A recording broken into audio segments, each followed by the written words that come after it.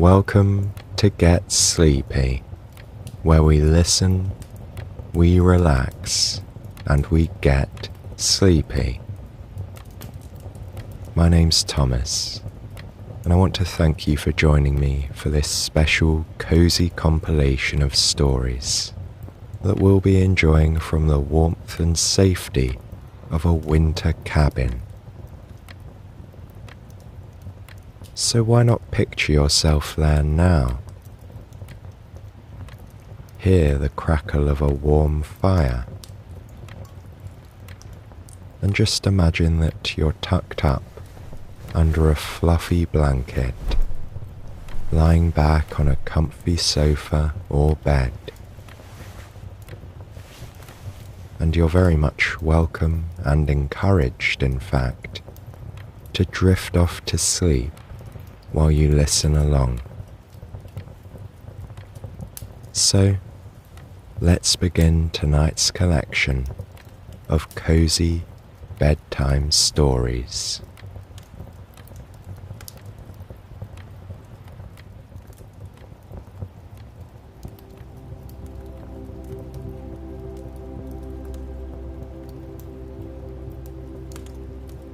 Sarah sits in her comfortable rocking chair, gazing happily out the window.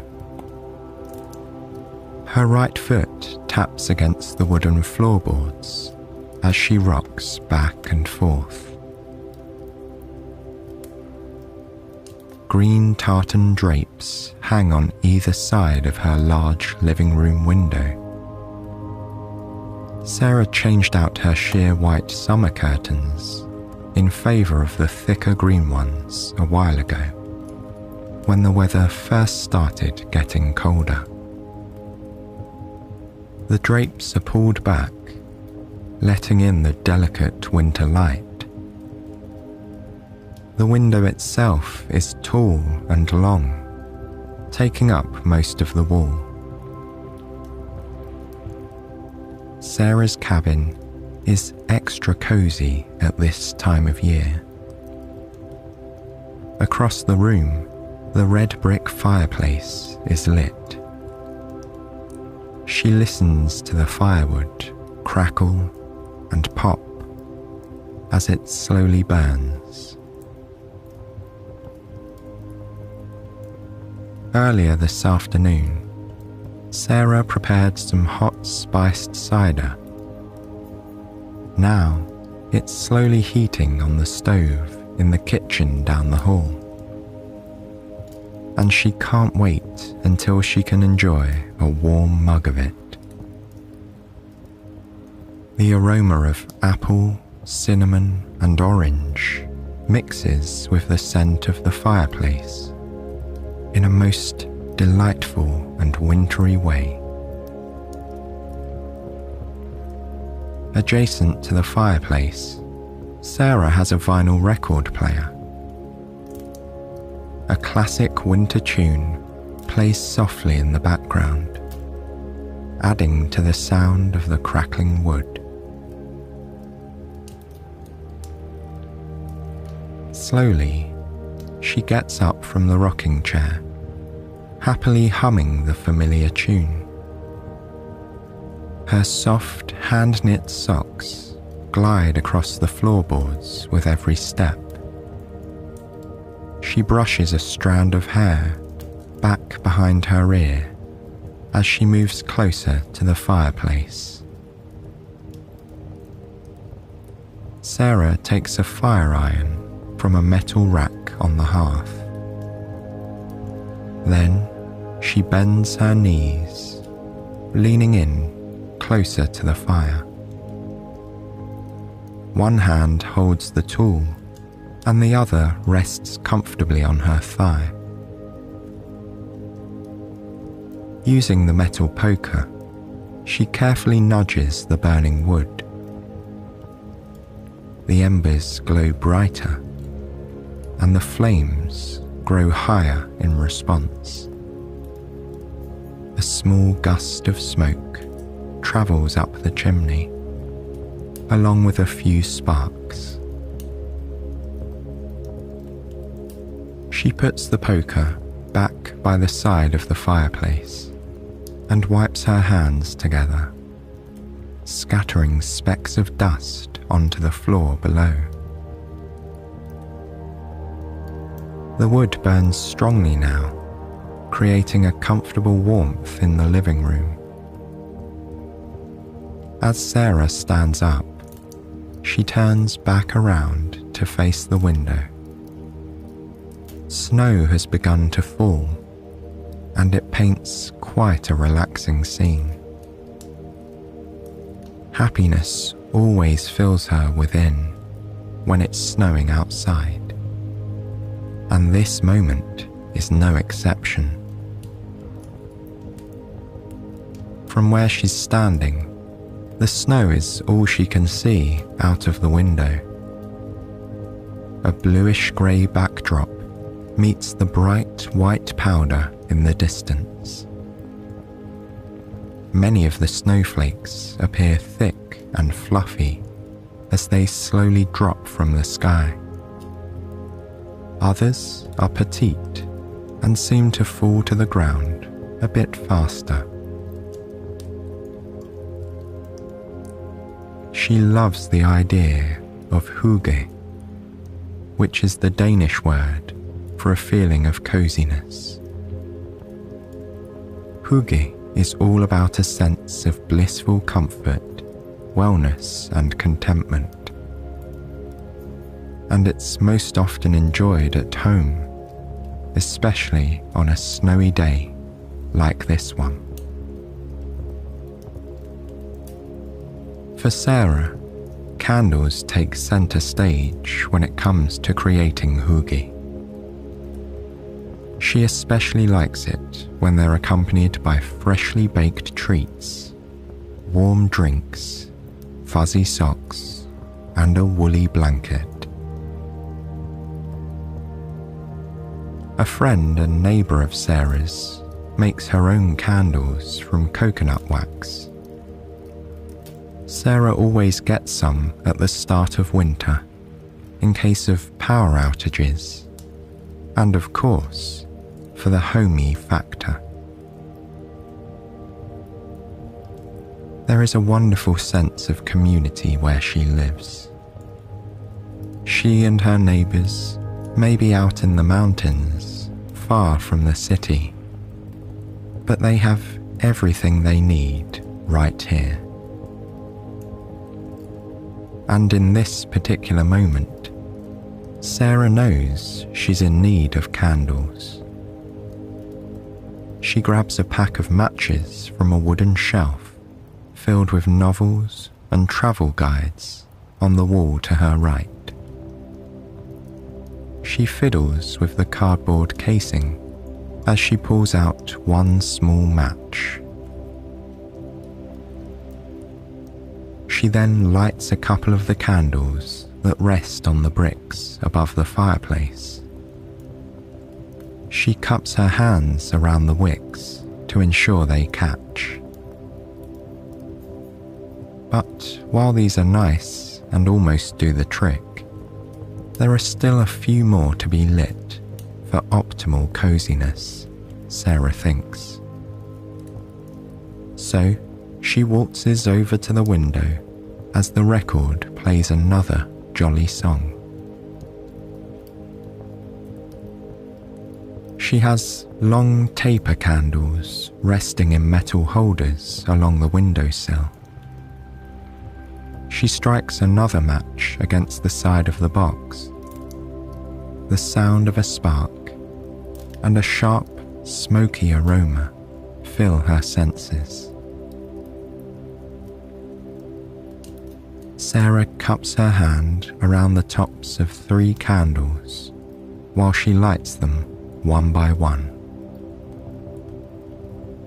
She can feel the chill of the window against the back of her hand and the warmth of the flame near her palm as she lights the final candle. She then takes a few steps back and admires her work. This is hygge, she thinks.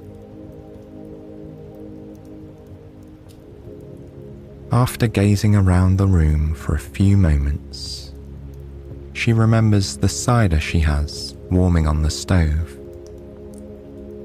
She follows the smell of cinnamon and apple down the hallway towards the kitchen. This is one of Sarah's favourite places in the cabin. Her kitchen is draped with English ivy and warm colours. A potted Norfolk pine tree sits at one corner of the room, resting on a side table. There is a door that leads out to the back porch, which is now covered in dusty white snow. Near the door is a polished wood countertop that wraps around two walls. There's a gap in the countertop for the gas stove. The back burner is set to a low temperature, and a small bit of steam is rising up from a large pot that rests on top of it. She smiles as she breathes in the sweet, seasonal aroma. Sarah walks over to the pot, still wearing her fuzzy socks. They feel like pillows on her feet as they press against the wooden floorboards. Next to the stove is a ceramic vase filled with various cooking utensils. She chooses a large wooden spoon and then peers down into the warm cider heating in the pot. Whole cinnamon sticks and orange slices lazily float on the surface. Billowing steam drifts up towards Sarah's face, warming her chilly nose to a comfortable temperature. She then dunks the wooden spoon into the pot, making slow circles around the edge. The cinnamon sticks and oranges begin to intermingle and bounce off one another as she stirs. She's had the cider brewing at a low temperature for a couple of hours. Eager to taste it now, she fills the spoon with liquid. Holding it close to her mouth, she softly blows to cool down the drink before taking a sip. A warm sensation travels down to her stomach with the first taste of the warm cider.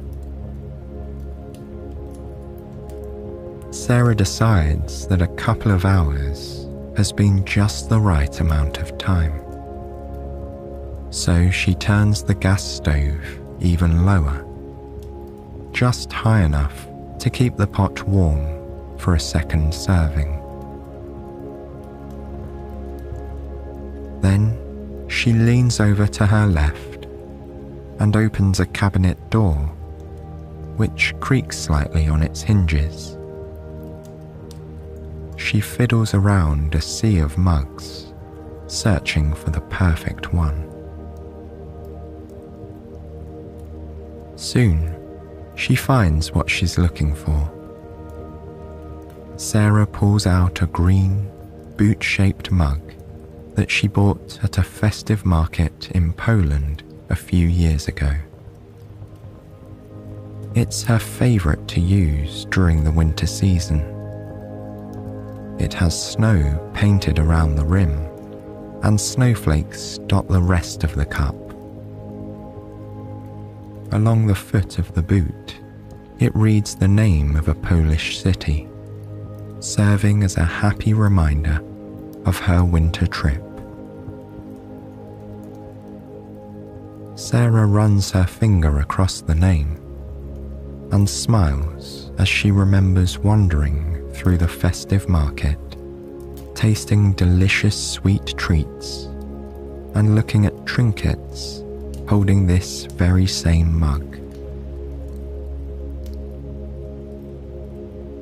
Sarah closes the cabinet and finds a ladle in the same vase with the other cooking utensils.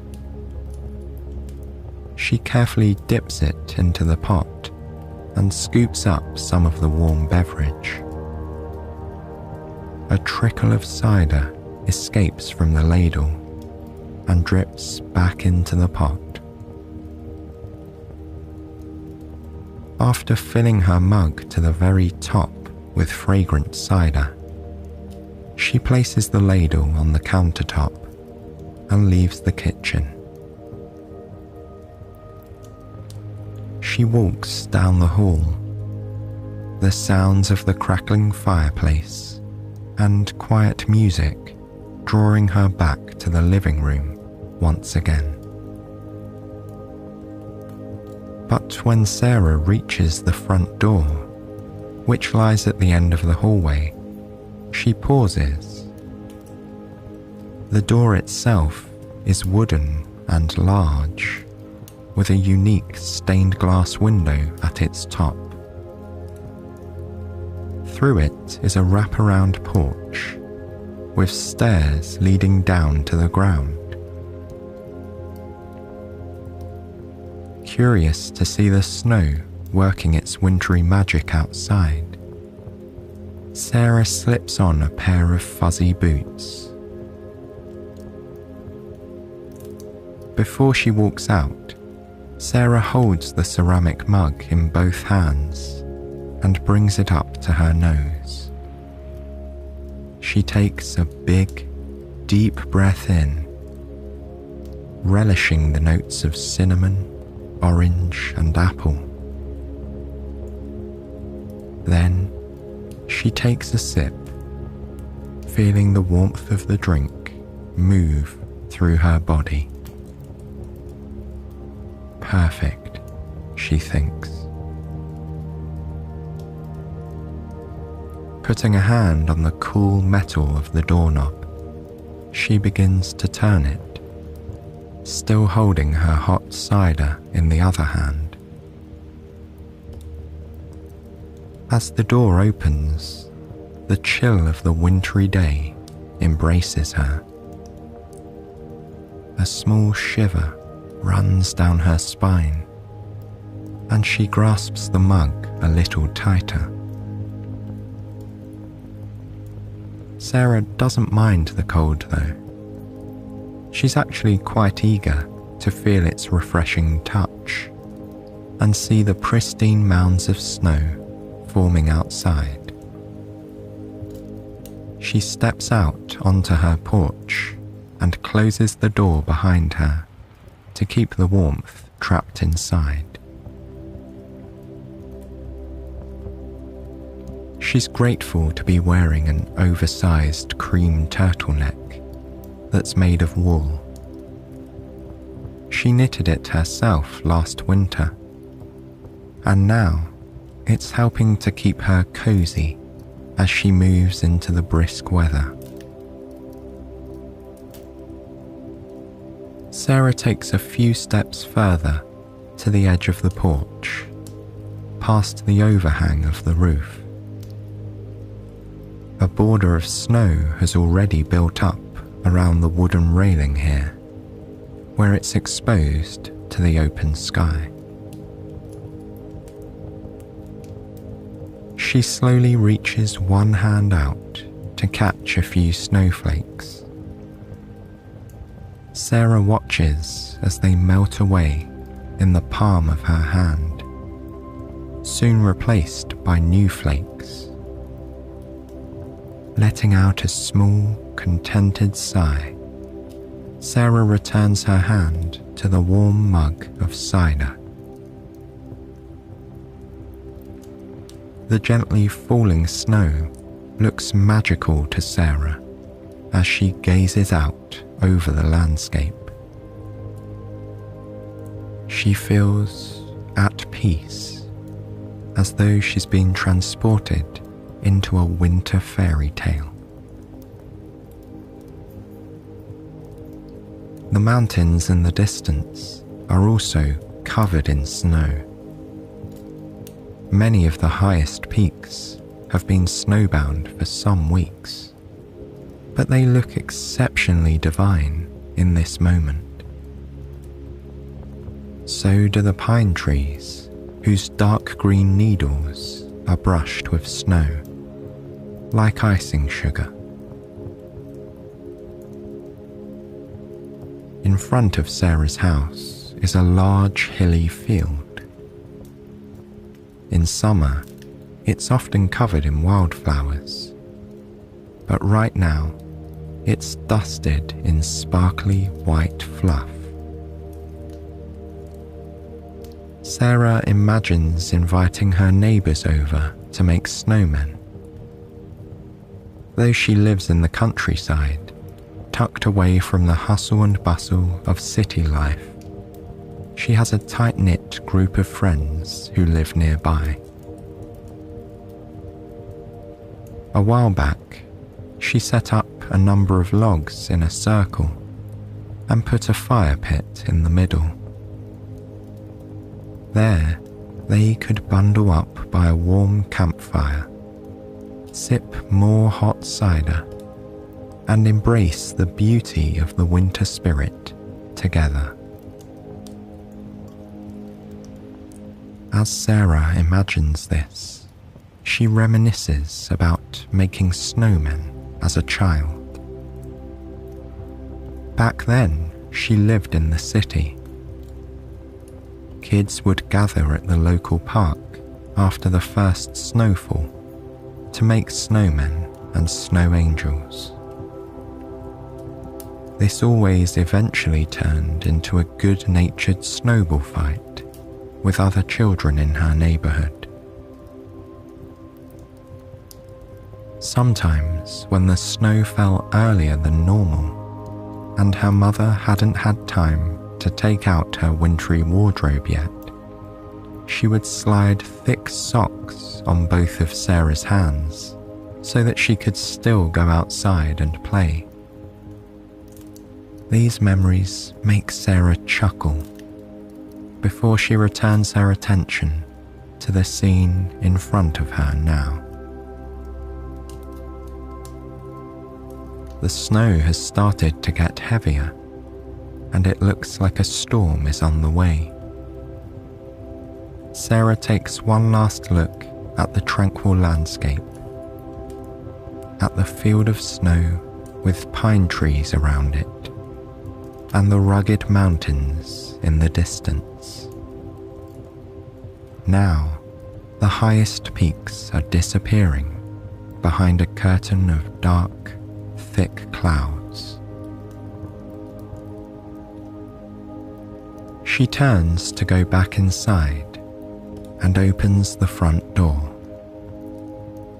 She's greeted by a rush of warm air from within her cabin. It feels nice and cozy after so long outside.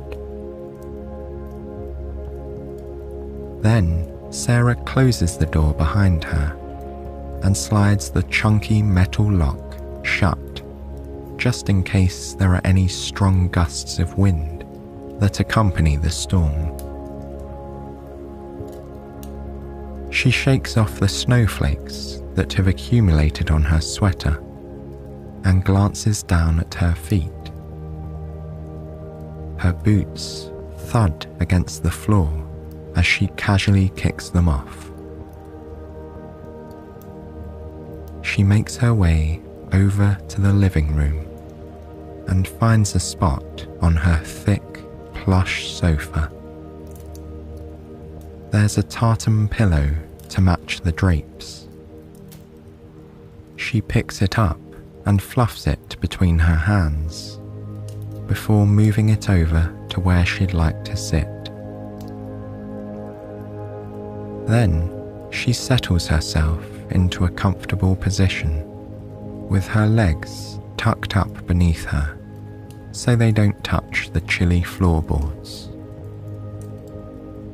As she does this, she takes another soothing sip of her warm drink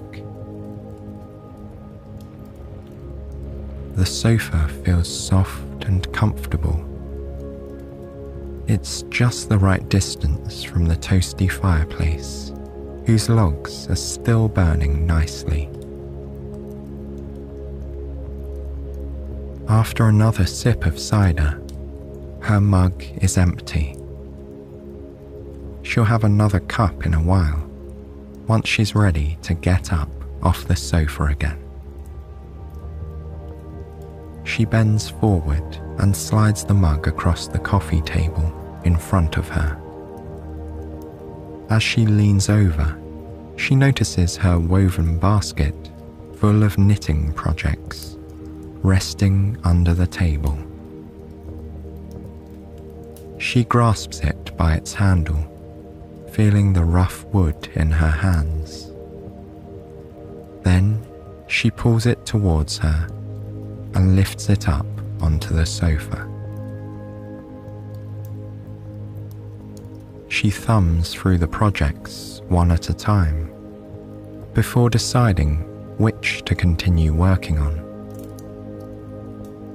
Since the cold weather keeps her indoors more often, winter is the perfect time for knitting, Sarah thinks. Plus, making warm and soft garments is a favourite pastime of hers.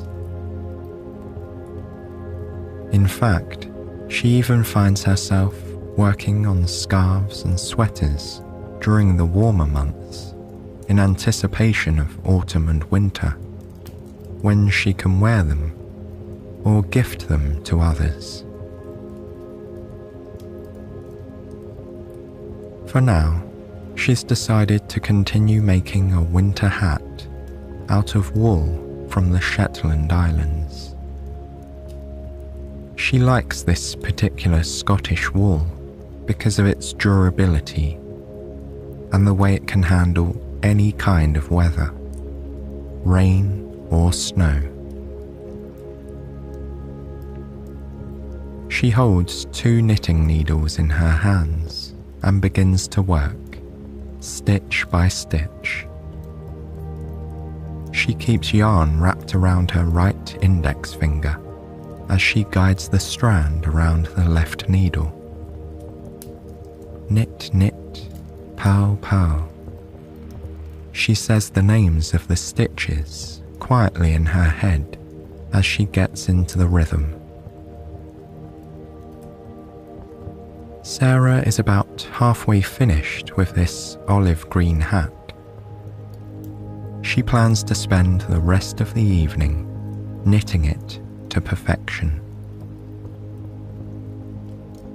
She's idyllically positioned herself on the sofa, where she can enjoy the warmth of the fire and the lovely view of the falling snow. She hears the wind outside, the crackling and popping of the firewood, and the soft tunes coming from the record player.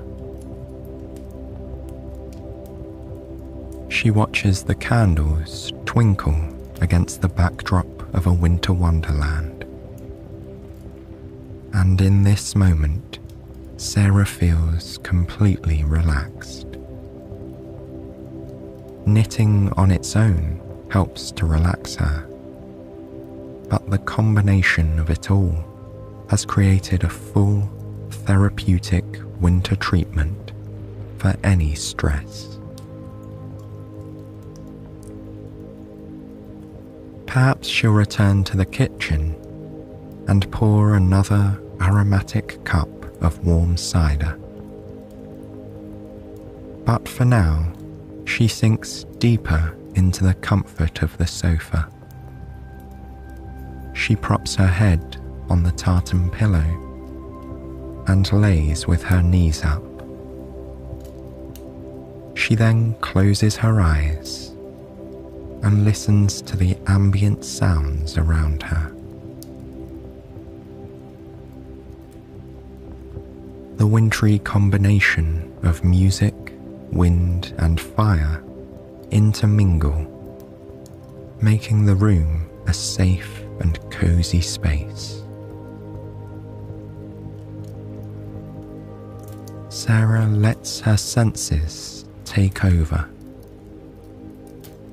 She rubs the chunky yarn with her thumb and fingertips as she hums along to the song on the record player. She then focuses on the sound of the fireplace and the whistling of the wind and snow outside. All of these sensations come together magically, and Sarah wishes she could bottle them up to keep for whenever she needs to relax. At this moment, nothing else matters. All of her problems seem to fade away, and a blissful coziness and sense of utter contentment take over.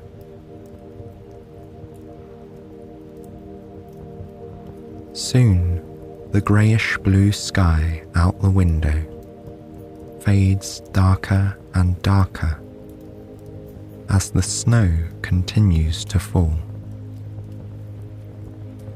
And here, Sarah might remain until bedtime calls.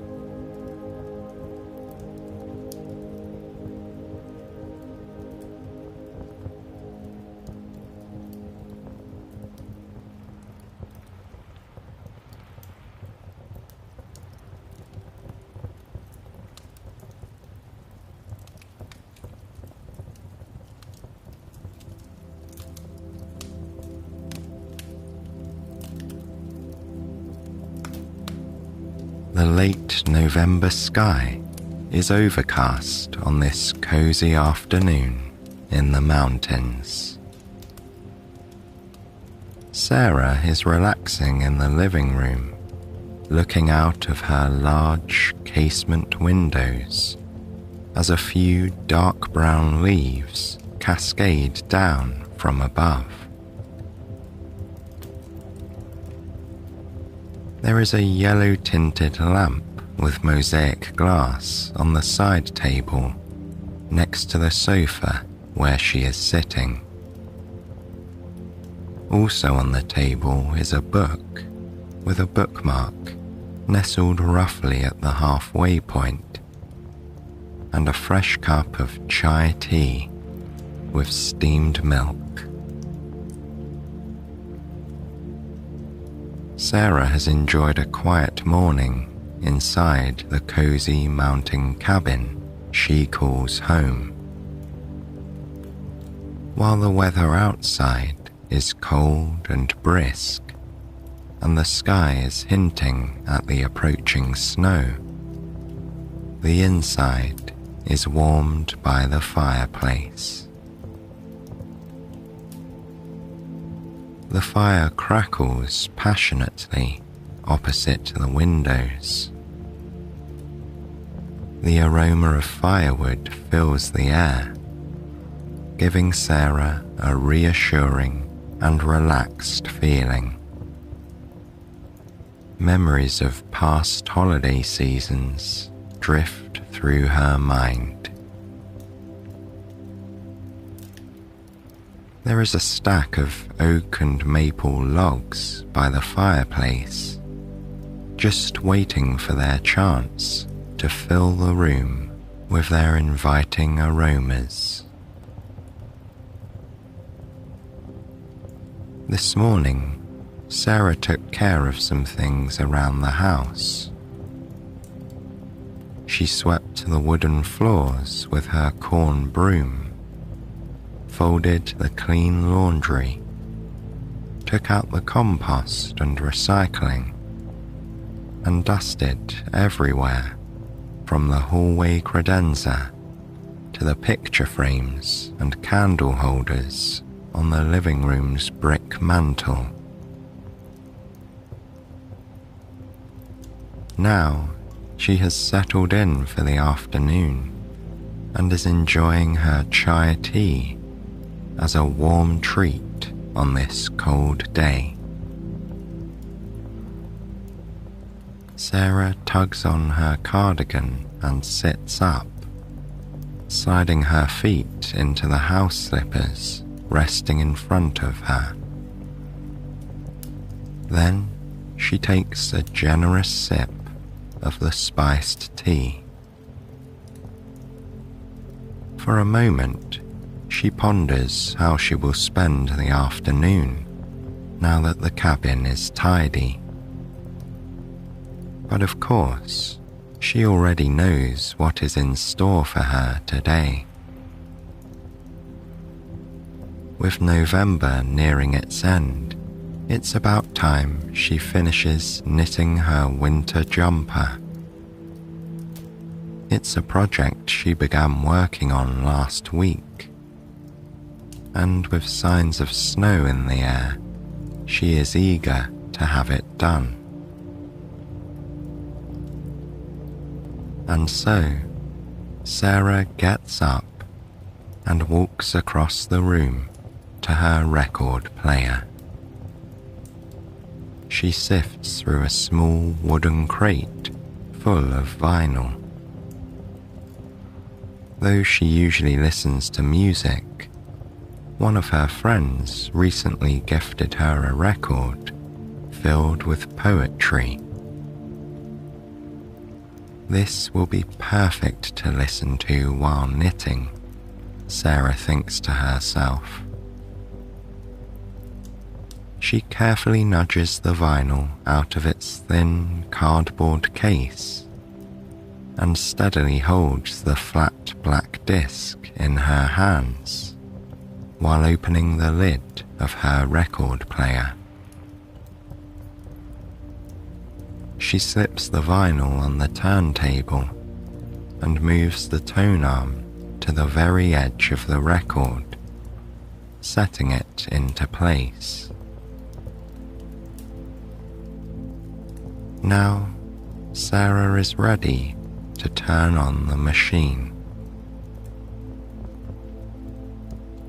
She grabs the circular toggle with her thumb and index finger and gently shifts it clockwise to turn on the record player. Quickly, sound comes from the machine, and Sarah adjusts the volume to suit her mood in this moment.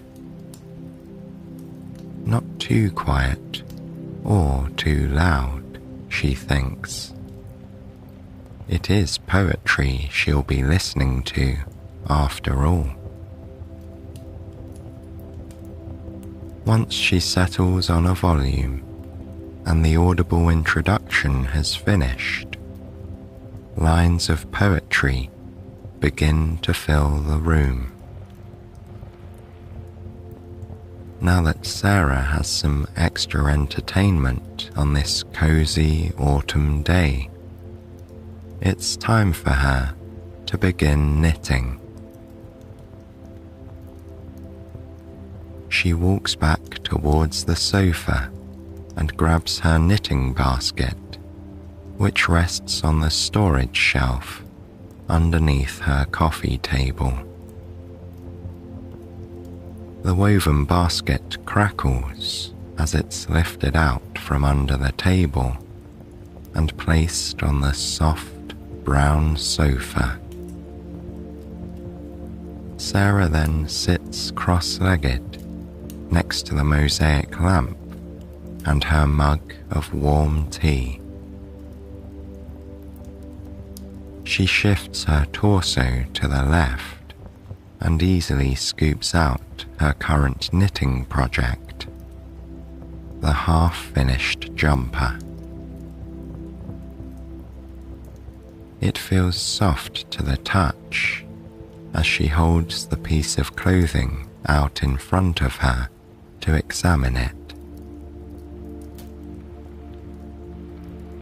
The jumper has a long turtleneck that folds inward for a warm and snuggly fit. As for the material, it is made with one strand of medium-weight merino wool and 1 strand of lace-weight mohair silk yarn. The mohair silk yarn is made of 70% mohair and 30% silk, and all 3 of these materials combine to make for one luxuriously soft winter jumper in a delicate shade of off-white. Sarah can't wait to finish, especially as winter is just around the corner. She knows she will get plenty of use out of it this season. Sarah lays the jumper in her lap, pulls the 2 balls of yarn out of the basket, and places them on the cushion next to her. To use wool with the mohair silk yarn, she must knit the jumper with 2 strands of yarn at a time. The mohair silk is a very thin, lacy yarn that pairs perfectly with merino wool.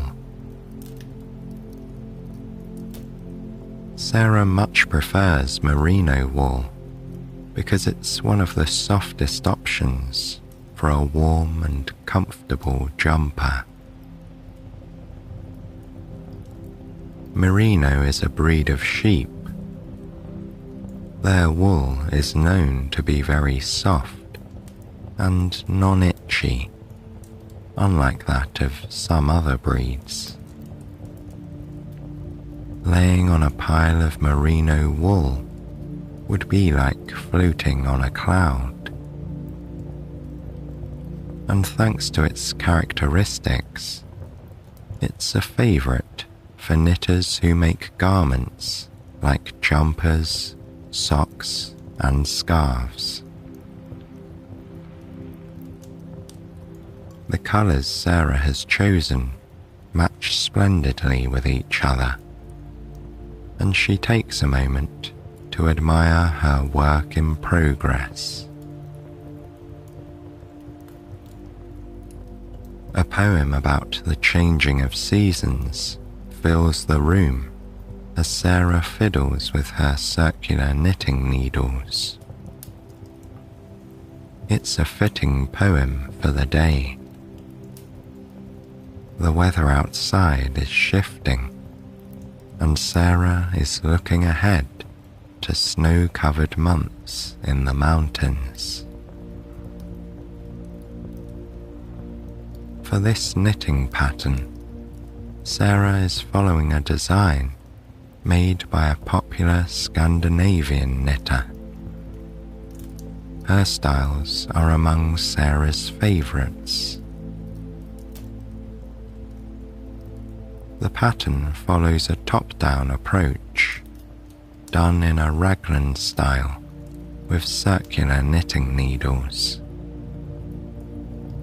This means Sarah started at the collar, or in this case, the turtleneck, to form a tube. She knitted until the neck was long enough to fold over for a snugly fit.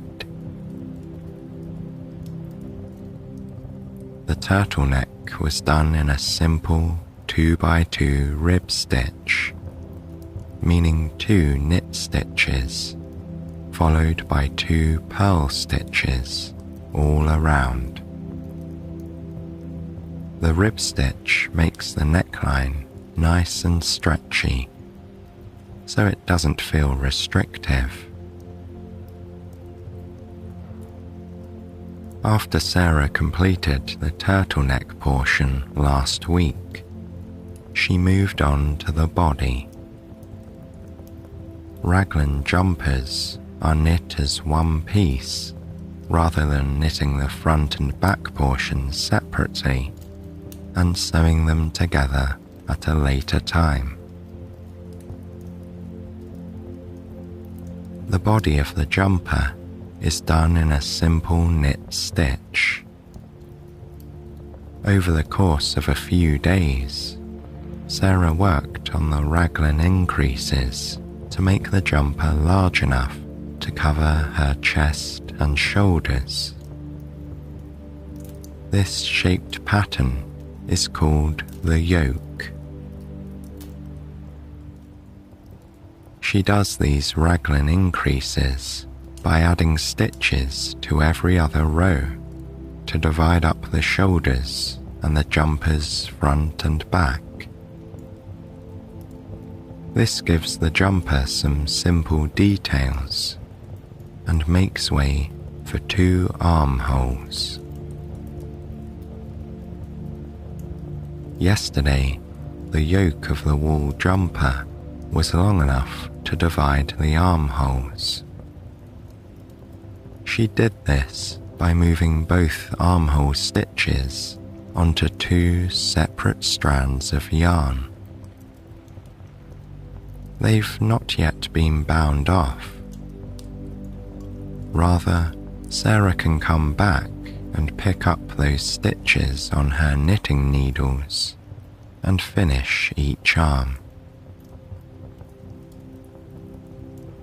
From there, she connected all the remaining stitches to form the body of the jumper and worked on it for another half an hour or so, warmed by her fireplace on a chilly night.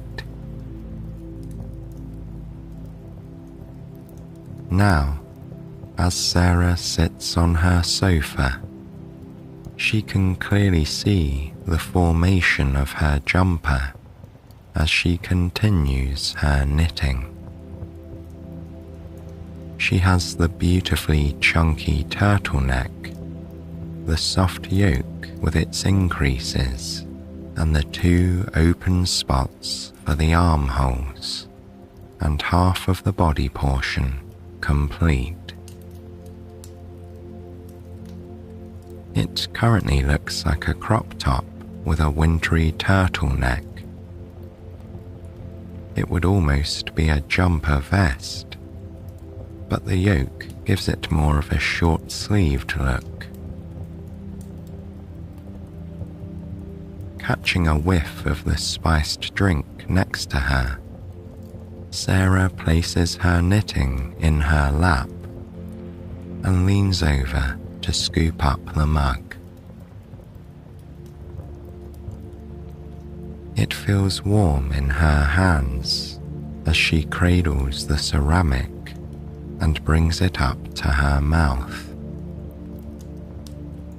Its autumnal spicy taste fills Sarah's senses with delight.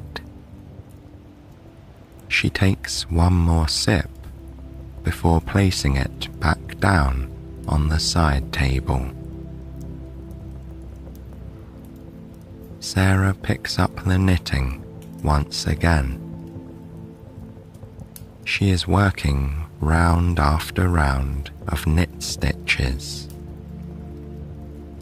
These form a lovely V-shaped pattern that travels horizontally down the garment. Thanks to the vinyl record, Sarah has listened to several poems. One about finding love in little moments, one about the changing seasons, and now one about happiness. It seems to be sending the message that happiness is enjoying the day instead of rushing away because business awaits, and reveling in the delight of just living. Sarah particularly likes this one. She enjoys a leisurely life. She has enough to keep her little cabin in the mountains, spend time with her loved ones, and go away on holidays a few times a year. That's really all she needs at this point in her life. Sarah takes such delight in the small things, like tending to her garden, making homemade treats for her neighbours, and knitting in a cozy environment. She knows how lucky she is to have this life, and she is always careful to never take it for granted. After a few more moments of contemplation, Sarah is ready to swap out the poetry for some relaxing music. She doesn't want to listen to all of the poems on the record too soon. She'd like some time to really reflect on the ones she's already heard, and music will help her do just that.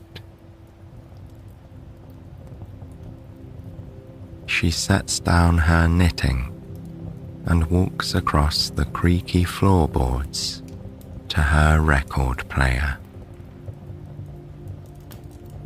Sarah stops the record, lifts the needle, and removes the vinyl from the machine. Gently, she places it back into its cardboard sleeve. Once again, Sarah begins to sift through the wooden crate until she finds the section with the mood she is looking for. Music that feels light-hearted, calming, and perfectly suited for today's weather, she thinks. After a few beats, Sarah decides on a particular vinyl. It's something a little old school, yet timeless. It will do the trick, she decides. As she sets up the record, her eyes are drawn to the window. The sky outside is darkening, but the sun has not yet set. In fact, it looks like a snowstorm is on its way. The room is comforting to her with its soft lighting. The table lamp is on, as is a tall standing lamp in the corner. There is a dull glow from the window and a warm reddish hue from the crackling fireplace. To capture an even cozier mood, Sarah lights some of the pillar and taper candles she has placed around the living room. There is a chunky off-white pillar candle near the record player. After the record is properly set up, she reaches into the drawer below her to take out a pack of matches. She slides open the cardboard box that holds the matches and removes one long wooden stick with a black tip. She quickly swipes the top of the match against the side of the box, and a small flame takes hold. The smell of the match catches her nose as she cups the top of the pillar candle to light it. The candles around her house are all scentless, which is Sarah's preference. She bakes too often to require scented candles. Sarah would rather enjoy the aroma of the fireplace, mixed with that of freshly baked cinnamon rolls or spiced cider heating over the stove. Going around the room, she takes her time to light a few more candles. She makes her way over to the fireplace where 2 taper candles rest near photos of her family and friends. However, her match goes out after lighting the first one, so instead she tilts the wick of the taper candle towards the soft flame and watches as it ignites, casting a small plume of smoke into the air. Now, Sarah looks around her space and admires how warm and inviting it feels. Gazing out the window again, she feels butterflies of excitement rise up in her tummy. She is eager for a snow day, and it looks like one is fast approaching. Sarah happily makes her way back to the sofa, fueled by her anticipation for the coming snow and the rhythm of the music that flows from her record player. She settles once again into her coziest knitting position. Then she leans over and picks up the jumper and needles. Her hands and wrists move in harmony. Sarah has perfect muscle memory when it comes to making these knit stitches. As she continues with the jumper, she hears the wind rustling the branches outside her window, a sign of the coming storm. A few fallen leaves are picked up by the breeze, but there is still no evidence of snowfall. Soon, she says, as she begins to ponder the poem about the changing seasons, which said, "Frost kisses the earth with its icy breath, a prelude to winter." Sarah considers how exceptionally frosty it was this morning. Perhaps it is a prelude to the first snow. Time will tell. Before Sarah knows it, she is at the bottom of her jumper. It's time to do the ribbed edge. She thoroughly enjoys this part. After rows and rows of knit stitches, knitting the hem offers a change of rhythm. This section will be stretchy and about 10 to 15 rows long. The pattern will be the same as the turtleneck portion. It's a 2x2 rib stitch, 2 knit stitches followed by 2 purl stitches. It creates a perfectly stretchy pattern that will make the jumper easy to slip on and off. Sarah begins a new row of her project by making 2 knit stitches. She makes them by inserting the needle from front to back through the stitch on the left needle.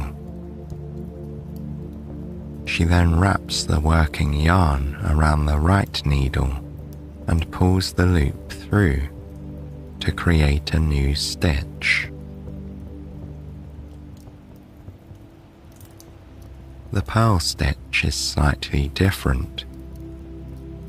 It is made by inserting the needle from back to front through the stitch on the left needle.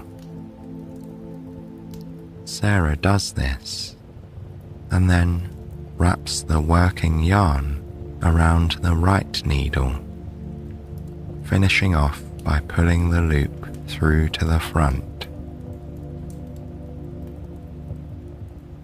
This creates a bump or a purl texture on the fabric rather than a V shape that the knit stitch forms.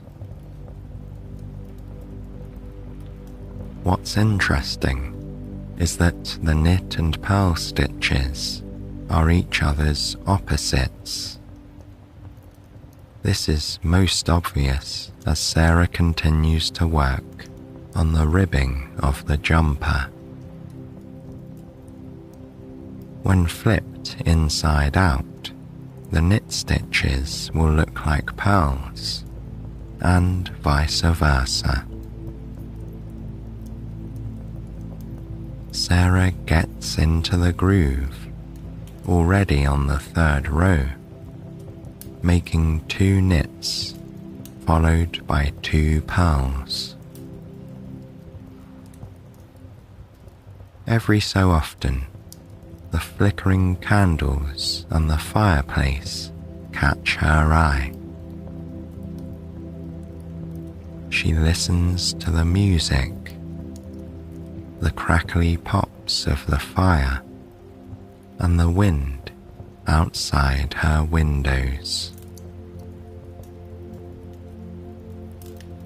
She turns to look through the chilled window pane at the perfect moment.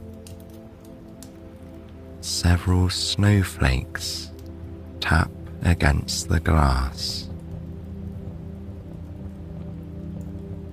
Sarah places her knitting needles down, jumps up excitedly, and slips on her house shoes.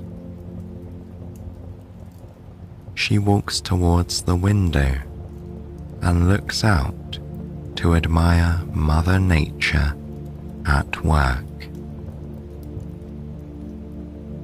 The few snowflakes turn into several, and then dozens. She looks up at the grey sky, and then down to the mountains that are almost invisible behind the gloom and falling snow. Below the mountains, and at the forefront of Sarah's view, is an evergreen forest full of lush pine trees, as well as rabbits and deer. She watches as snow builds up on the limbs of the trees. The snow creates a beautiful contrast to their dark greens and browns. Tomorrow is going to look spectacular, she thinks. The sun is now beginning to set, although it's hard to tell because of the weather. Sarah can't wait for the morning to come.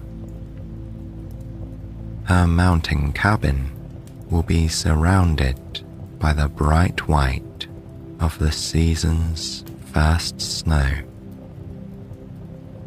Magical, she thinks. she turns around and notices the final embers smouldering in the fireplace. Luckily, she has plenty of logs to add. Sarah walks across the room and picks one up, wedging it among the embers. She waits for the fire to catch, and once it does, she adds a few more logs.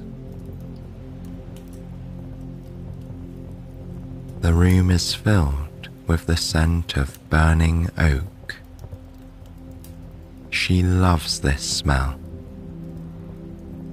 With the snow outside, Sarah feels incredibly relaxed in her homey space. Now, she just wishes to finish her knitting. Of course, she still needs to complete both the left and right sleeves. She is confident she can finish one sleeve this evening, but she might have to work on the other after breakfast in the morning. But that's okay with her. How special it will be once she has the jumper finished and can wear it on the first snow day of the season. Before sitting back down, she leans side to side, giving her body a nice stretch. This is important when she knits for hours at a time. Then she settles back into her natural rhythm and finishes up the final row of the ribbing before binding off. Curious to see how it fits, Sarah unbuttons and removes the cardigan she's wearing over a tank top. She then slides the jumper over her body. The active stitches of the sleeves are secured on extra yarn, so there is no worry that she will damage her project.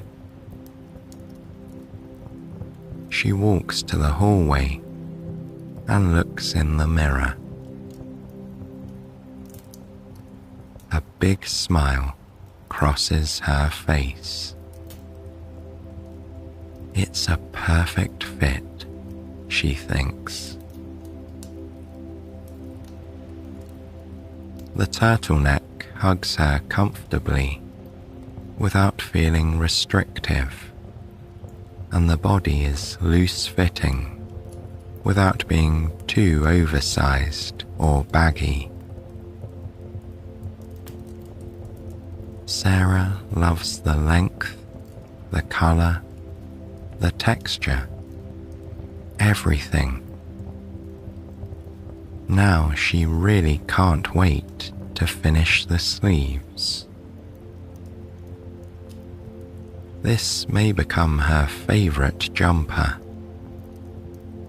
Sarah carefully lifts it back off over her shoulders, ensuring it's not inside out.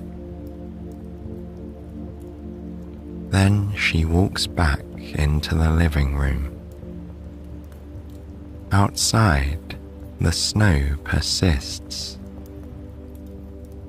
Sarah sticks her palm to the glass of the window and feels the coldness of it on her hand.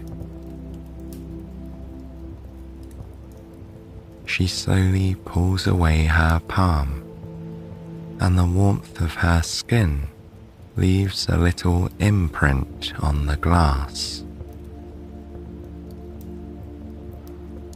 Finally, Sarah returns to her knitting.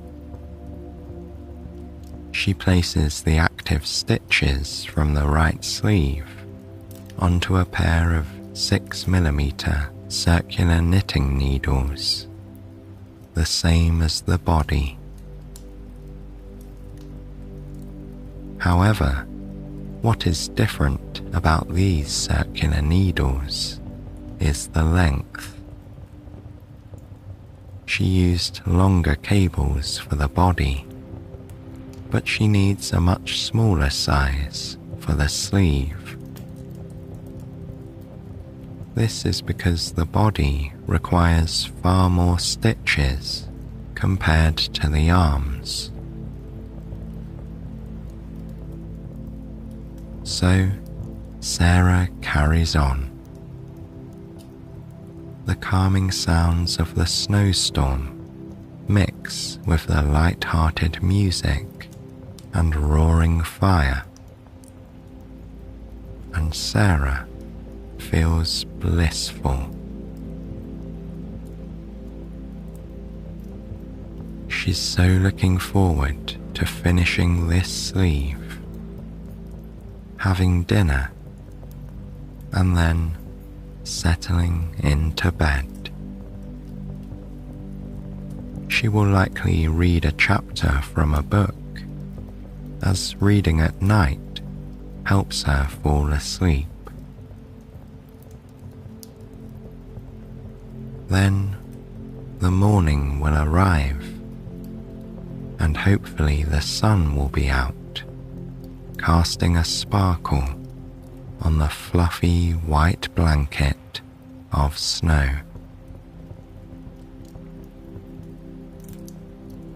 She'll finish her jumper over a cup of hot coffee. Then she can wear it outside. A walk through the forest is a must. There's something fairy tale-like about the forest near her cabin. The friendly creatures that inhabit it make it feel extra special on a snowy and magical day.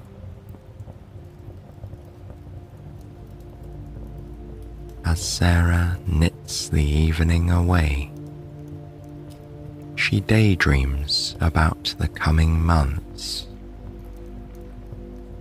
It's been another beautiful day in her mountain cabin, and even better days are yet to come.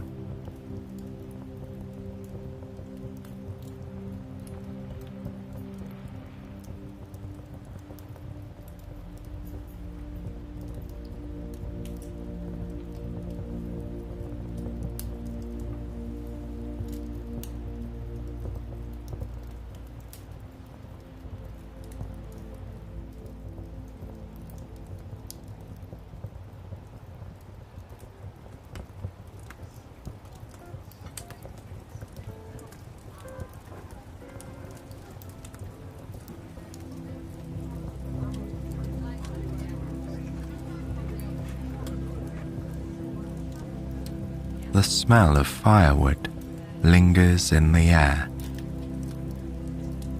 It mixes magically with the aroma of chocolate and coffee, and creates the perfect mood with the snow falling outside.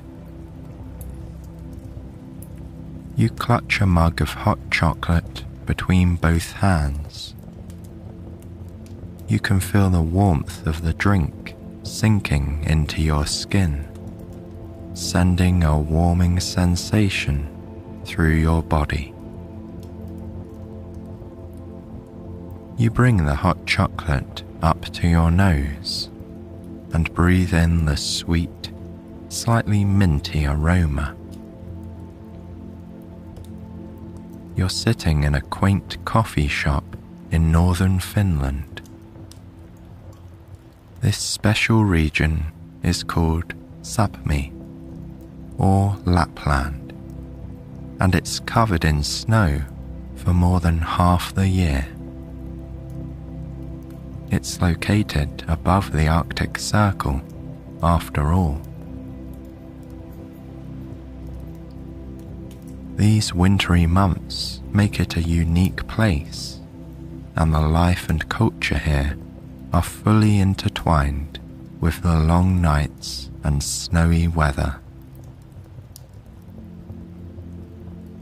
The coffee shop is set inside of a traditional hut resembling a log cabin. However, it has a more triangular shape and features a large stone fire pit in the middle of the room. Polished wooden picnic-style tables also dot the cafe's interior. The place is perfectly warm enough for a turtleneck jumper, but your long winter coat hangs on a wooden rack across the room.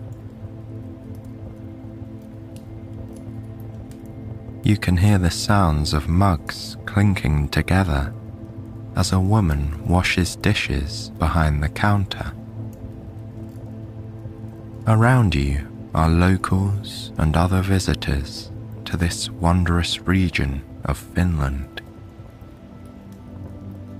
You hear a mixture of languages, from English and Finnish to Russian and Spanish. Dim yellow lights create a moody, rustic atmosphere in this place. They are situated on metal fixtures that are sprinkled evenly around the room. Outside, it is already getting dark. Days are short here.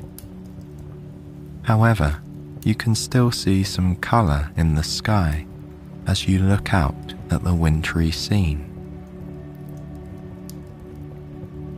Fresh snow is falling, almost in slow motion, onto a thick blanket already covering the ground. In the distance, you can see other shops and homes in the village. You can even make out the cabin where you will be spending the night. All of the buildings have the same soft yellow-tinted lights, and the colour creates a beautiful glow against the snow. Snow-covered trees are also scattered around the village. This scene looks so magical that you want to capture a memory of it. You unzip your backpack and rustle through a set of gloves, a journal, and even a pair of ice skates. They sit at the bottom of your bag, secured safely. You touch one of the laces and remember how excited you are about the rest of your day. Soon, you find your phone. It feels cold to the touch. You open your camera app and shift your body towards the window. You hold up your phone as you tap the screen to adjust the focus. Then, you proceed to snap a few photos before bringing it back down. You admire the last photograph until the screen light fades. Then, you promptly turn off the phone and place it into your backpack. The zipping sound of the bag mingles with the crackling of firewood next to you. Now, you turn your gaze to the table and pick up the ceramic mug of hot chocolate.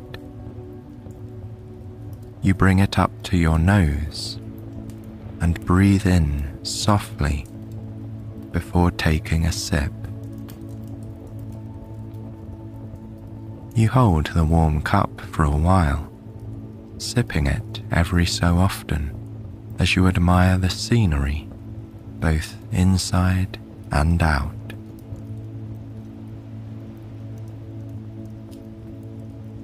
Soon your mug is empty, and you place it back down on the wooden table. You then gather your backpack and scoot off of the wooden bench you've been sitting on. You smile and wave goodbye to your server as you gently remove your coat from the rack.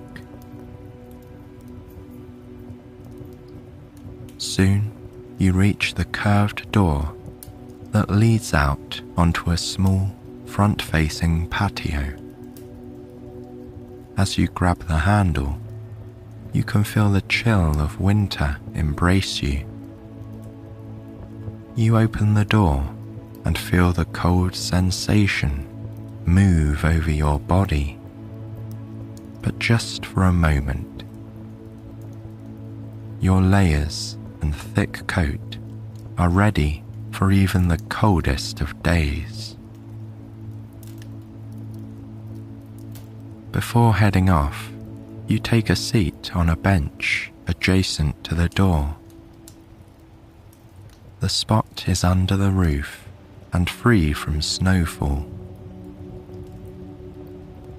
You unzip your backpack and pull out a pair of warm, woolly gloves. You slide them on one by one and adjust the finger sections until they feel perfectly snug on each hand. Now you are ready, you think. As you stand back up, you let out a deep breath. You can see the warmth of it lingering in the air for a few moments before it fades away. You have rented a kick sled for the duration of your trip. It's one of the best ways to get around these snow-filled and unsalted roads. Your kick sled is mostly made of wood. It has a chair mounted onto a pair of metal runners, almost like a set of skis. At the top, there are sturdy handlebars. Before entering the cafe, you left your sled just to the right of the building. You hear the soft sound of snow crumbling beneath your feet with each and every step. The kick sled is just how you left it, but with a bit of snow stacked up on the chair and handlebars. At this moment, a local man walks by. He tells you that there is a snow scraper just inside the shed next to you. You look over and notice the small outbuilding with a long door and quaint triangular roof, much like the cafe itself. Smiling, you thank him for his kindness. With a quick and strong tug, you're able to get the old door open. Pieces of ice had formed in the open spaces of the door, holding it shut. Before long, you notice the snow scraper and pull it out from behind a large rake. You then brush off the snow from the chair and handlebars of your kick sled. Then you place the scraper back where you found it and push the door firmly to secure it. Now you are almost ready to ride towards the forest, you think. You carefully stow your backpack in the chair of the kick sled, ensuring it will stay put. Then you step onto the kick sled, 1 foot at a time. You softly push off with the right foot and then your left. Once you feel like your feet are in a comfortable position, you place your gloved hands onto the sled's handlebars. You imagine for a moment how cold they would feel without your woolly gloves protecting you. You then remove your dominant foot from the sled and push yourself and the kick sled forward with a strong step into the blanket of snow. Bits of sparkly flakes fly up like fireworks as you do this. Before you know it, you are on your way, navigating down the straight, snowy street of this Arctic village. You take turns between gliding through the snow and kicking your foot against the ground to restore your speed. You continue to do this, passing village cabins and pedestrians along the way. In the distance, you can see the soft, pale colours of the sunset. Light shades of pink intermingle with the delicate blue of the sky. The colours darken as the moments pass.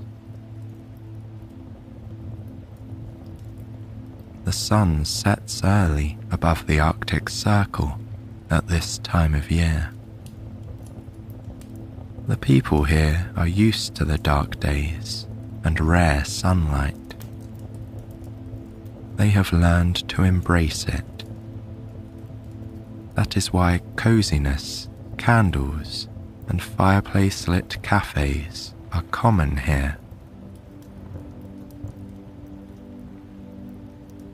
Soon, you pass by the man you spoke with just a few moments ago.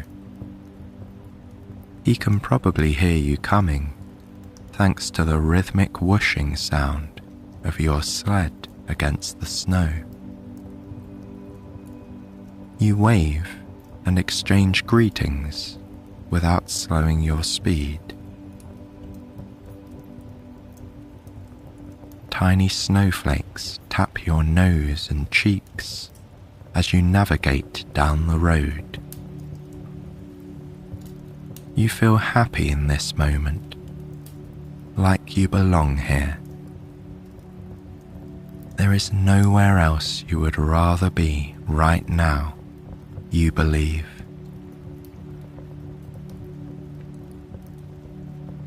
As you kick out your foot again, a few children zoom past you on their own kick sleds.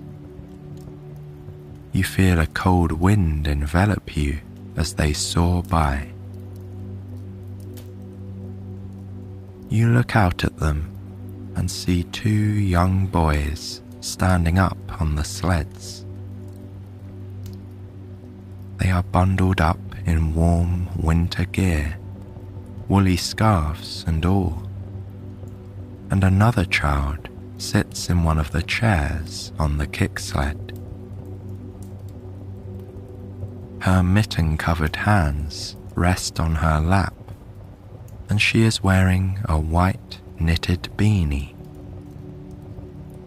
Pieces of her hair dance in the wind as the group ventures further down the street. After a few more minutes of riding, you leisurely make a right-hand turn. As you come around the corner, a true winter wonderland makes itself known. You can see the lake covered in thick ice. Surrounding much of the lake are pine trees, magically dusted in snow. You can already smell the aroma of fresh pine in the air. It entices your senses. It is one of your favorite wintry smells. A bit of peppermint, a dash of pine, and lots of warm spices really embody the winter season to you. The sun has almost completely set, and you can see stars beginning to pop up in the dark blue sky. A few lampposts flicker on in response to the darkening day. You can hear a faint clicking sound as the lights turn on. It looks like the perfect scene for ice skating, you think to yourself.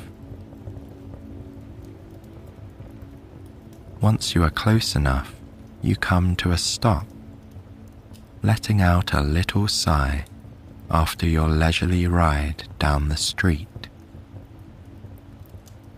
You look forward and admire the snow-covered pine trees that meet the frozen lake and blissfully snowy terrain for a few more moments. A sturdy-looking log catches your eye. It's laying flat on a blanket of snow, providing a beautiful contrast with its dark brown color. You pull your sled over to the log and press it firmly into the snow. Next, you glance down at your hands. Starting with your right hand, you use your left to pull at the glove's fingertips before carefully sliding it off and slipping it into your coat pocket. You repeat the same motions with the left glove, feeling the soft woolen knits between your fingertips. You then bend forward and unzip your bag. You push some things to the side until you are able to take out your pair of ice skates. They clink and bump against each other as you pull them out of the backpack. The blades have a protective cover on them, so you carefully pull them off of each shoe. As you do this, you feel the chill of the metal ice skates against your bare hands. You drop the covers into your bag and leave it unzipped. Currently, you are wearing snuggly snow boots. They have kept your toes and feet warm for the duration of your trip, and you're almost hesitant to take them off in this cold weather. Nonetheless, you scoot your backpack over and take a seat on the chair of the kicksled. You prop up your right foot on the log to get closer to your boot. Then you unlace your shoe and slide your foot out, feeling the thick fleece lining of the inside of the boot. You gently drop the boot onto the snow and then slide your foot into the ice skate. You wrap the laces around your hands and pull tightly to secure the skate onto your foot. Now, you carefully tie a sturdy and tight knot and wiggle your foot to make sure the fit is perfect. You bring your right foot off the log and then quickly repeat the motions again with your left. Once both of the skates are securely on, you feel a tingling, butterfly-like sensation in your stomach. Luckily, it is finally time to take to the icy lake. Before you prop yourself up, you grab each of your gloves out of your coat pockets and place them back on your hands. You can instantly feel your skin warming up to a cozy temperature once more. Now you are ready, you decide.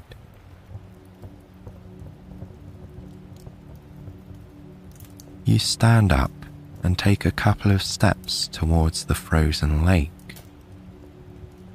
The snow crunches under your skates. Before you know it, you are on the ice. Your body is moving in an almost magical way.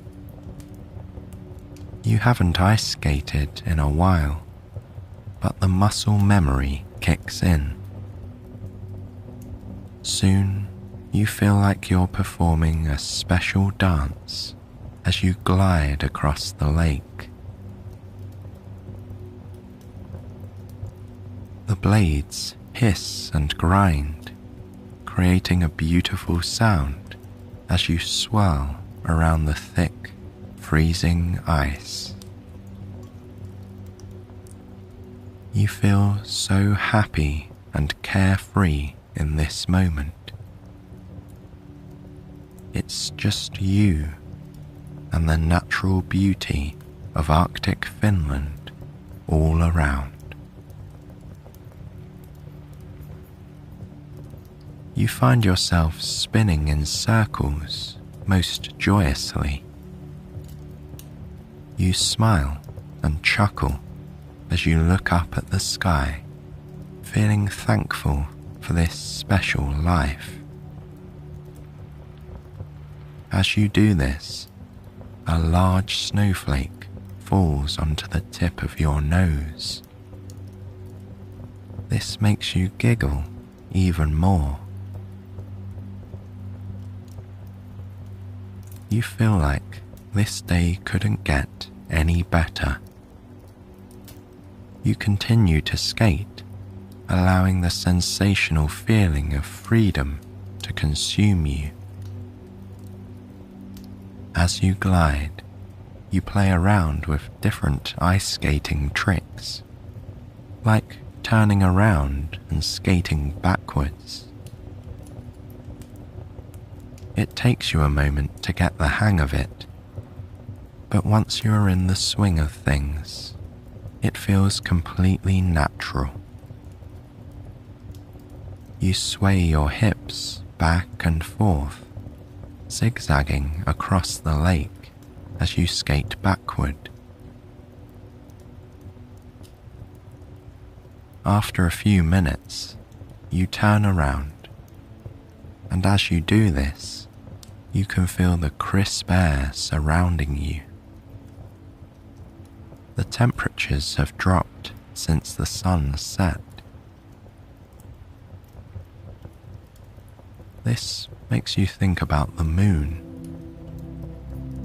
You slow down and look up at the sky again, searching for it. There it is, you whisper to yourself. It's a thin crescent moon, but it still shines brightly in the night sky.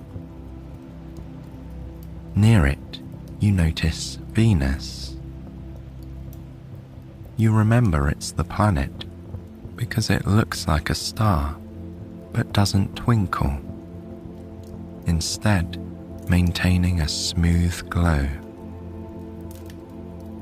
As you admire the seemingly tiny details of the constellations, you notice something peculiar.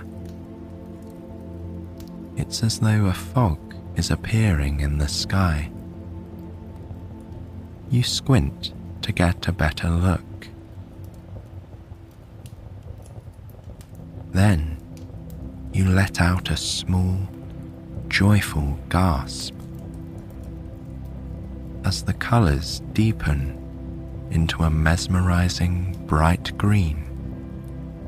You realise you are witnessing the Northern Lights, or the Aurora Borealis.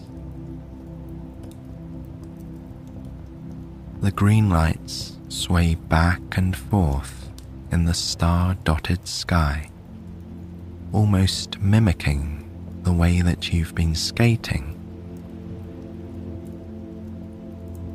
The lights continue to shimmer.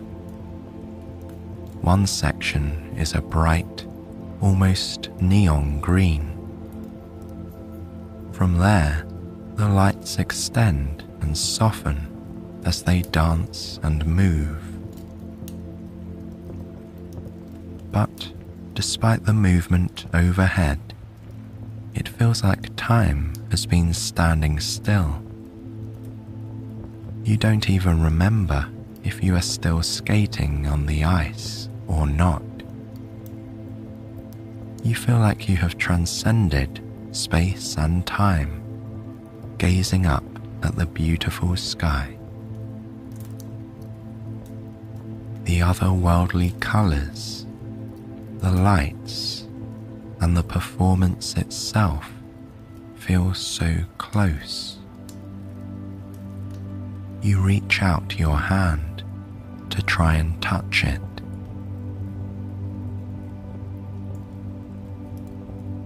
And then, in a fleeting moment, the lights pulse and fade away, like curtains being drawn at the end of a performance. Your body feels tingly all over as you stand in the middle of the frozen lake. You feel so alive, yet calm and serene, after seeing the spectacle of the Aurora Borealis. You've never witnessed anything like it, you think. You are so glad to have been here on this perfect day.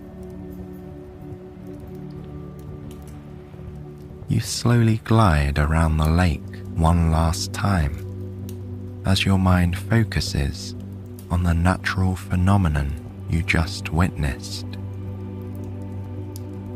Then you make your way to the edge of the lake closest to your belongings. You carefully step off the frozen lake as a few tiny pieces of ice shoot up from beneath your skates.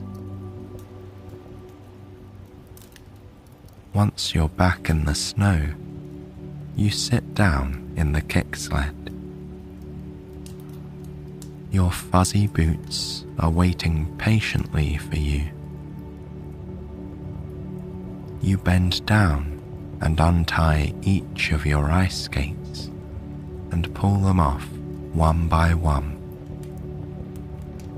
You set them aside, slipping on your boots and lacing them up comfortably too. Then you stand up and turn around, brushing off any excess snow that fell on your shoulders while you skated. As you pick up your skates, you feel the weight of them in one of your hands as you dig out the protective covers for the blades with the other. You gently push the covers onto each of the blades and plop them into the bag. Letting out a contented sigh, you zip up your backpack one last time. Now, you pull your kick sled back onto the main path and prepare for the short return ride to the center of the village. Back on the kick sled, you speed along the snow-covered path. Some locals and visitors are still out enjoying the evening. You notice they all have a similar, happy glow about them. You imagine yours is the same. As you sled past a group, you hear them talking about the northern lights. You smile, thinking about the extra special view you experienced from the secluded lake.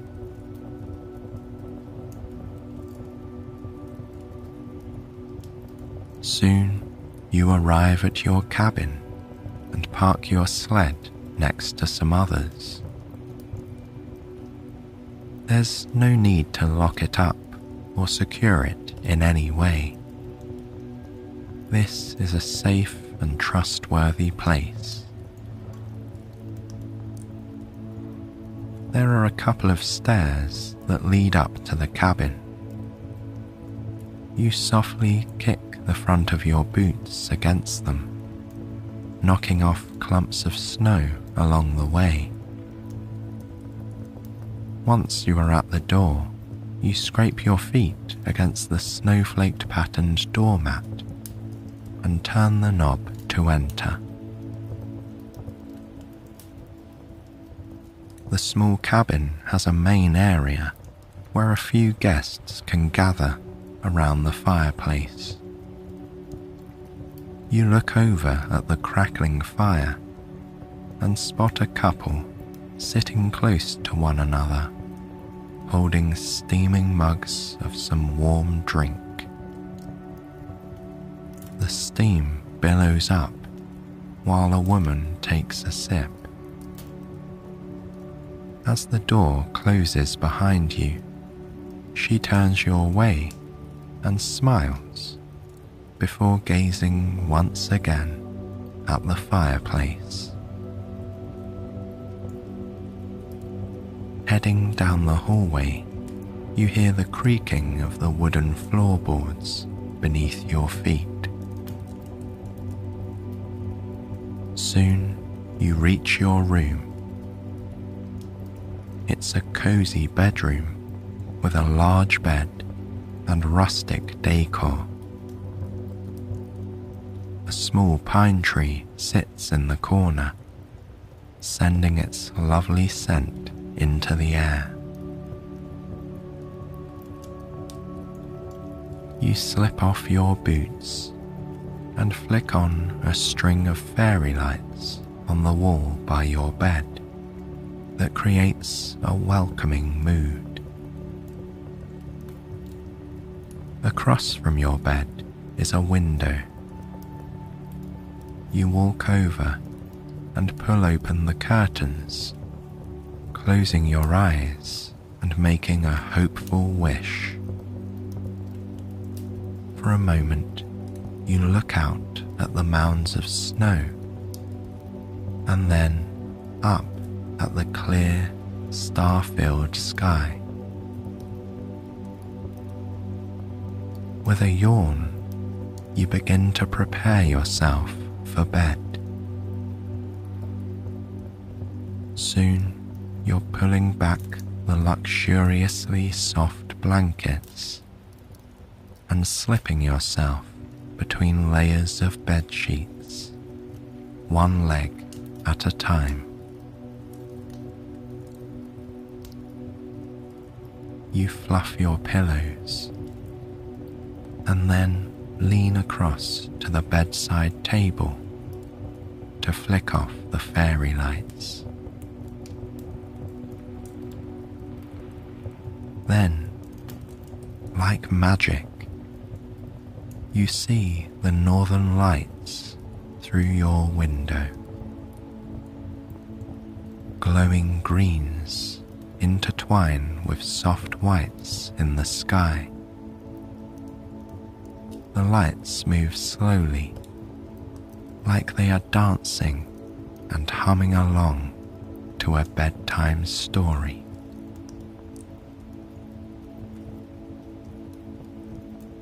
Time passes, and the lights glisten high above you. Before you know it, you can barely keep your eyes open. You blink slowly and softly as you drift into a restful slumber, dreaming about the magic of Arctic Finland and the dazzling aurora borealis.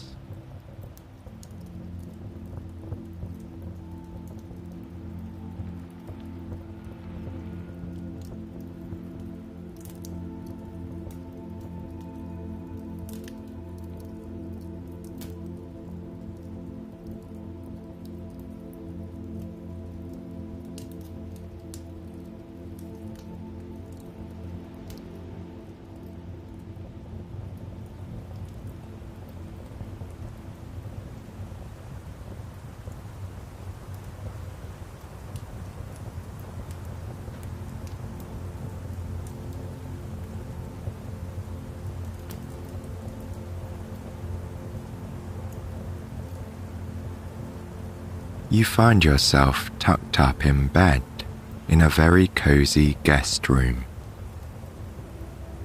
You are on the 10th floor of an old apartment building in New York City's Upper West Side. An old friend has generously offered to host you as you take in some of the sights. You're not just here as a tourist, however. You're also working on a personal research project that will require a visit to the main branch of the New York Public Library. Your research appointment at the famous Stephen A. Schwarzman building is tomorrow, and you're excited to see the resources you've been permitted to view.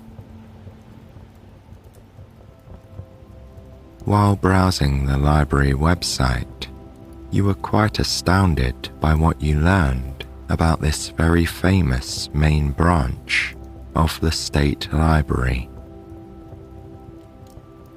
For example, it doesn't just house books.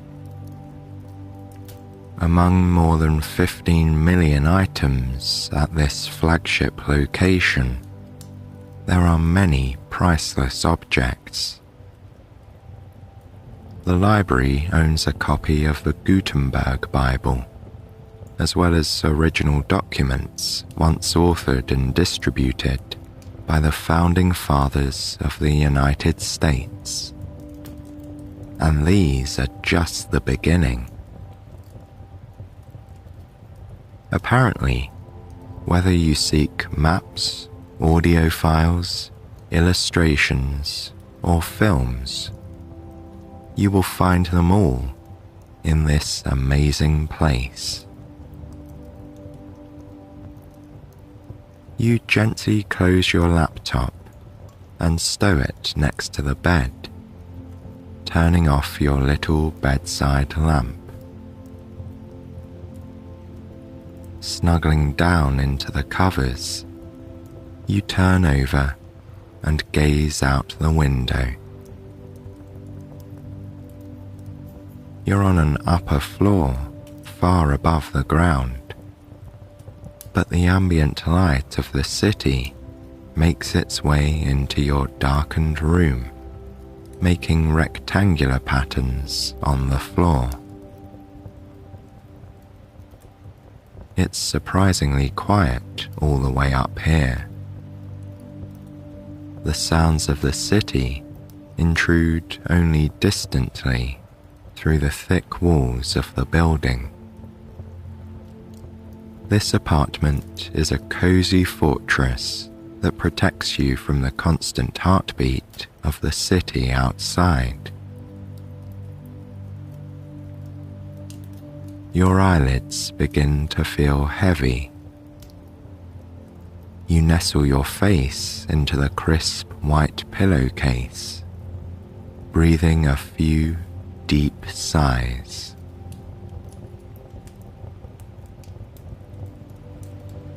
In your mind's eye, you imagine standing in front of the handsome Beaux-Arts marble building you will see tomorrow, in the very heart of the city. The library is famous for being a perfect example of this turn-of-the-century style.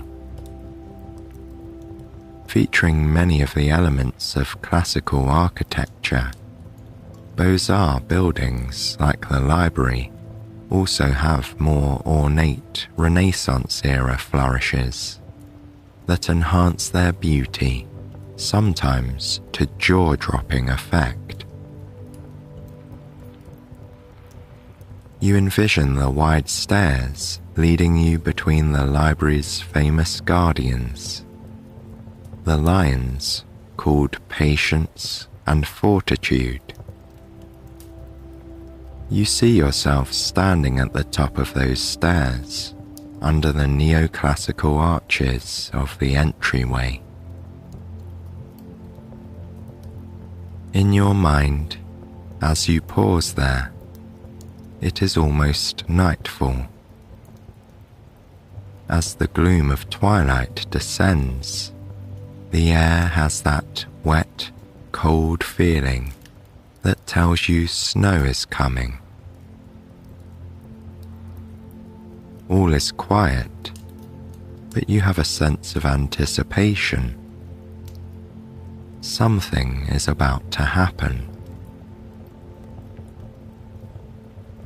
Looking around, you realize that the front steps of the library are uncharacteristically deserted. In fact, there is not even any traffic driving by on the street. You are entirely alone here. Or perhaps you are not. You cannot believe your eyes, but one of the lions, Patience, has moved from his pedestal and is calmly licking his paw nearby. As if noticing you are looking at him, the majestic marble beast stops bathing himself and yawns at you, rolling over on his side in a friendly way. You automatically look for the other lion, Fortitude, and realize he is walking in a circle some distance away. He's playfully chasing a wind-blown leaf that is scudding across the stairway. In short, the imposing guardians of the library are lolling about like two enormous kittens. You feel oddly unafraid of these friendly-looking cats, and you watch as Fortitude lets his leaf fly away. He sits for a moment, watching it go, and then turns and ascends the steps in an unhurried manner. Then he sits down by the front door and looks at you as if he's waiting. You are oddly compelled to follow him, and you slowly walk up the stone stairs. You hold out your hand, and he dips his head as if inviting you to pat his soft fur. He no longer looks like a cold marble lion.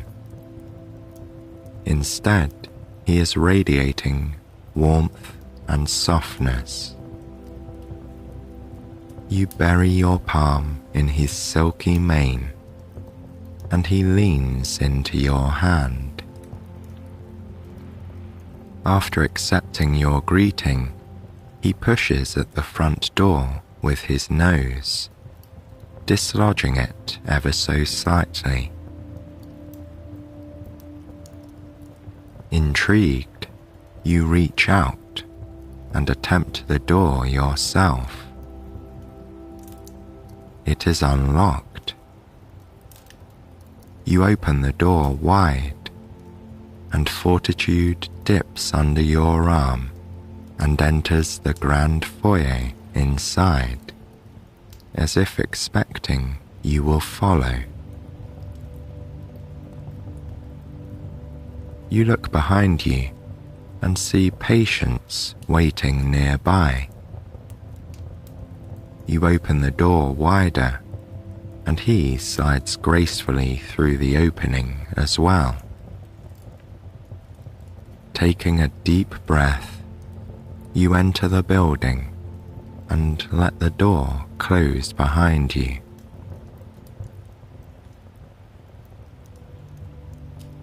You stand in the echoing entryway in awe, gazing up at the ornate carvings on the tall ceiling and reading the names of the donors etched on the walls.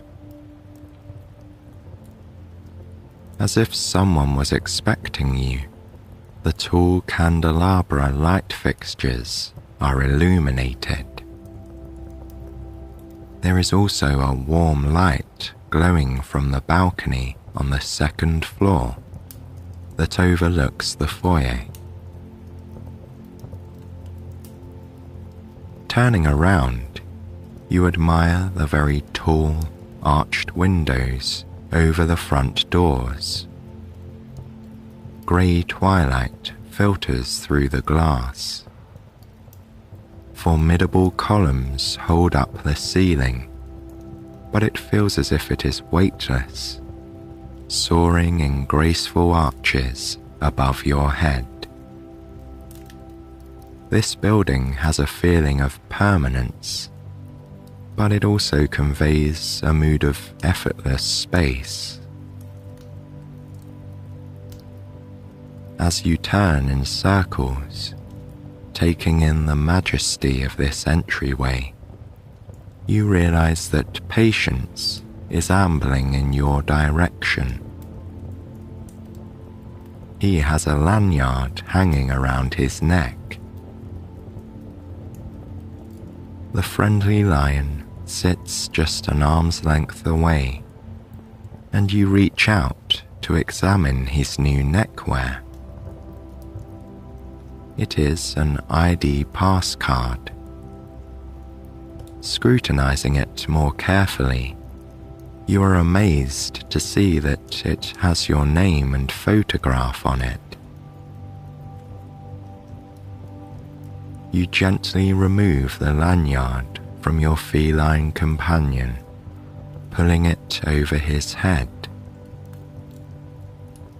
Having delivered his gift, he goes wandering into the recesses of the hallway.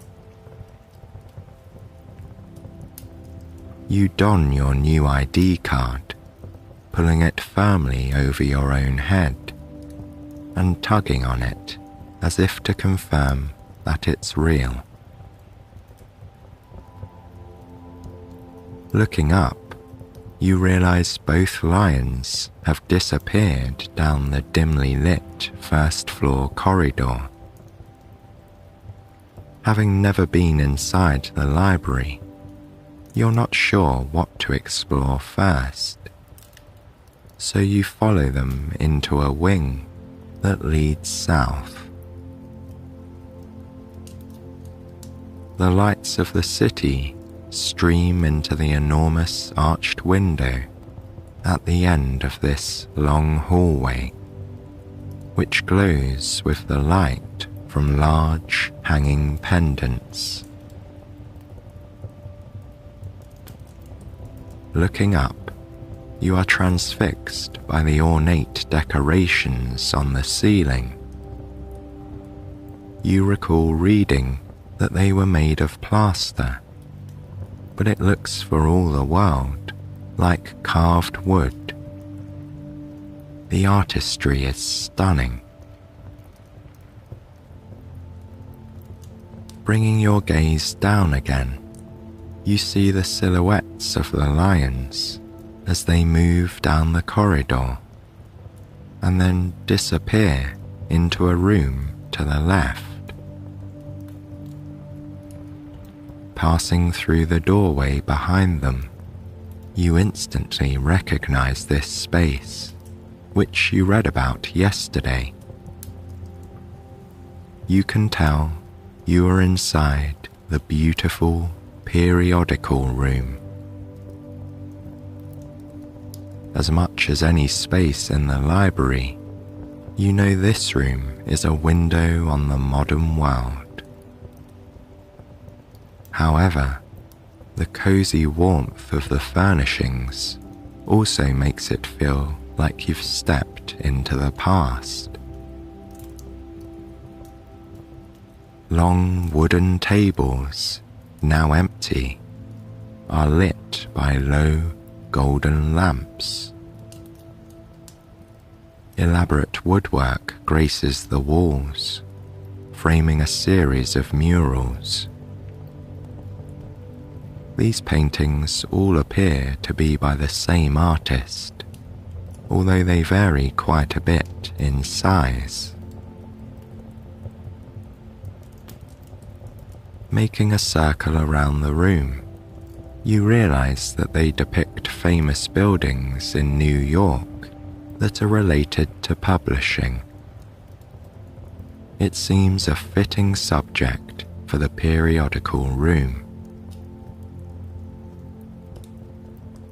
You pull out a chair and sit down on it, spreading your hands across the smooth wooden surface of the table. Then you look around the room, imagining it full of people who are reading newspapers from all over the world. The room almost hums with its own importance, as if it were waiting for another day to dawn and another influx of fresh publications to arrive. Turning your head to the right, you can see into a long room with more rich wood and more study tables. In contrast to the periodical room, this soaring space has white pillars that create a sense of light amidst the wood and dark plaster. Its round hanging chandeliers make you feel like you're looking into a medieval great hall. You pick up a paper map from a nearby display stand and discover that this is the part of the library specifically dedicated to Hebraica and Judaica. You could stay all evening in just these two rooms, but there is more for you to see. Patience and fortitude have vanished back into the shadows of the main hallway. You step quietly after them, as if your very footsteps might disturb the tranquility of these venerable rooms. Looking down the hallway in the northerly direction, you see Fortitude staring at something on the wall. Intrigued to see what it is, you approach. When you arrive, you discover an elegant marble drinking fountain. The water flows through a golden lion's head. Fortitude cocks his head curiously to the side, appearing to consider this water-producing likeness of himself. You stand reverently for a moment, thinking that it is the grandest drinking fountain you've ever seen in your life. At this moment, Fortitude seems to have seen enough. He turns and disappears down a nearby corridor. You're about to follow, but your eye is drawn to a heavy, double wooden door. Above it, in gold lettering, are the words Map Division.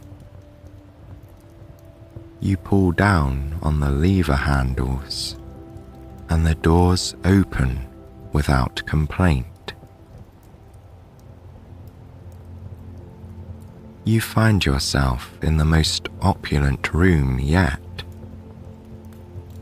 The familiar, ornately carved wood surrounds you, but it's topped by the beautiful blue walls and a richly decorated, gilded ceiling.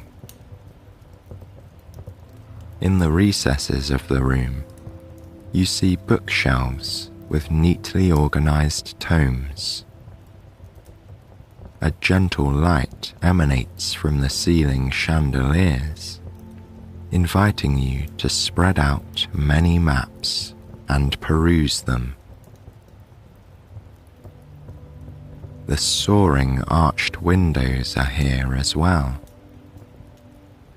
You can see the lights of the city outside, twinkling through the glass in the darkness. You recall reading that there are some 20,000 books and atlases available here, ranging from the 16th to the 21st centuries.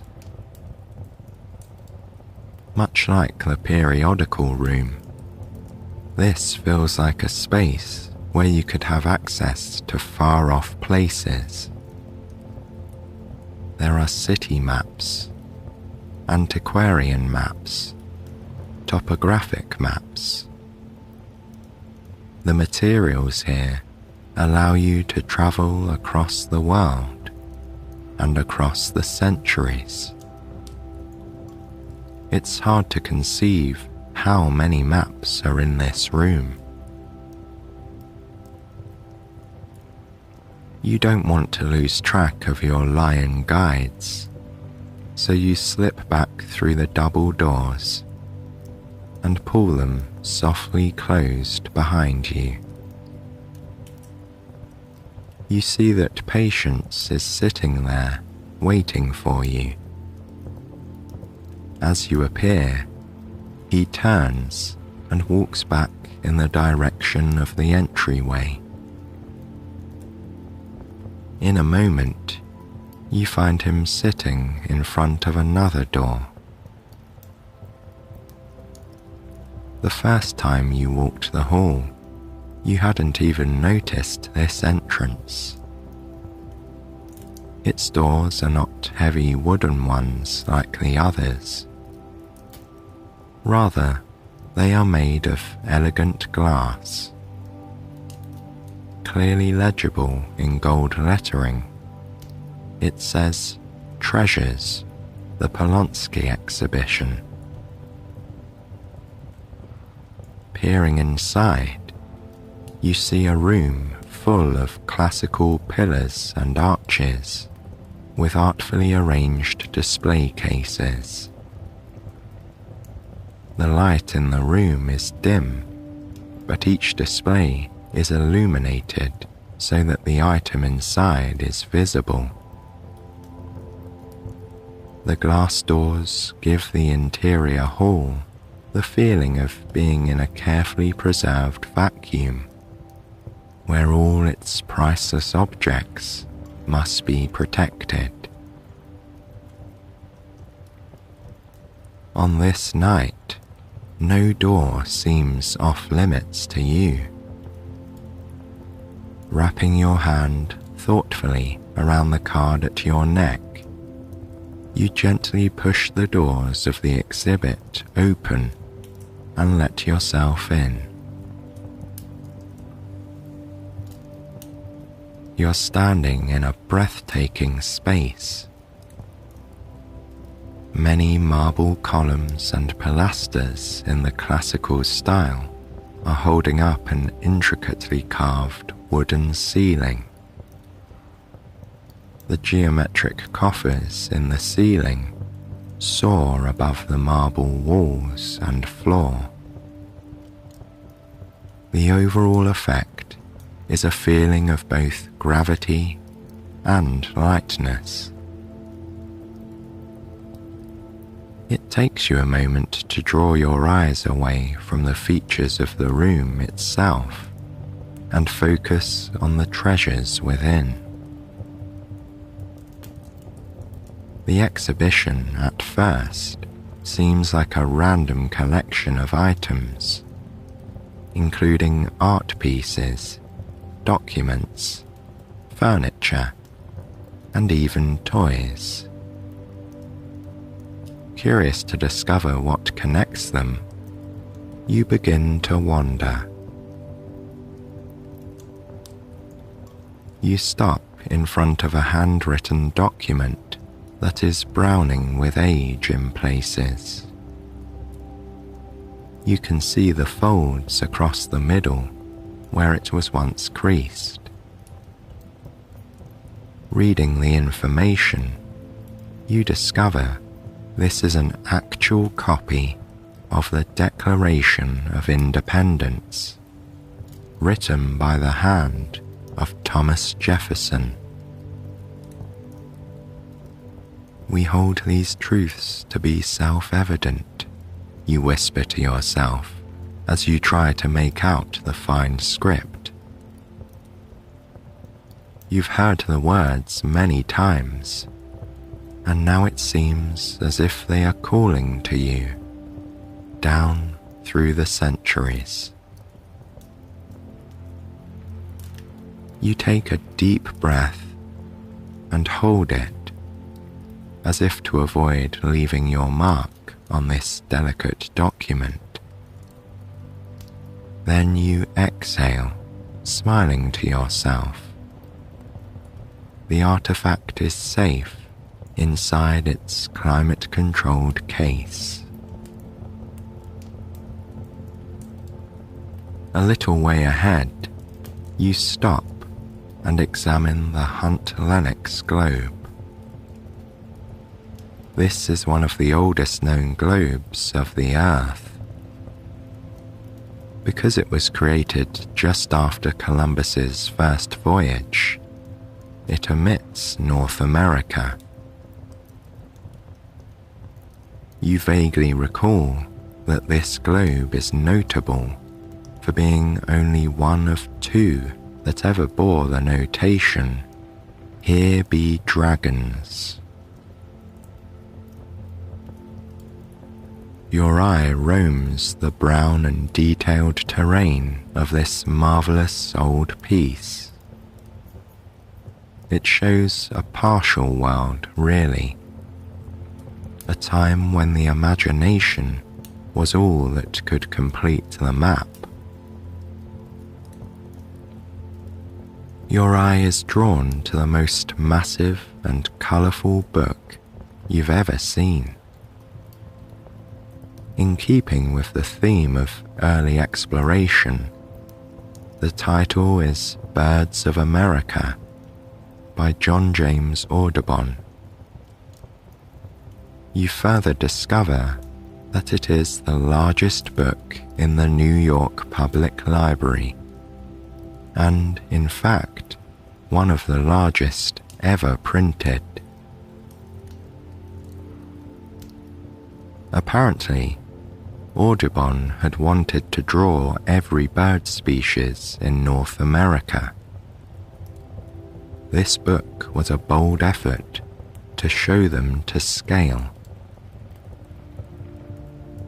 The colours in this piece are a feast for the eyes.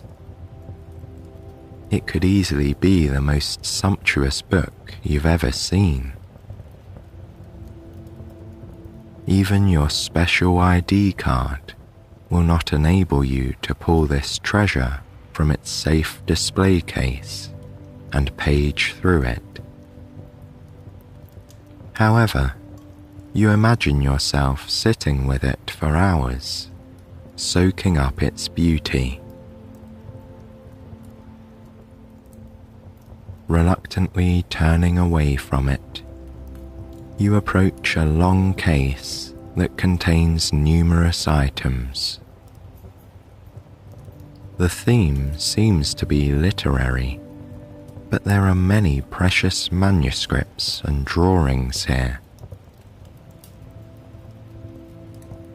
It doesn't take you long to zero in on what turns out to be Shakespeare's first folio. What most people don't realise is that it was published after Shakespeare's lifetime, yet it contains 18 plays that had never appeared in print before. Had it not been for this remarkable book, plays such as Macbeth and The Tempest would have been lost. Even though the volume contains a reasonably accurate portrait of Shakespeare himself, his friend Ben Jonson writes in the introduction that a reader seeking to know him should look not upon his picture, but his book. And you do look upon this book with wonder, thinking about how it set the course for literature in the ensuing centuries. How lucky you are to see it in person. Circling around the display case, you pass by several precious books and manuscripts you recognize by their titles. However, there is also a walking stick, which seems a bit out of place among these other items.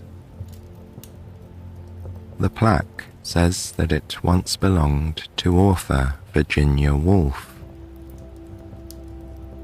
You recall reading that the library also owned a large collection of Woolf's manuscripts and letters. Seeing the walking stick makes her seem so present and real. You are quite moved. You've just made a complete circuit around this case of literary wonders when you spy something curious all the way across the room. Almost tiptoeing on the marble, you set a course for a small display case along the back of the hall. Inside it are a plucky band of well-loved stuffed animals. You don't need a plaque to tell you what they are. you can see clearly Winnie the Pooh, Eeyore, a teeny tiny little piglet, Kanga, and Tigger. These are the original playmates of Christopher Robin Milne, who inspired the classic stories with his playtime adventures. Seeing Pooh and his friends, you are flooded with happiness. It's so sweet to remember a time when stories held such magic. You think to yourself that Christopher Robin's father, A. Milne, truly offered a priceless gift to the children of the world with his writing.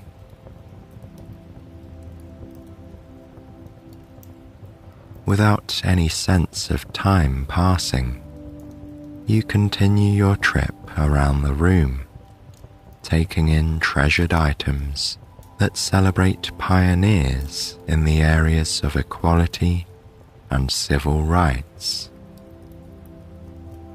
You see letters, postcards, manuscripts, and photos of key historical figures and events. You feast your eyes on sculpture and sheet music by great composers. So much is contained just in this one exhibition, a testament to all the New York Public Library has preserved for everyone.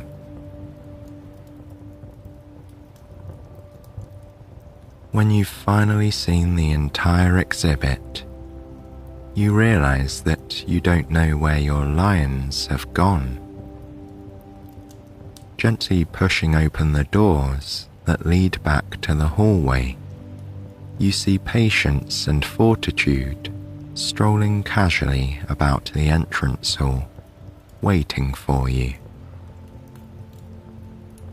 The arched windows over the library entrance let in a soft white light from outside, but most of the foyer is glowing with the golden illumination from the candelabra fixtures.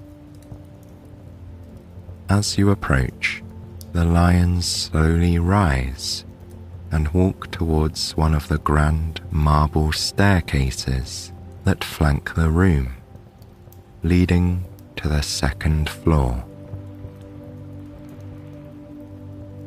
You're looking forward to seeing the upstairs, especially the grand spaces on the third floor. Patience and Fortitude seem to know this. Without stopping, they pass through the next level and continue to the top, where some of the library's greatest delights still await you. As you finish climbing the stairs, your eyes are drawn to the ceiling of the third floor rotunda. Like other rooms in the library, the walls are richly covered in carved wood, lending this soaring space a feeling of warmth and intimacy that belies its size. The tall ceilings are the most remarkable detail, however. They are painted with beautiful murals that remind you of an Italian church.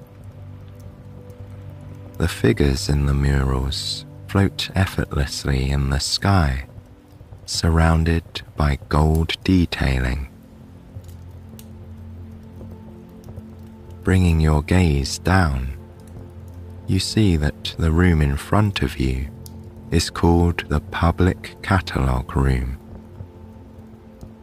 You leave the rotunda behind and walk through the doors into its large open spaces.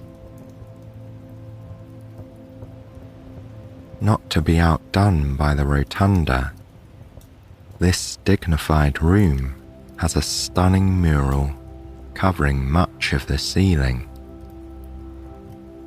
Framing the mural is another elaborately decorated ceiling accented in gold. Massive chandeliers hang from it, generously lighting the space. The room is filled with long desks that have computers on them. You know that many years ago there were actual card catalogue files here. You stand wistfully in the centre of this portal, which gives the world access to all the research materials the library has to offer. You think about how you would like to feel the old card drawers slide open and flip through their contents, just like everyone did decades ago. Of course, a modern system of cataloguing materials has its advantages. How else could the library offer so many resources? What intrigues you so much is that the domain of the library is much greater than what meets the eye. In fact, 120,000 square feet of storage space and 84 miles of bookshelves are nestled safely underneath nearby Bryant Park. You're amazed to find that this is enough to accommodate 3.2 million books and 500,000 reels of microfilm. All this compact storage is made possible by the novel method of storing items by size rather than by title or subject. Apparently, grouping like-size items together increases the storage capacity by 40%. All of this is just sitting no more than 6 feet below the lovely grounds where New Yorkers stroll, relax, and dine together in the park behind the building. It is the most fabulous secret, you think. But the tale of the park storage holds even more delightful revelations. In fact, the method of delivering materials from under Bryant Park into the library is via a plucky little train. Librarians are stationed in this climate-controlled underground bunker where they await materials requests. Then they load the materials into little red cars that are decorated with an image of a lion and send them chugging up to the appropriate room in the building above. An item could make this trip within an hour, magically appearing indoors without a chaperone, riding the rails to meet its eager recipient. This truly is a place of wonders, you muse. Your lions aren't in the catalogue room with you anymore, but you have no doubt where they have gone. You are filled with delicious anticipation as you face the door to the most famous room in the library, the one you've most yearned to see. Patience and fortitude have preceded you into the famous Rose Reading Room. The space is divided down the middle by a circulation desk, so you have to decide whether to turn left or right. This, the largest room in the library, stretches 78 feet wide and 297 feet in length. That's nearly the size of an American football field. You choose to enter the right-hand half of the hall, where you stand under the 52-foot ceiling and gaze up in wonder at the artistic masterpiece above. Turning slowly in a circle, you admire the 3 gorgeous murals. Each is embedded in its own intricate tray of the ceiling. The scenes are filled with cherubs, frothy clouds, and gold detail. Huge rosettes frame each mural like decorations on a cake. In contrast with other parts of the library, this room lacks the usual supporting columns. The ceiling appears to defy gravity, levitating effortlessly far above. Due to clever feats of engineering, no support columns are needed. The lavish and unbroken space openly invites the visitor in. It says, "Welcome, there is room for everyone here." And there is certainly room for you tonight. On any other day, you would share this space with countless readers, researchers, and visitors. The sound of turning pages and tapping keyboards would hover all around you, and that is usually a comforting aspect of the library. Tonight, however, you will have a rare and secret experience. This room, this masterpiece of architecture, one of the greatest spaces in any library in the world, is just for you. Your eyes scan the majestic windows, and you see that a gentle snowfall has arrived. Impossibly large, downy flakes are drifting gracefully across every pane of glass. You are filled with a sense of quiet joy and the comforting feeling of being cocooned inside a luxurious snow globe. Only you are allowed inside. The entire center of the room is filled with long wooden tables. Each is warmly lit by lamps that are spaced at intervals, casting just the right amount of golden glow. Best of all, in a nod to the true charm of libraries everywhere, there is an open-stack selection of reference books that lines the perimeter of the entire room. Any of the 600 people who might be in the room at a given moment may walk up and consult these books without a librarian.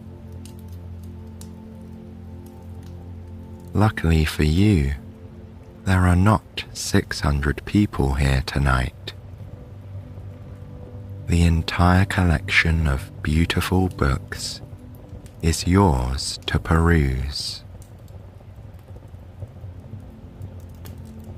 You turn to your right and slowly scan the shelves. The first stack is filled with materials about American literature. You pluck one book from that shelf and tuck it under your arm. The next row of books is all about English literature. You choose a volume based entirely on the fact that it's a colour you like. Circling to the other side of the room, you come upon Roman literature, and then in a second row of bookshelves behind it, you choose an item from social sciences. When you've walked the full circuit of the room, you cradle the stack of books in your arms and stroll to the very centre, choosing a spot at the end of one of the long study tables. You lay down one of the books, running your hand over its cloth-bound cover and straightening it nicely in front of the chair. Then you walk a few spots further and set down another one of your books. You do this until all the books have a place. You pause with a great feeling of satisfaction. Starting at the beginning again, you sit in front of the first book, tucking your chair comfortably under the table. You gently flip it open, inhaling its intoxicating old paper scent. You wonder to yourself how long it's been since another reader selected this book, and what they were researching when they did. The volume has pretty illustrations. You begin turning the pages, and then settle in to complete a chapter. Every word fascinates you. You don't know how much time passes as you lose yourself in the book. After a while, you remember that you have other books here too. With a decadent feeling, you close this one and survey the rest. You stand up, carefully pushing your chair back in its place under the table. Then you change seats. This new vantage point has you facing the other side of the room. You run your hand across the carved edge of the table, feeling the detailed design that adorns it. Lifting your chin, you peer out of the windows. The snow falls silently and heavily, without stopping. Delighted by your ongoing privacy, you confidently open the second book and begin to pore over it. The paper feels thick and substantial between your fingers as you turn page after page. At some point, you look around for patience and fortitude. Like sentinels, they are lying in the doorway. They are not asleep, but they appear to have settled in, as if you are expected to stay for some time. As you watch, Patience rests his head on his paws and blinks his eyes slowly. You stand up from your chair and walk to the information desk that divides the room in half. There is nobody there, but you can see the little red circulation train parked inside. It has one volume standing in it, and you feel you absolutely must see what this book is. Once again, wrapping your hand around the ID tag at your neck, you slide across the counter and stand inside the circulation desk. Picking up the book from the train, you see it is a collection of fairy tales. Delighted, you take the book and let yourself out of the circulation booth. Not wanting to leave any part of the Rose reading room unseen, you enter the left-hand side and choose one of the many identical empty places at yet another long table. There, you settle comfortably into your chair, and by the glow of the lamp, you begin to read. Castles, princesses, magic spells, and heroic quests unfold before you. Time loses all meaning, and this snowbound night in the library is all you know.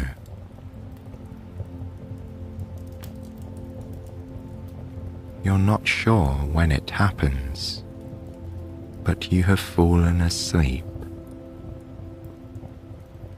Your eyes are closed, and your head is resting on something soft.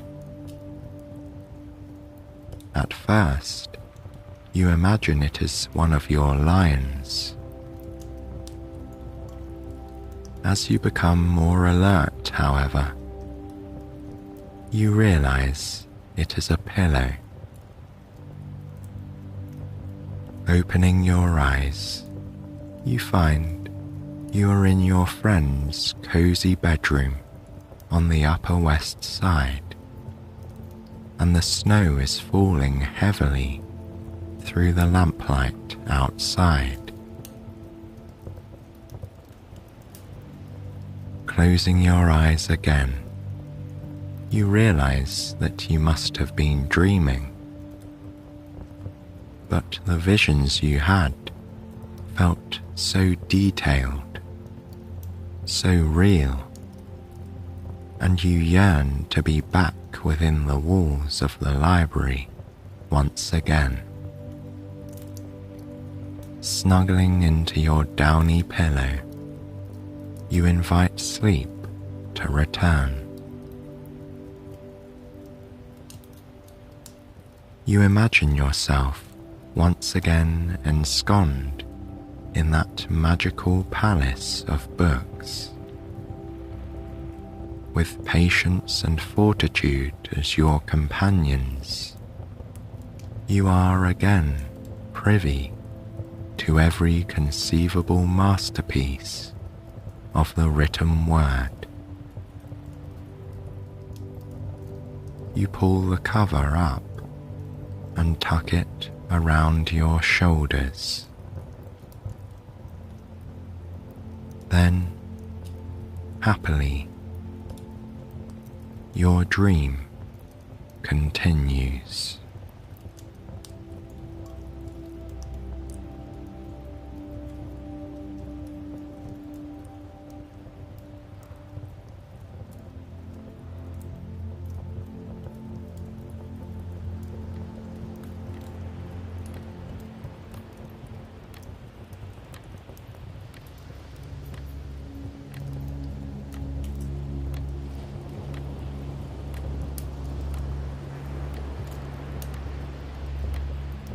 It is mid-December in coastal Maine, and night falls early. At 4 in the afternoon, Mara pulls the chain on the solid brass desk lamp, which has been in this place far longer than she has. She thinks about the bookstore's history, about the men and women who've minded the shop before her, and she hopes there will be many generations after she has gone. A town needs a proper bookseller.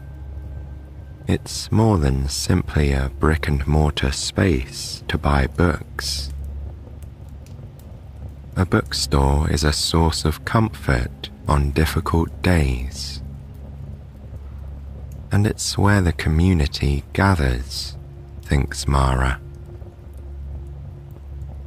She is cheered by the pretty glow of the chipped Tiffany-style lampshade. This lamp keeps Mara company on many long evenings throughout the winter in this little business on Main Street.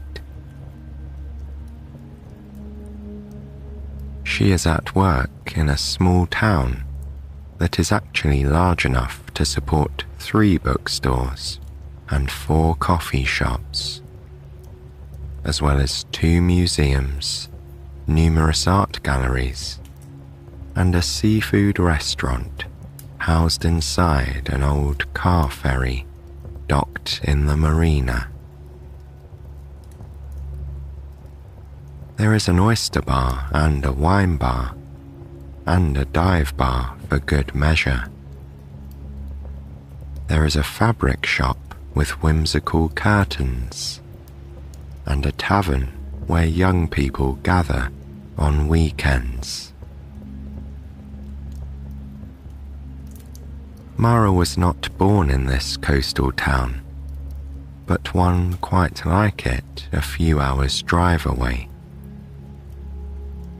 The ocean is always home. She feels connected to the like-minded people who live and work in Rockland, whether they grew up there or, like her, somehow found their way north to the slightly eccentric, picturesque hamlet of artists and fishermen. She spent decades searching for that sense of belonging, and she's grateful to have found it in a town in Maine with a real working waterfront and many folks who still make an honest living from the sea. It's a town that welcomes and fosters creativity. Everyone seems to be an artisan, a musician, a writer, or a weaver in their spare time.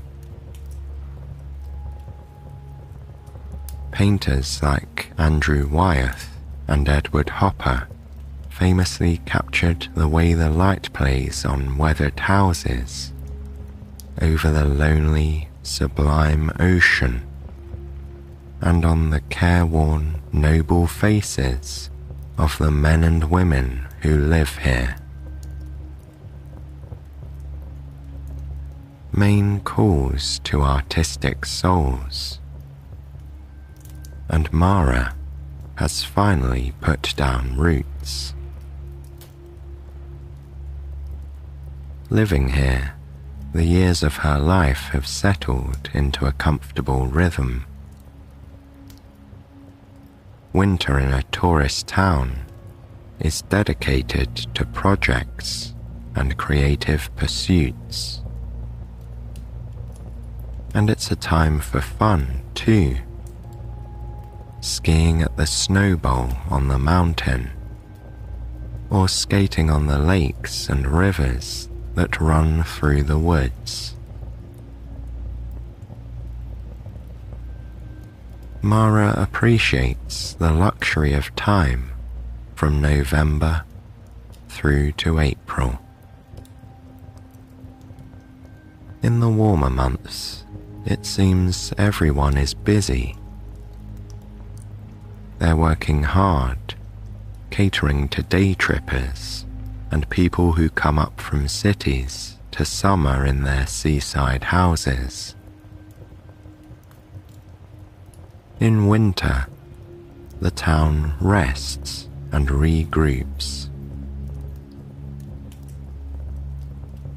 Friends reconnect and draw warmth out of the cold by creating a meaningful life and deepening community ties. There is time to volunteer at the senior home and make food for the homebound in the community kitchen.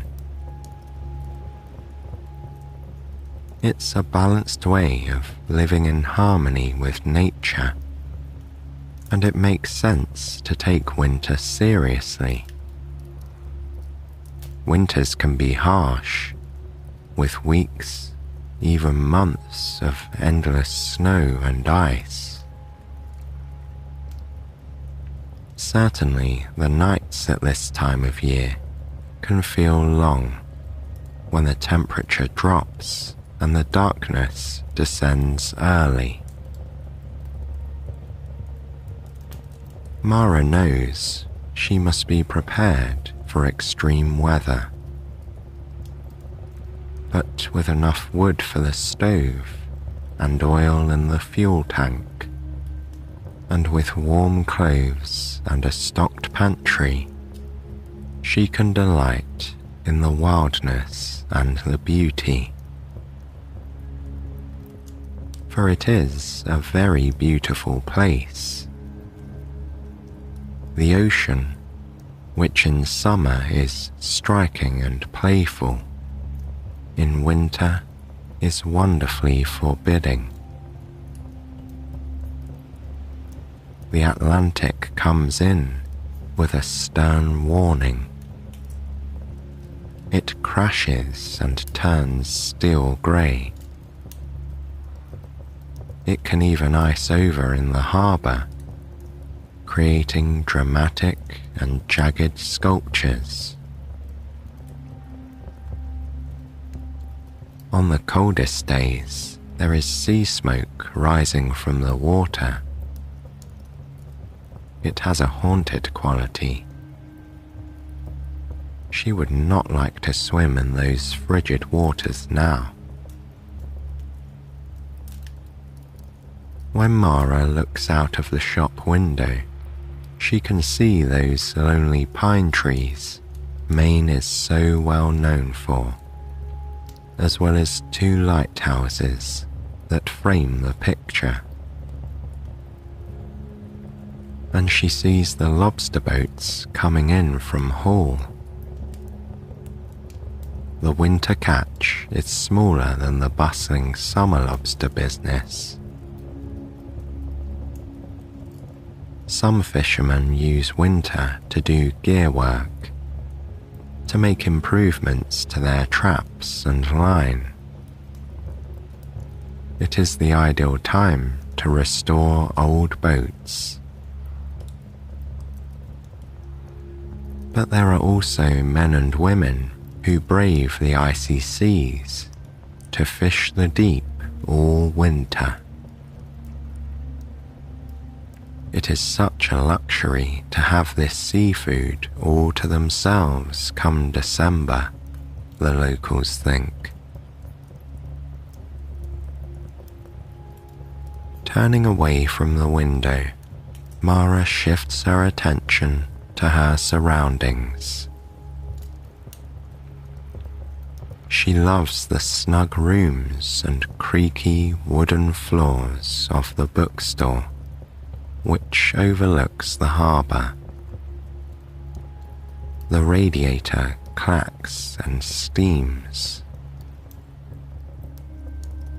Then there is the leather armchair, buttery soft, where so many customers sit to discover the first few pages of a new book. There's the braided rug the last bookseller made herself from rags, a traditional craft in the old days. And there's a handsome wooden ladder on a track that wraps around the walls. It smells of sandalwood. Now that it's the holiday season, there is also the scent of the cinnamon broom and pine from the tabletop tree, which Mara snipped from the woods. The little tree is simply lit with fairy lights, its base wrapped in cream-coloured felt, trimmed in gold. And then there are the books. Mara loves the densely packed shelves and stacks on the floor. No matter how many books sell, there always seems to be more. Many are like old friends. There are customers for all titles and genres. It's so nice how some people will reliably come in every Tuesday for a new release. The shop carries new fiction from favourite authors, as well as emerging writers and interesting presses. Art books are popular, as well as philosophy, religion, and spirituality. And tarot cards sell well this time of year, as do greeting cards. There is a well-curated section of cookbooks and a small but important poetry corner. The most cheerful nook is the area devoted to children's books. Mara loves choosing picture books, as well as graphic novels and chapter books for her youngest clientele. Reading aloud is something she takes particular joy in doing at Christmas time. Every December, around this time, she runs an event for families. There are seasonal stories and cookies and cocoa for the young and young at heart. This bookshop is upstairs in an old brick building. The halls are wood-panelled, and the banister is solid and ornately carved. There are other shops in the building, but mostly offices. Some still have the old doors with frosted glass panes and transom windows above the heavy wood. This is a building that feels as if it will endure through the ages, despite the changes that occur outside. Down the hall is a therapist, and there is a yoga studio upstairs. There is even a cobbler, perhaps the last one in town, just above the bookstore. Because of this, all sorts of people visit the building daily. This feels like a gift in and of itself. Downtown still has a quality of aliveness.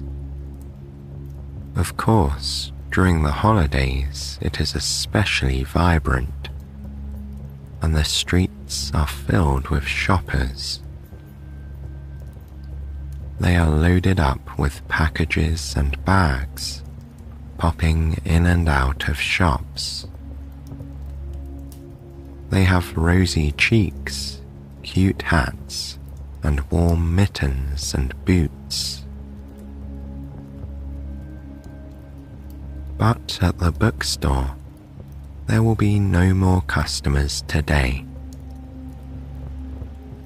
As the clock strikes 5, Mara dutifully turns the sign on the door so it reads closed to the outside. She marks her place and closes the biography she was reading, then shuts down the computer. She turns off the music and each of the lights.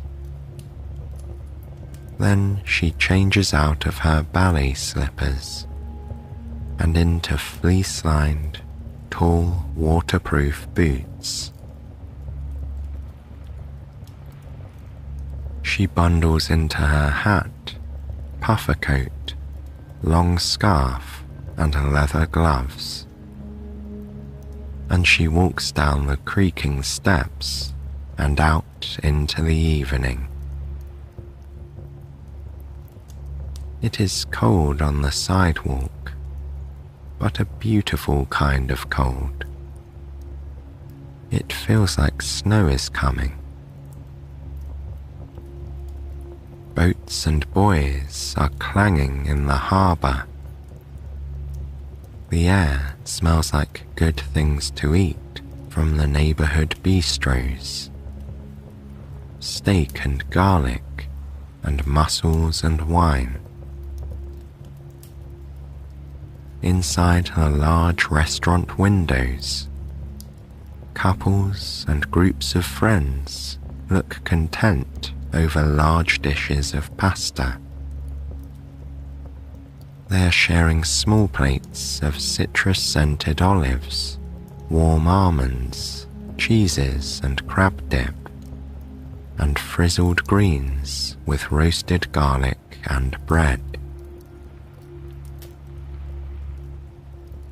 Mara starts the car remotely, so it is warm and humming when she opens the door.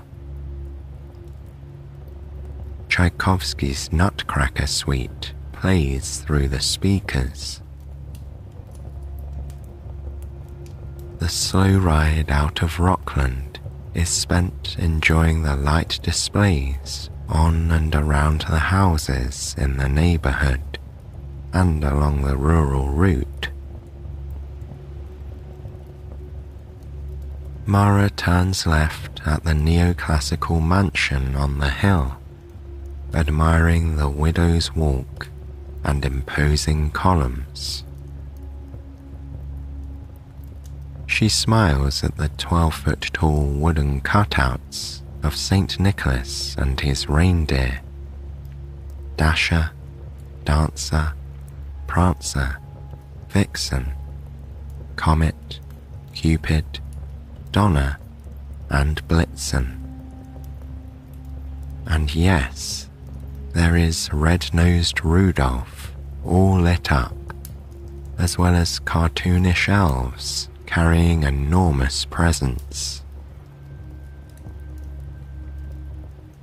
There is a spotlight on the grand white building, and enormous wreaths are hung over every door and window.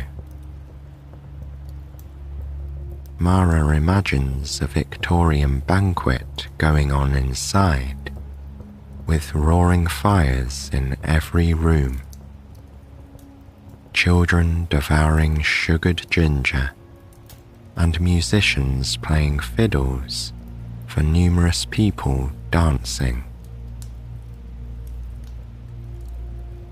Route 131 is a gentle, rural road with sweeping vistas down the hayfields all the way to the tidal river. In autumn, pumpkins are grown in those fields. And soon, when there is a proper covering of snow, families will sled on the soft powder. And when it is once again summer, there will be a fireworks display for the 4th of July over the water. The entire town will gather in the event barn for lobster and strawberry pie. Every season is celebrated here in this bucolic corner of the world. The drive is pleasant and so pretty, with handsome decorations on almost every house. There are coloured lights in the bushes, bicycle lights hanging from eaves, and soon there is the sturdy sign for Tennant's Harbour. Mara crosses the border and sighs happily, even more relaxed and ready to be home. Finally, she arrives. How pretty and warm my house looks, she thinks. Mara loves her small cottage in between the forest and the sea. The simple wreath hanging on the front door is fragrant and locally grown. The decoration was made by the neighbours, a retired couple. They are of Finnish descent and built a sauna behind their house. It's so delightful to see them laughing, running like children from the snug cedar building to plunge into the freezing cove. Mara is pleased she left the porch lights on. It's a wide and welcoming wraparound porch with twinkling fairy lights and tin stars strung from above. Near the door, there's a stack of decorative presents wrapped in brown paper with rich-looking ribbon. Abundant evergreen garlands are draped over every window. The brass keyring with the charms and medallions is easy to find in her bag. Mara puts her silver key in the lock, and it opens with a satisfying click. When she crosses the threshold, she is struck by how cozy it is inside and how good it feels to be in one's own sweet home.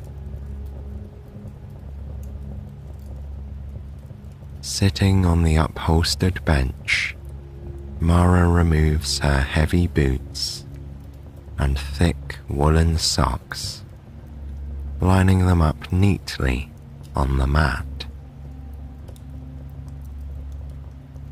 Then she exhales from her belly with a sense of contentment and delight.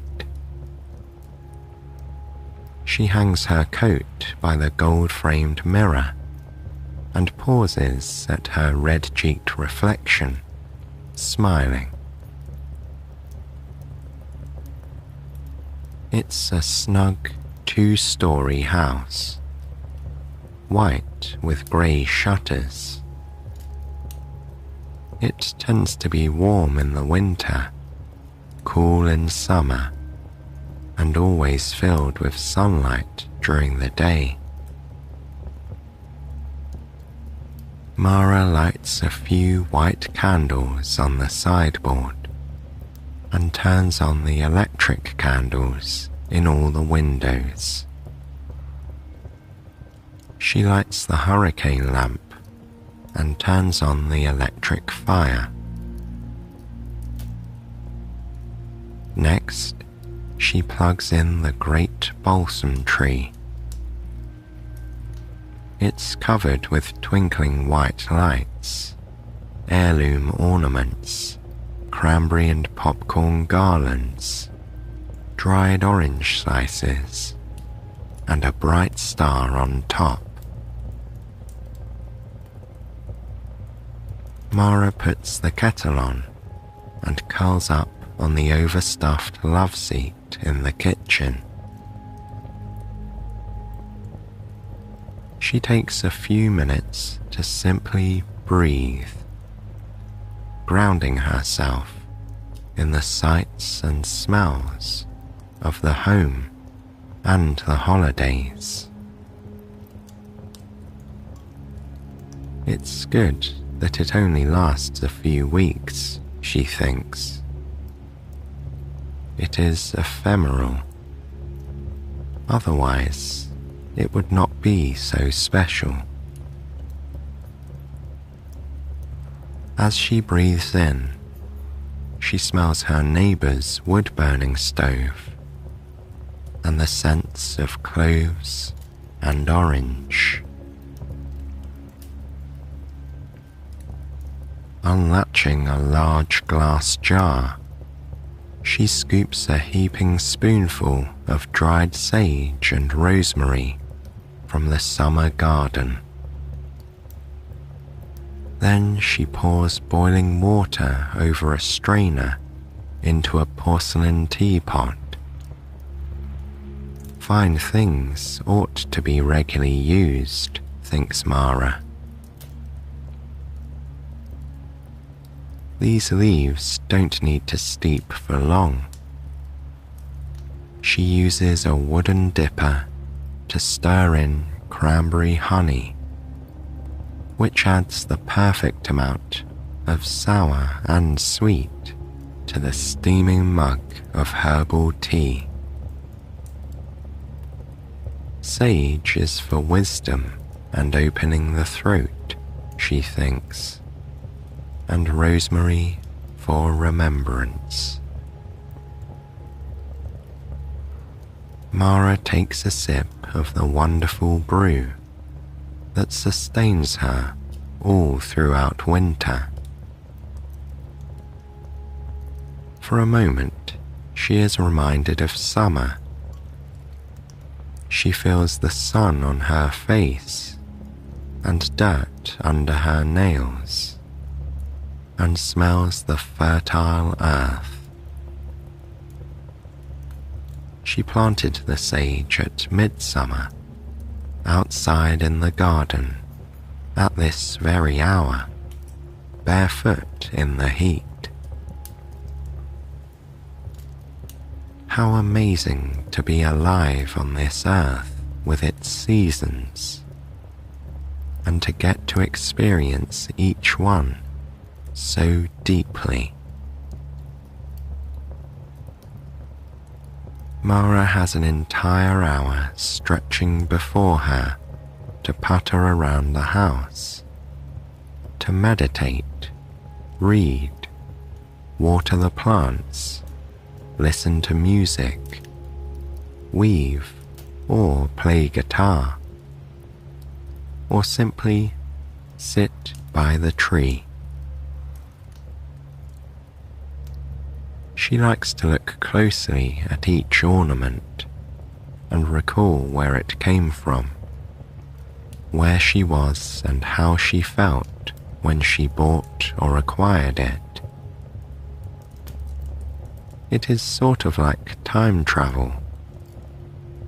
Each pretty object is a portal that lets her fall through time. Reminiscing and traditions are such an important part of the holiday season, thinks Mara. to look back at where you were, to wonder where you are heading, and to be exactly where you are.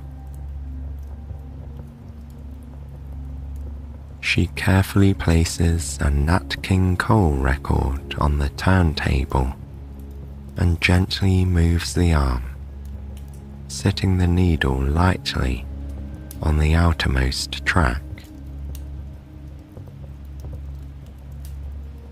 Settling into a comfy armchair with a soft woven blanket that smells faintly of cedar, and with a pot of tea and a plate of iced ginger cookies on the table, Mara experiences a moment of true bliss. The clock strikes 6. A liminal hour well spent, thinks Mara. She gazes across the room towards the tree, almost as tall as the ceiling of the cottage. It is a potent symbol of renewal and life everlasting. The evergreen tree reminds us there is always green life growing somewhere, flowering. It holds the knowledge, the promise, the certainty that spring will come again. After the winter solstice, the light will indeed begin its return. Days will slowly grow longer.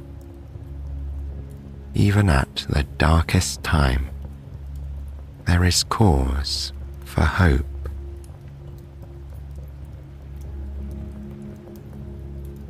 Mara went to the woods herself for this beautiful specimen of a conifer. Across the street from her cottage, there are woods of the softest moss, tall pines that sway in the breeze, stones that seem to keep ancient secrets, and deciduous trees such as birch and maple.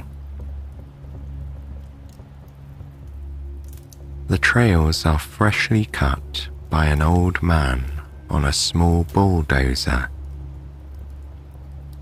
He mulches the wood from cut trunks and branches and makes beautiful wide paths through the woods. On a bright, brisk morning last week, Mara set out with her sled to select this year's tree. She walked through the clearing, past the stream, past the tree that was good for climbing, and the tree with a low branch where the children liked to swing. Mara left the path to scurry down the hill, where the Atlantic Ocean was waiting. Water crashed over the rocks at a place called Roaring Spout. There, she grounded herself in the elements, breathing in the cleansing salt air.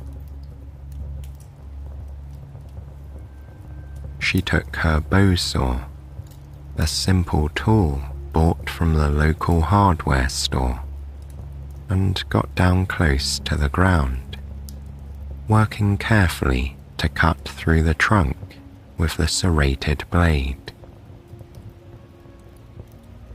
It was soft and bursting with fragrant sap. Mara was on her belly, touching the earth. She got right underneath the great tree and said a blessing as she safely took it down.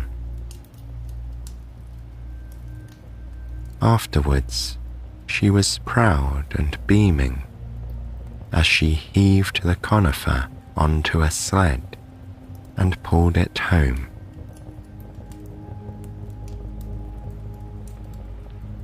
Back in the present moment, Mara looks at the clock above the sink and sees it is time to go. She almost forgot about tonight's event, a favourite annual tradition. She adds a layer of long johns and another sweater, as well as thick woolen socks and a matching scarf purchased from the open-air Christmas market. Then she packs a jar of homemade marshmallows dipped in graham cracker crumbs and a thermos of hot cocoa, which makes a perfect, drinkable s'more.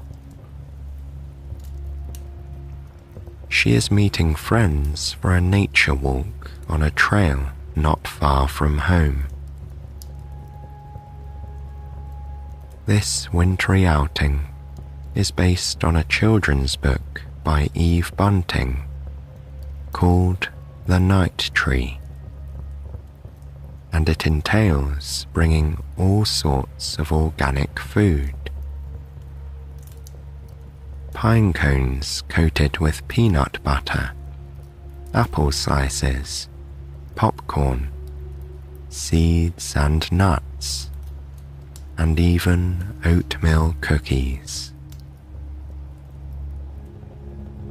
Mara and her friends hang the food on a tree for the woodland animals to enjoy during the darkest part of the year. It is a simple and inclusive holiday ritual. Sometimes the group spontaneously breaks into song, or one person speaks a prayer or poem. Mary Oliver is a perennial favourite. No matter what transpires, it is a wondrous night, full of magic and meaning. Mara drives slowly, enjoying the Christmas classics on the radio, the silly and the sacred. She arrives at the meeting point in just a few minutes. She sees many familiar faces, still recognizable, all bundled up. Some friends have opened up their car tailgates and are breaking out thermoses of coffee and tea. Some have brought sandwiches wrapped in wax paper, spiced cookies with white icing, and orange and cranberry cakes to share. Others have instruments. Mara loves the sound of a fiddle and guitar under the stars. This is a merry group of old friends and new, young and elderly, and everything in between. There are children with grandparents, multiple generations out for a happy gathering. Some folks carry baskets on their backs in order to collect firewood, pine cones, or other treasures from the walk. They are high on a hill in a field and must walk through a meadow into another copse in order to find the right tree. Carrying torches and lanterns, they stay together, laughing and calling out into the night. Each of Mara's friends has brought something special. Ben from England always makes his own version of twiglets, a sort of pretzel rod made from spent grains. They have a distinctive and homey bakery taste. Ben also brews beer and presses apples for cider at his farm. He makes jam from blueberries that grow wild on his property and apple butter from his orchard. Aura is a cheesemaker, and she brings rounds of silken camembert and wedges of peppery blue cheese. Jacob is a luthier, and he brings his best fiddle to play, while his wife builds a great bonfire. Mary plays her ukulele, and Alden plays a Celtic drum called a bowron.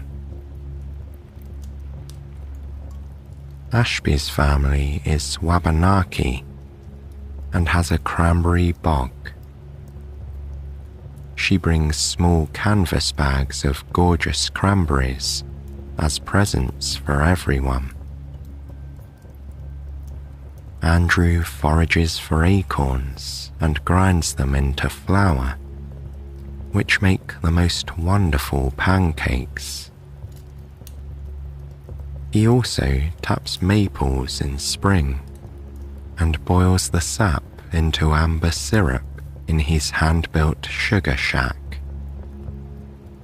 The bottles are beautiful, and the syrup is wonderful on pancakes, in coffee, or even over fresh snow. There is so much heritage and hard work represented in this diverse group of people. The spirit is generous, and all sentient beings are looked after. Mara thinks of the deer, the foxes, the raccoons, and the pine martens that track through this wood, as well as all the birds flitting over the trees. She hopes they are all well fed and ready for deepest winter. It's a simple thing, Mara thinks, to care for one another. It isn't hard to do, but we must remember. It is important to pay attention and carve out time. This is what makes life meaningful. Mara feels blessed to be able to do this. She walks purposefully, crunching over the barely frosted grass. The friends make their way into a thicket of not-so-tall pines. They pull out their offerings from their bags. Then they string their edible garlands and hang ornaments of food, gifts to sustain any creature who comes hungry. The friends sing to the tree, to one another, and to the animals. When they are through, they quietly return to their cars. After the revelry, before it gets very late, it is finally time to head home for the night. It has been a long, good day, Mara is sleepy, ready for bed. She has exercised and socialized and done all the necessary mental and physical work for today. It was satisfying and fulfilling. There is nothing more to be done. Now she can rest. Mara feels tired in her muscles and bones. On the car ride home, she feels the seat warming her thighs and back.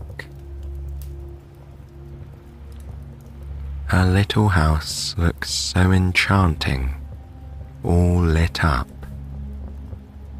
She says a quiet word of thanks and goes up the path into her cottage, counting stars up above.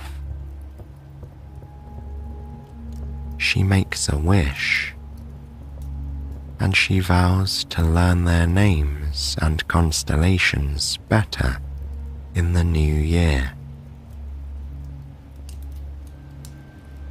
Inside, she turns off all the lights but for the one over the stove, a private ritual she savors every night.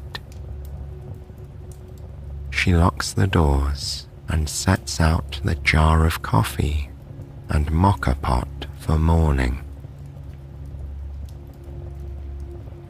Then she pads up the carpeted stairs in bare feet. In the bathroom, Mara turns on the tap and waits for the water to warm. She washes her face with a cloth and gentle cleanser, then pats her skin dry with a thick cotton towel. She then applies a light face lotion, moving her fingers in a circular direction. Mara always brings intention to this nightly routine. Next, she uses a boar bristle hairbrush she received last Christmas as a present. And then she brushes her teeth carefully, lovingly, and enjoys the mouthful of white minty foam. She rinses it from her mouth and then takes a small sip of water from the glass that always sits right there. The routine itself prepares her for rest. The motions are so familiar, they are sleep-inducing. Her steps to bed are such a comfort. Mara counts them, as she does every night, inhaling slowly and exhaling gently.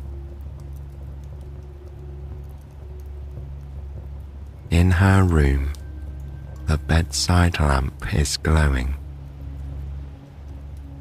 Her bedtime novel is waiting patiently, a work of historical fiction by a favorite author. The bed is a high four-poster. It's an inherited antique with a doubly thick mattress and box spring. The duvet is snow white, as are the linen sheets, perfectly washed and worn in. There are 6 fluffy pillows and a grey linen bolster. Over the bed hangs a mobile of driftwood and stars. Another gift. Under the bed, Mara's soft slippers are ready for morning. There is nothing left to do or say except good night.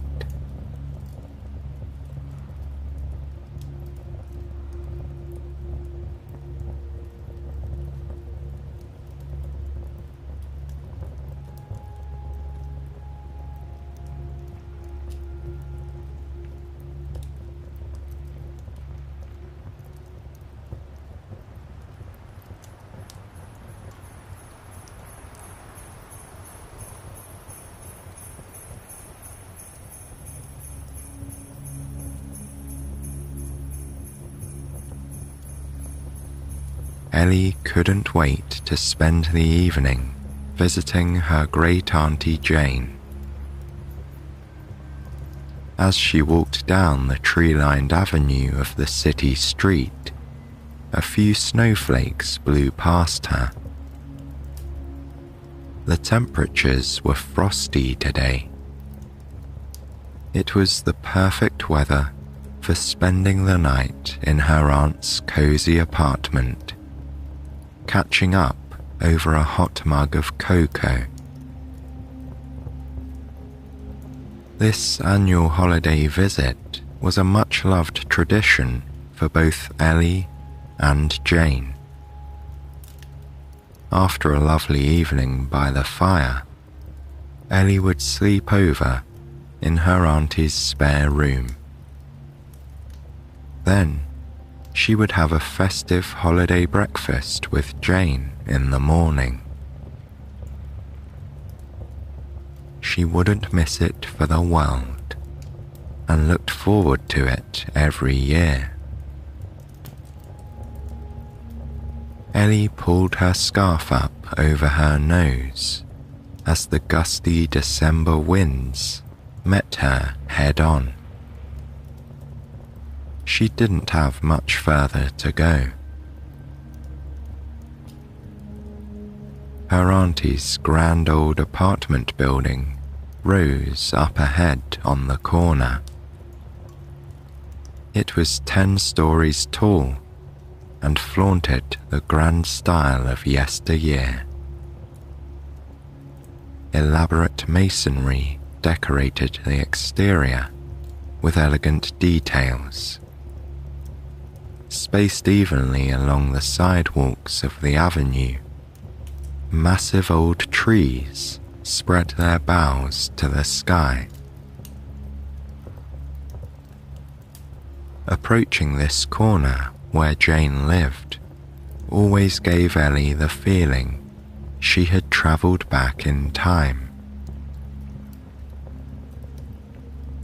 Climbing the short, wide steps to the entryway of the building, Ellie pushed inside. As she opened the door, the wind ushered in a few lingering fallen leaves in a swirling cyclone.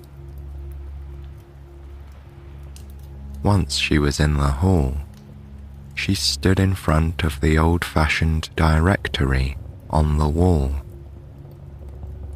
All the names of all the tenants were posted next to fancy doorbells. Choosing her auntie's name, she pushed the pearly button for apartment 9C and waited for the little beep that would tell her the security door had been released, allowing her inside. She didn't have to wait long. In moments, she was standing in the old elevator, slowly travelling upward. This was a lift that was never in a hurry. Ellie smiled to herself, thinking about how many people had ridden in this elevator over the decades. When the doors slid open on the 9th floor, Ellie's auntie was already waiting for her, with her door open and a broad smile across her face. She was delighted to welcome her niece and ushered her right inside. Ellie stopped to shed her warm coat and all her other winter things inside the hallway. After hanging them on one of the pegs there, she stepped into the living room with a sense of anticipation. Jane was one of those people who loved the holidays, and her apartment always showed it. Each year, she spent many hours putting up her beloved Christmas decorations.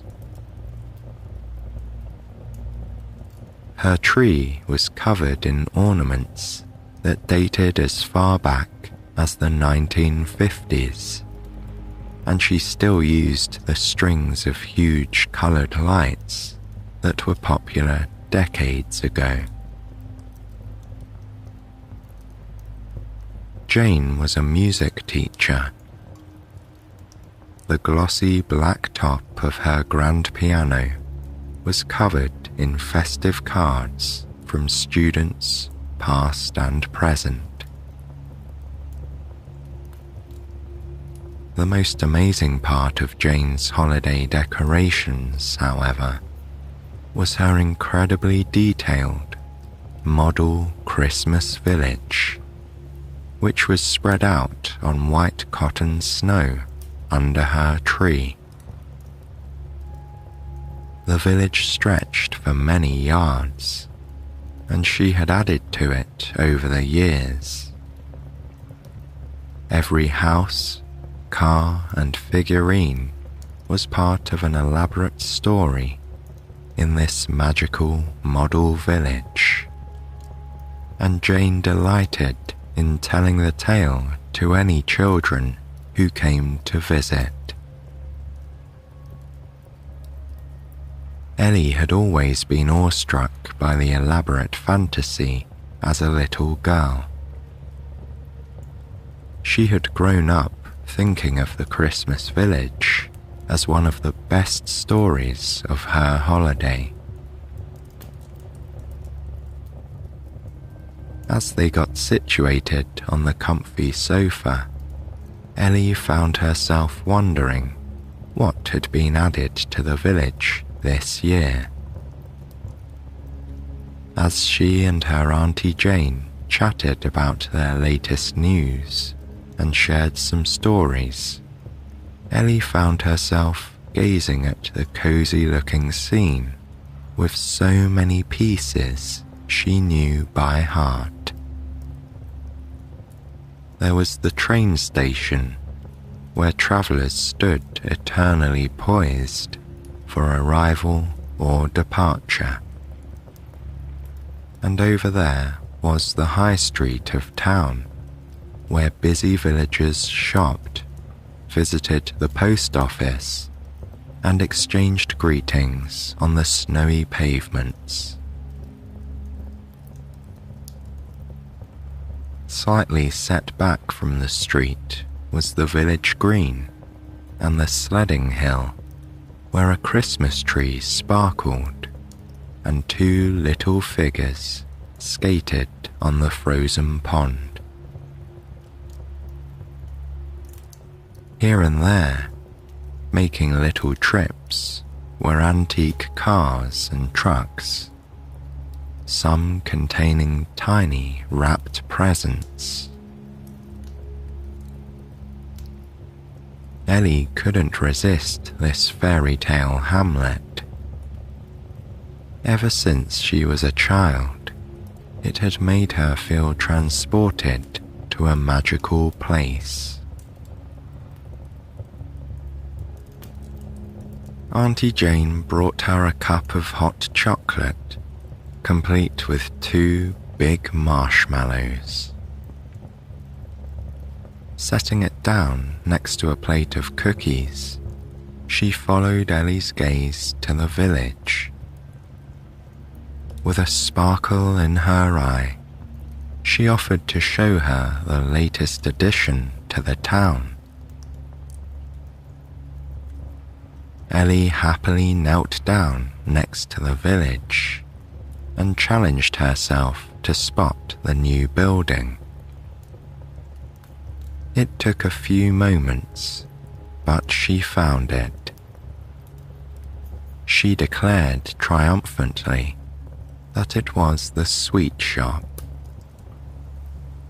Jane clapped her hands approvingly and settled back in a nearby armchair, while Ellie continued to eagerly survey the cottony landscape under the tree. The sweet shop was now the last store at the end of the high street, at the opposite end from the train station and the village green. A small figure of a woman stood outside with an even tinier figure of a child next to her. They were looking at the windows as if discussing what they would buy. Ellie's eye travelled down the street to the general store. She knew the little boy named Danny and his dog Buddy would be outside, peeking in the window. She liked to think he was scouting out potential Christmas presents. After scrutinizing the village for a little while longer, Ellie returned to her corner of the sofa and slowly drank her hot chocolate, savouring small bits of cookie between sips. Meanwhile, she proudly walked her auntie through the story of the town, showing that she remembered almost every detail of the festive scene.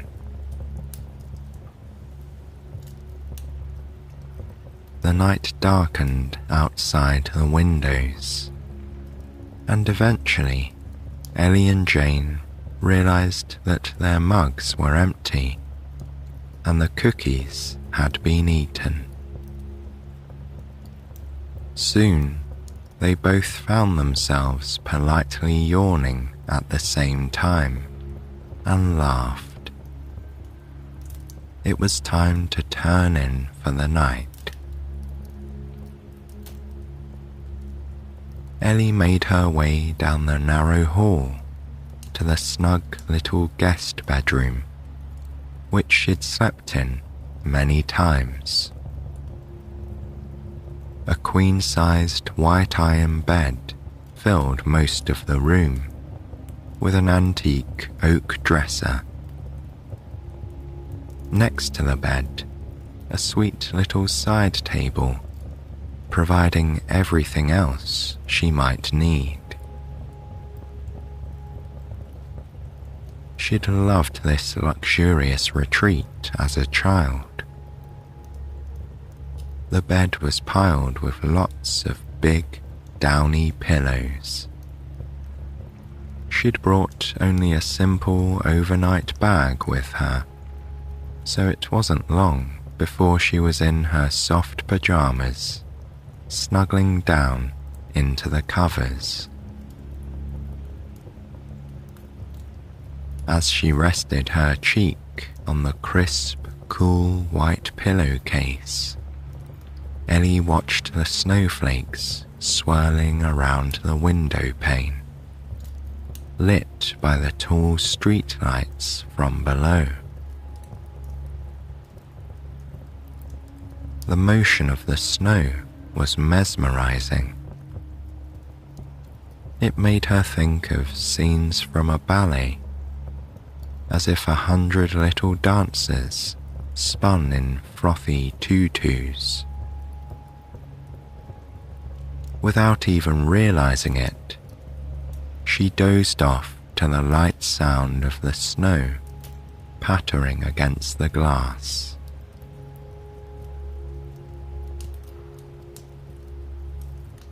As imperceptibly as she had transitioned into sleep, she was slowly awakened. She had an odd feeling that she was moving, rocking ever so slightly back and forth. Then she realized she was hearing a tick-tock, tick-tock in the background. In her slightly fuzzy state, she thought to herself that she hadn't recalled Auntie Jane having a grandfather clock.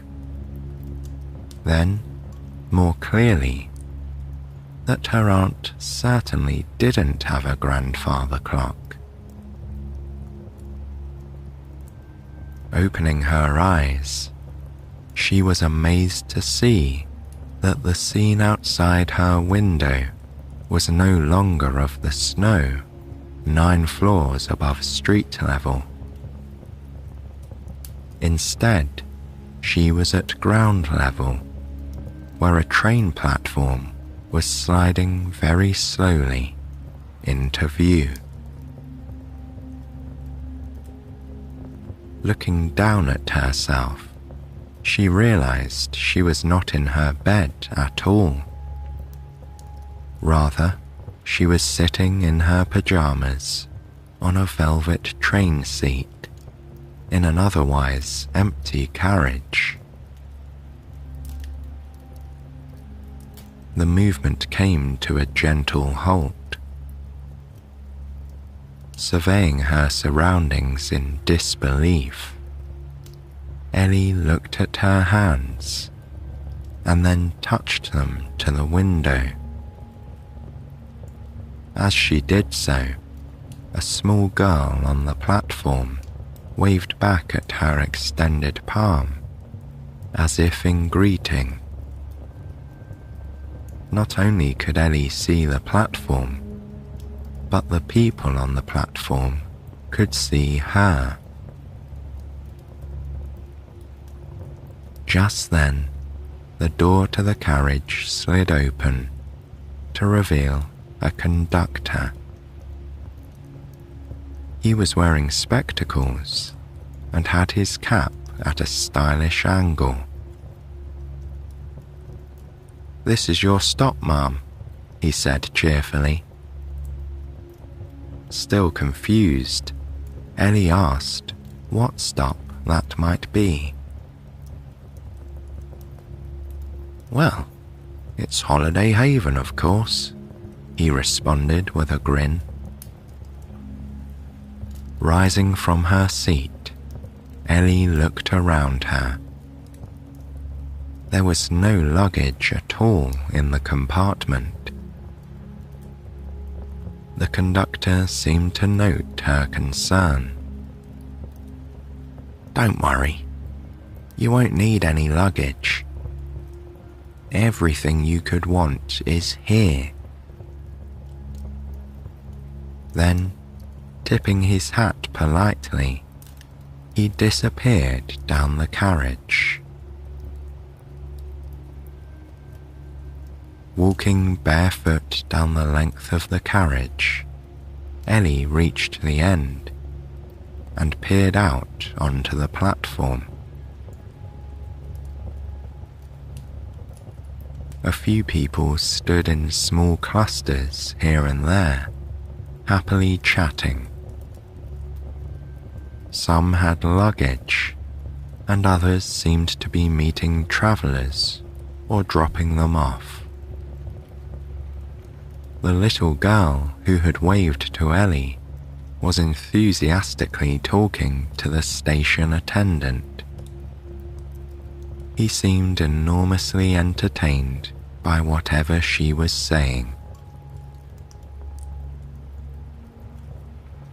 Stepping onto the concrete platform, Ellie was surprised to find that her bare feet didn't even feel cold.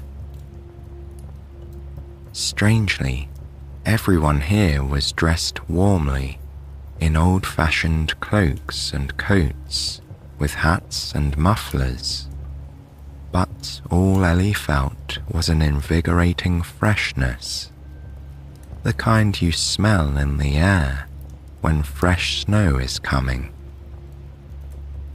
She wasn't the least bit chilly. As she tentatively walked across the platform, a few people nodded at her with a smile. Nobody seemed to think her pajamas seemed at all out of place.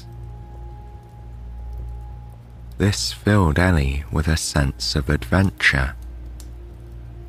She had a feeling she knew what she would see when she exited the train station.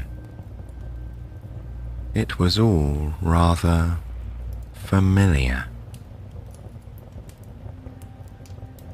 Emerging into the street, she saw that she was correct. Looking left and right, she could identify every shop. Old-fashioned cars occasionally drove by, although not so many as to outnumber the pedestrians. She turned right and walked down the street, peeking into the festive shop windows, which were decorated for the Christmas season. The bakery was her first stop. Able to see into the window for the first time in her life, she saw that it was more marvelous than she could have imagined. The centerpiece of the display was a luscious cake that stood 3 layers high.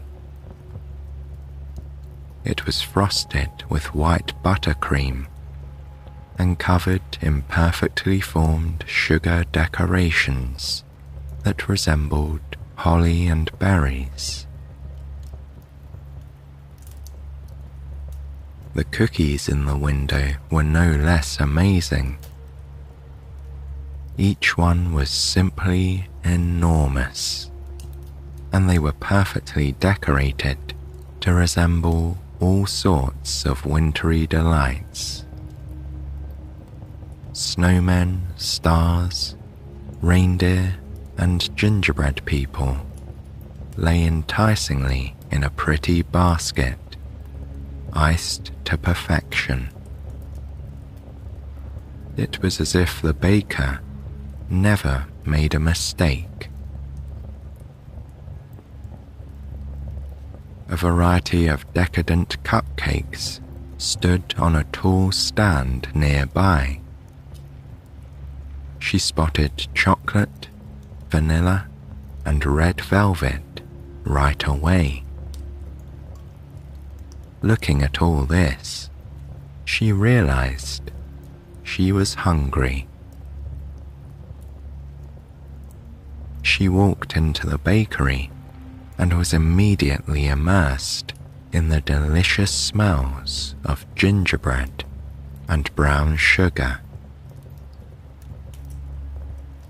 As she neared the counter, she was greeted by the shopkeeper, who called her by name, like they were old friends. "Ellie, what can I get for you today?" she said. Ellie surveyed the display counter, nearly unable to decide. Then she pointed to the cupcake stand and asked if she might have a chocolate one. The woman smiled from ear to ear and winked knowingly. "Your favorite," she responded, handing it to her carefully. Ellie stood a bit uncertainly, wondering if payment would be requested. But the woman merely waved gaily at her and told her to come back again very soon. Ellie waved goodbye, smiled to herself, and took a huge bite of the cupcake as she returned to the street. It was absolutely delicious. The chocolate icing was both sweet and salty, and it melted in her mouth like a cloud of sweetness. She was feeling more festive by the moment. Carrying her cupcake with her, Ellie moved on to see what was inside the general store. This was a building that had been in Jane's Christmas village ever since Ellie could remember. Just as they always had been, little Danny and his dog Buddy were outside. "Hello, Danny," Ellie said to the boy brightly. He turned to her and smiled. "Look, Buddy," he said to his dog. "Ellie is here." Ellie leaned over and patted the little dog on the head. It sat politely, but wiggled back and forth with excitement. Ellie asked Danny what he was doing today. He told her he was waiting there to walk his sister home from the ice skating rink. Turning back to the window of the general store, he pointed at a model train slowly circling the display and exclaimed to Ellie how marvelous it was. Indeed, Ellie agreed, finding the train delightful. Danny whispered to her that he had asked for it as a Christmas gift. Crossing her fingers in front of him, Ellie said she hoped he'd get what he wished for. Danny smiled and nodded his head confidently. He knew he had been very good that year. Ellie told Danny that she was going into the store and waved goodbye, saying she might see him in a little while at the skating rink. She pushed open the front door, and a small silver bell rang to announce her entrance. A smartly dressed man behind the counter looked up from a ledger and greeted her by name. Nodding a friendly hello in response, she looked around the interior of the store. It was just as she had imagined. Dark wooden shelves rose along the walls to the ceiling, which was covered in punched tin tiles. Each part of the shop had its purpose. Bolts of cloth in a rainbow of colours were neatly arranged in one corner. Grocery staples such as flour and sugar were carefully shelved in another. Boxes full of sewing essentials, household tools, and all manner of useful items could be seen in tidy displays. No space was wasted. Ellie got the feeling that she could find just about anything she needed in the charming store. As she was about to leave, the owner called out to her and held out a soft green scarf. "You'll be needing this," he said kindly. She took it and thanked him. He waved at her as if it was nothing, and she left the store behind her, winding the pretty scarf loosely around her neck. It matched her pajamas perfectly. Danny was gone when she came outside, but she could see a woman and a little girl in front of the new sweet shop. They went inside before she got to the shop, but their spot at the window was quickly taken by a jolly cluster of children. They were soon pointing at various items in the window display and giggling amongst themselves. As she walked up, they greeted her. "Hello, Ellie," they chorused. Ellie couldn't hide her smile and asked them what they were talking about. It seemed they were debating the virtues of various sweets. The display was truly a mouth-watering one. Striped candy canes spilled merrily from an enormous jar. Some were just red and white, while others also had green stripes. Large glass containers also featured pretty wrapped lollipops. Just looking at them, Ellie was fairly sure she could identify butterscotch and peppermints. Others appeared to be fruity flavors, glistening from their jars in ruby red, emerald green, and royal purple. A large bowl of gumdrops appeared too lovely to eat. Each sweet was perfectly formed and dusted uniformly with pearly sugar. Standing on their own were several chocolate Santas of various sizes, wrapped in colourful foil. Ellie went into the shop, leaving the gaggle of children outside.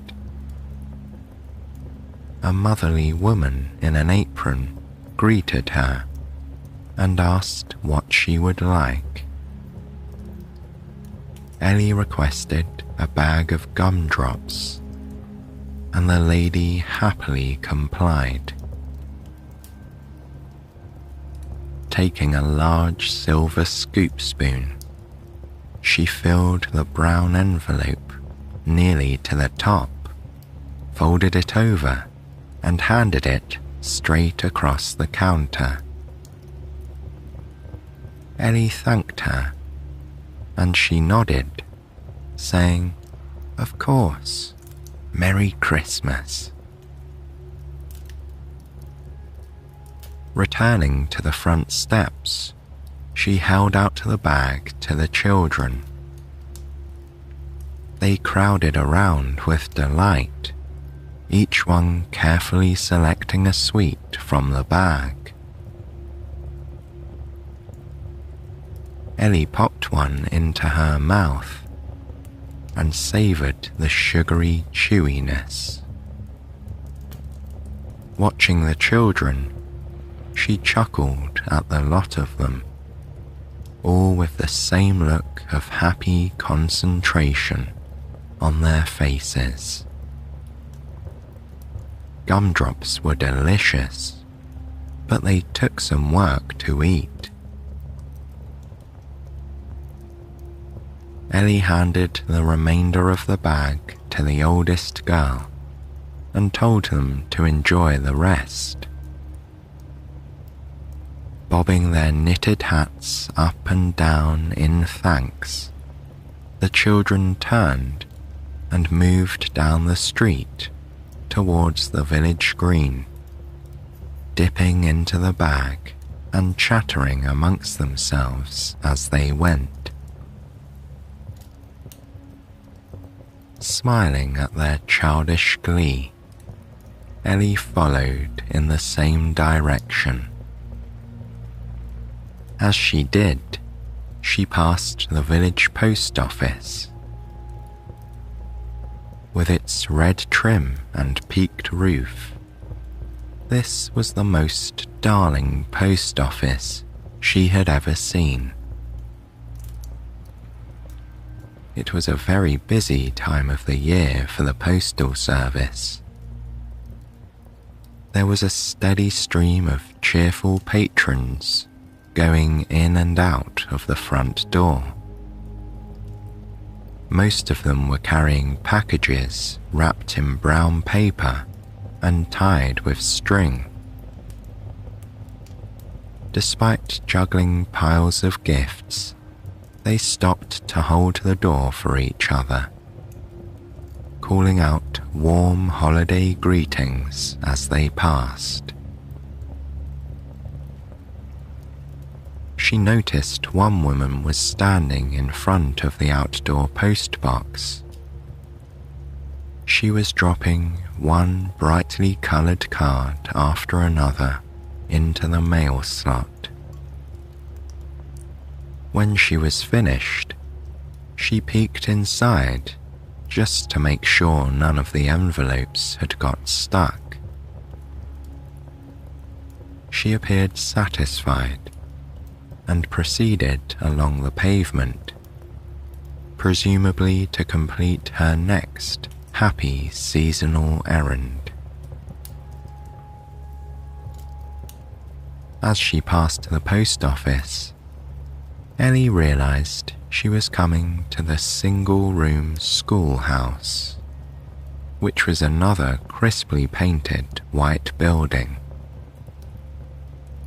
This one, however, had a small bell tower that summoned children to their classes. School was not in session right now, but she could see a few grown-ups entering the building. The windows glowed with golden light. When they opened the door, a chorus of voices could be heard singing carols inside. She closed her eyes and imagined the biscuits and mulled wine that might be waiting at the conclusion of choir practice. Ellie savoured this image for a moment. She opened her eyes when she felt a few cold tingles on her face. To her delight, a gentle snow had begun to fall. She turned and took in the entire high street in a panoramic view. It looked as if the town of Holiday Haven was now cozied up inside a snow globe. She was so happy to be a part of it. The village green was calling to her.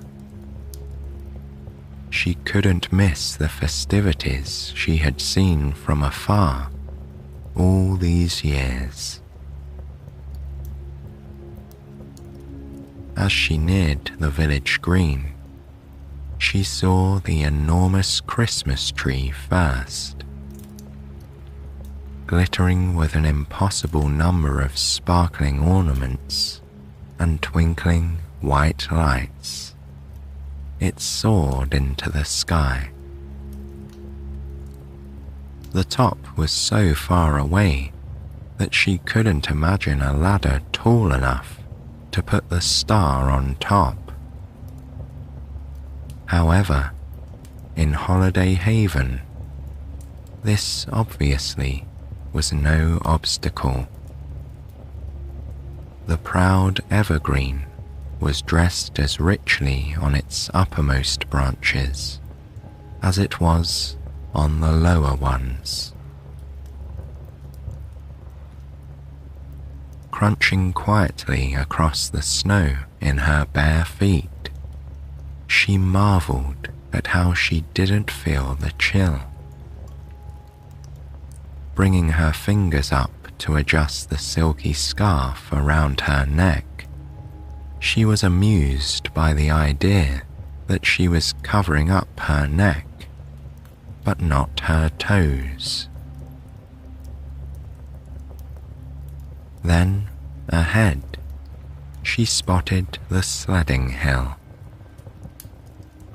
Some of the children from the sweet shop were there, dragging their old-fashioned wooden sleds up the slope, and then laughing wildly as they rode swiftly to the bottom.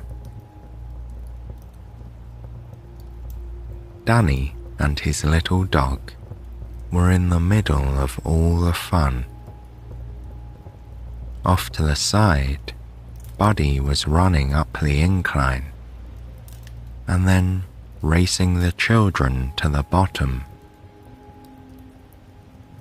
When each ride was over, he would roll excitedly in the snow, and then shake it off again. A short distance from the hill, a few children were busily engaged in making a snowman. With impressive cooperation, they were rolling and stacking snowballs in graduated sizes. As Ellie watched, they managed to hoist one ball on top of the other until they had completed the head. When it was in place, a little boy reached into his pocket and pulled out a couple of buttons and a carrot.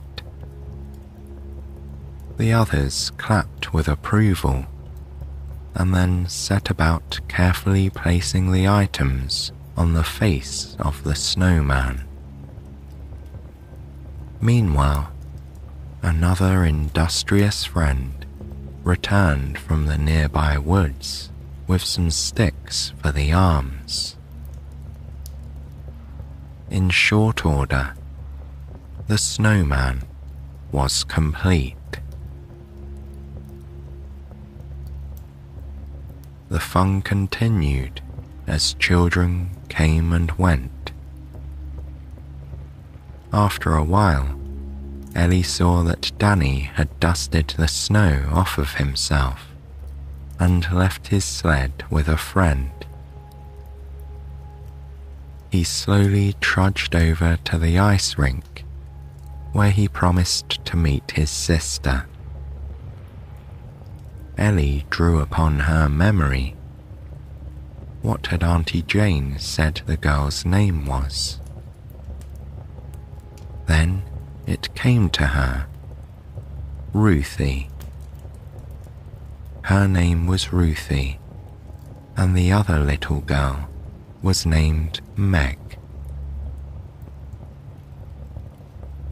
Ruthie and Meg were clothed in plaid woolen dresses and wearing capes with hoods.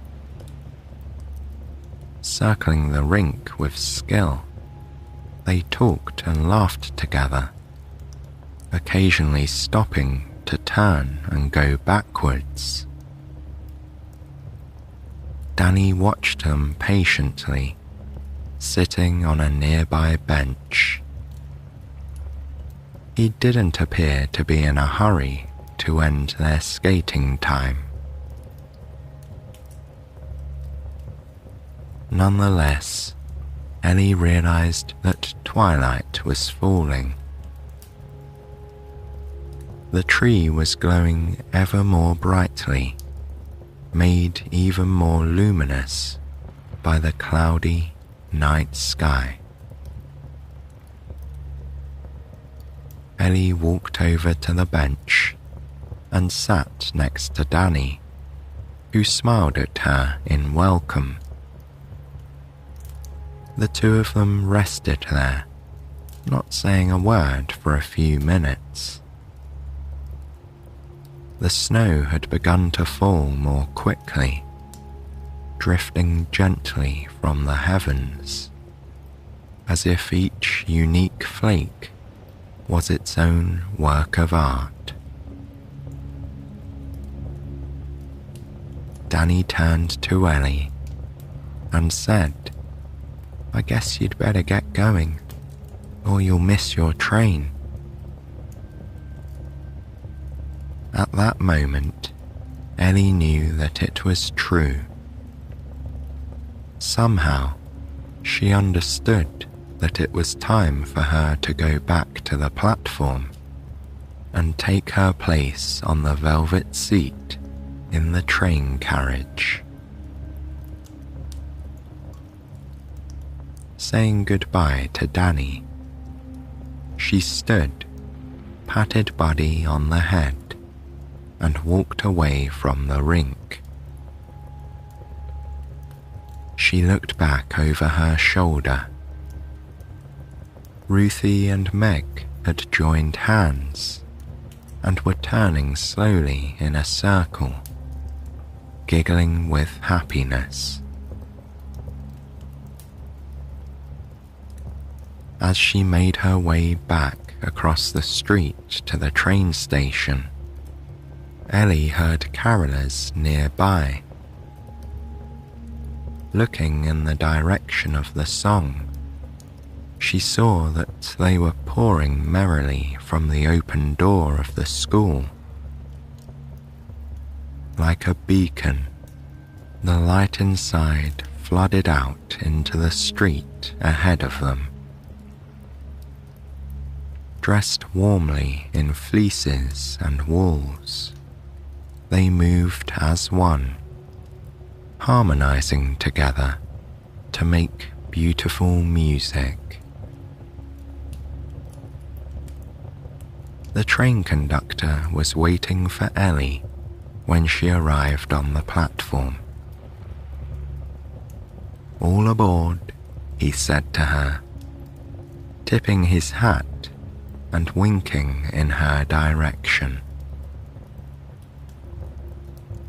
She nodded at him and smiled. Then she went up the stairs into the train carriage and easily found the seat she had been sitting in when she arrived. Even from the train, she could still hear the carolers. Ellie closed her eyes and listened, willing this moment to last as long as possible. Then a whistle blew. The train lurched ever so slightly, and the lights of the village green began to recede very slowly into the night. A thick veil of snow began to blot them out. It fell so heavily now, and as she leaned her head against the soft, red velvet of her bench seat, she sank into a warm and drowsy sleep, enveloped in its silent embrace.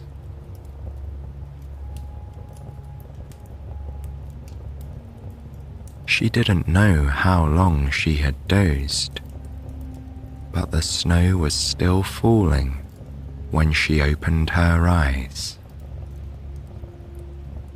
As she became more aware of her surroundings, though, she realized that it was not the snow from outside the train window.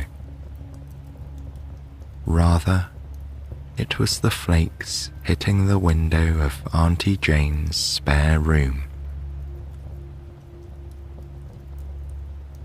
Instead of the receding lights of Holiday Haven, it was the street lamps that were the source of the warm glow shining through the storm. Ellie smiled to herself with the realization that her visit to the Christmas village had just been a lovely illusion. It wasn't morning quite yet though, and she had time left to dream again. She rolled over in the soft bed and pulled the warm covers up to her chin, feeling cozy and snug. And as she drifted back to sleep, she was only dimly aware that she was still hugging a silky soft green scarf in her arms.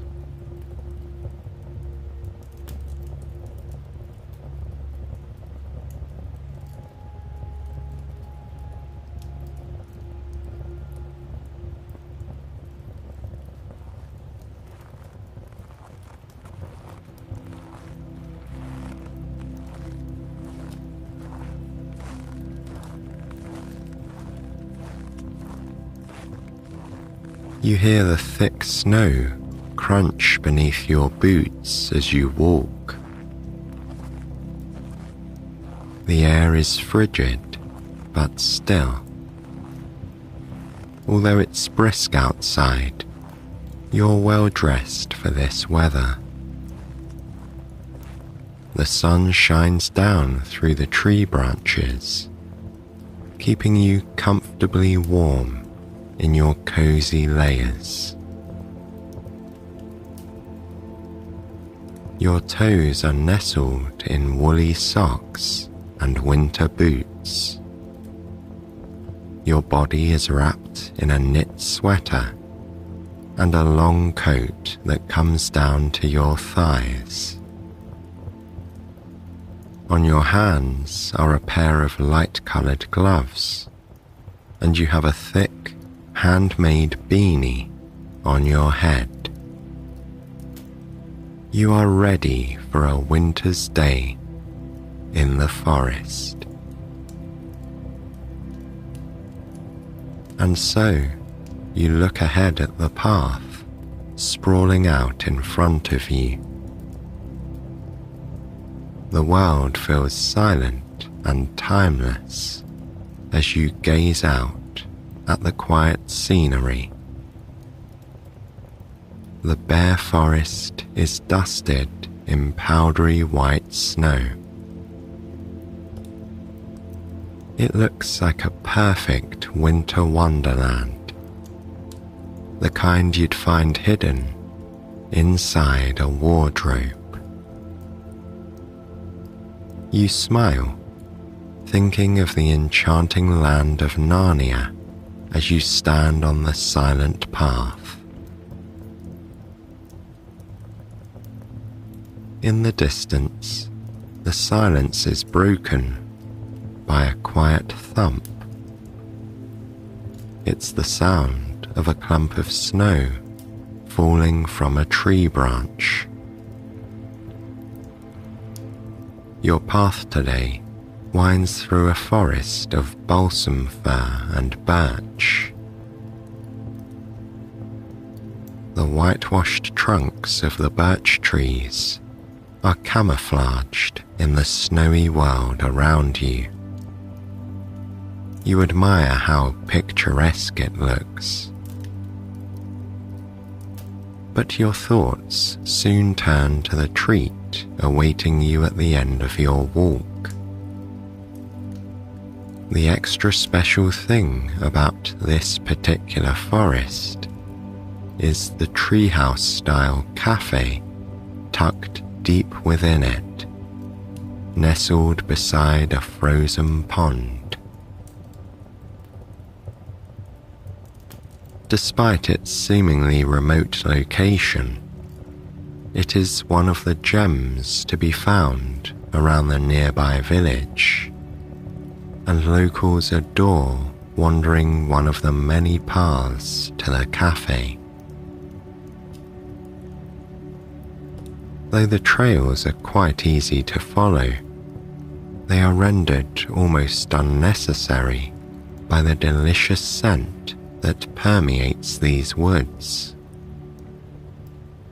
People often say all they need to do is follow their noses, and the aroma of fresh coffee and cinnamon pastries will lead them right to the cafe. You take a deep breath,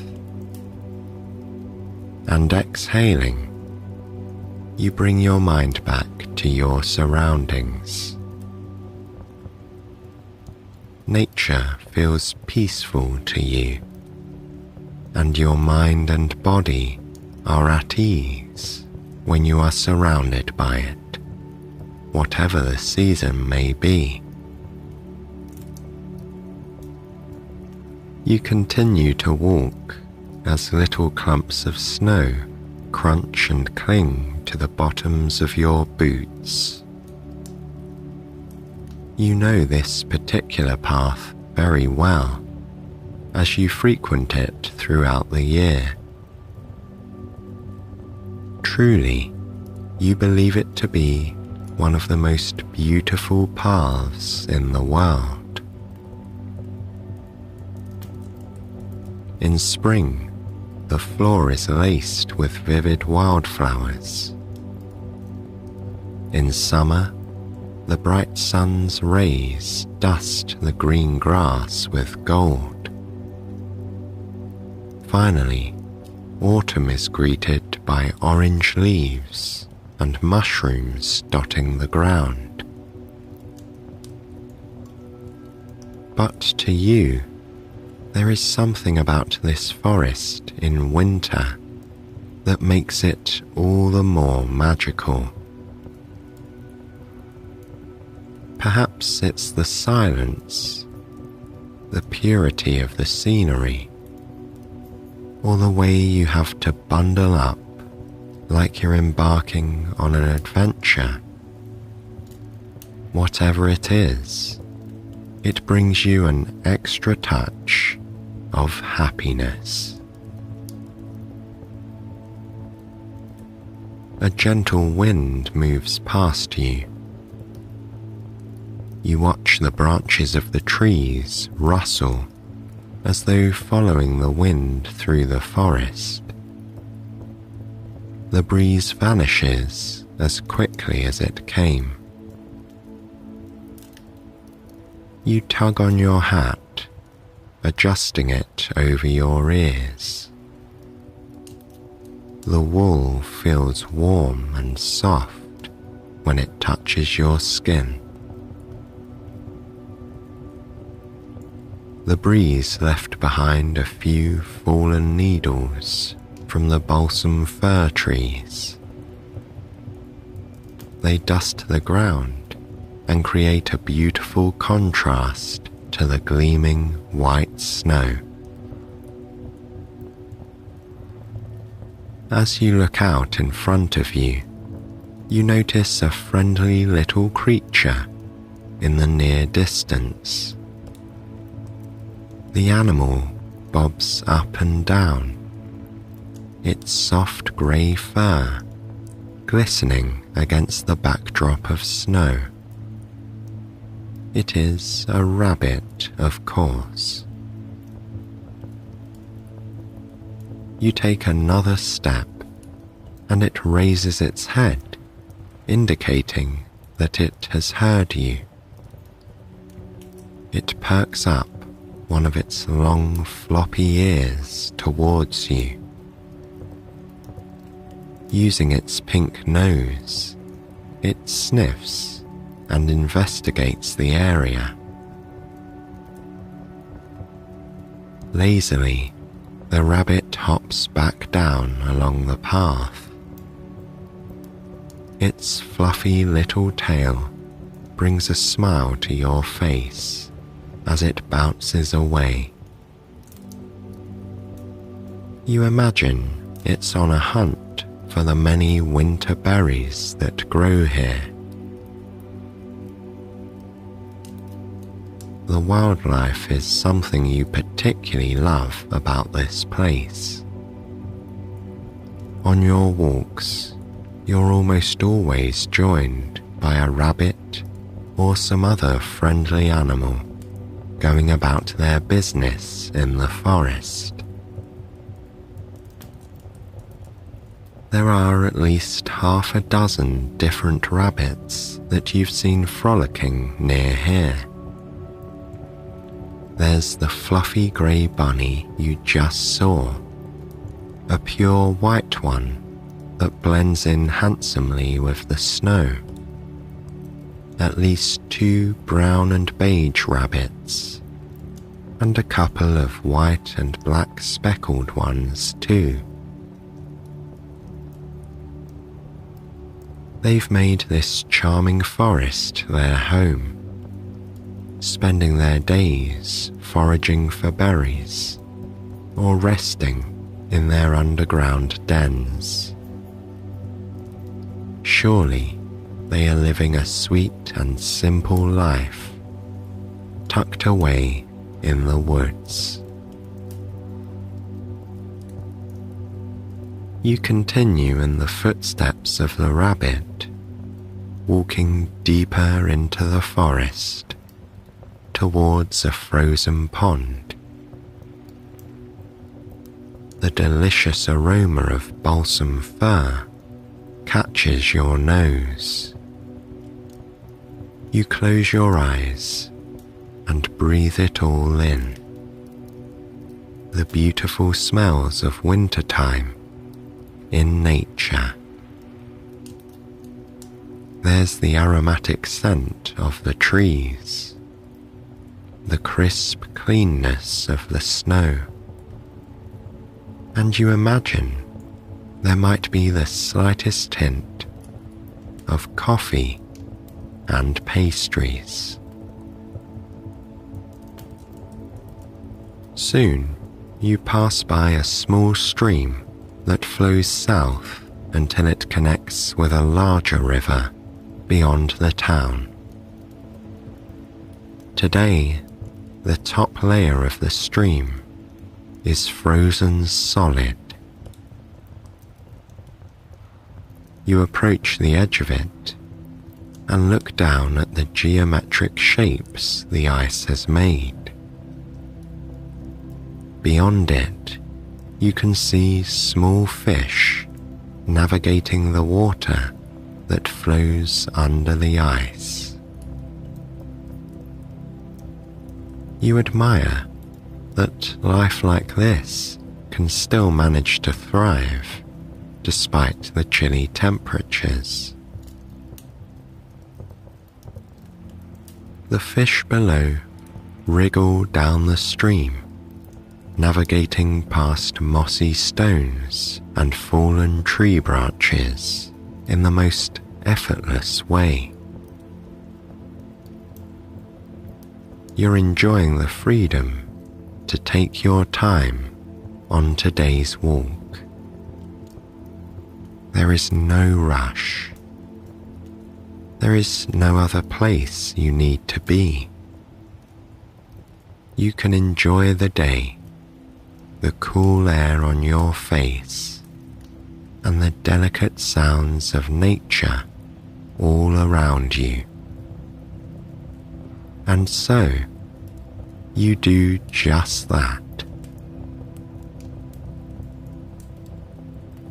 You reach up and cup your cheeks. The warmth of your woolly gloves soothes your skin. You breathe out and see your breath form a cloud, which lingers for a moment. You absolutely love this cold, fresh weather. While you also enjoy the delights of summer, you find joy in the sensation of chilly cheeks, thermal layers, and the blissfully cozy feeling that winter brings. You think it might be nice to have a roaring fire in the hearth when you return home. You'll listen to the sound of crackling wood mingling with some quiet music as you read a book perhaps, or cook some delicious food. Or maybe you'll just doze on the sofa, enjoying your peaceful day to the fullest. But for now, you are here in this blissful moment, walking towards the little cafe tucked away among the trees. This is your own winter paradise. To your left, you hear the snap of a twig. You turn your head to see where the sound is coming from. Off at a safe distance, you spot a large, majestic moose standing in the snow. The animal leans its head down and chews on twigs and needles from a balsam fir tree. You watch its jaw move around as it gnaws on the pieces. Then the moose gracefully lifts up its head. Its antlers sprawl out from the top, and you notice that its thick brown fur is dusted with snow like powdered sugar. It glances over to you casually before turning its head back down to focus on its snacks on the ground. The moose is certainly accustomed to seeing people in the forest. Today is just a particularly quiet day. You tend to see at least a couple of other people on your walks. There are a few regulars. The elderly couple who stroll hand in hand. A man and his daughter who bring their friendly husky with them. And a young woman who sometimes manages to walk and read classic works of literature at the same time. Those are the people you see the most, but there are plenty of others you've become accustomed to over the years.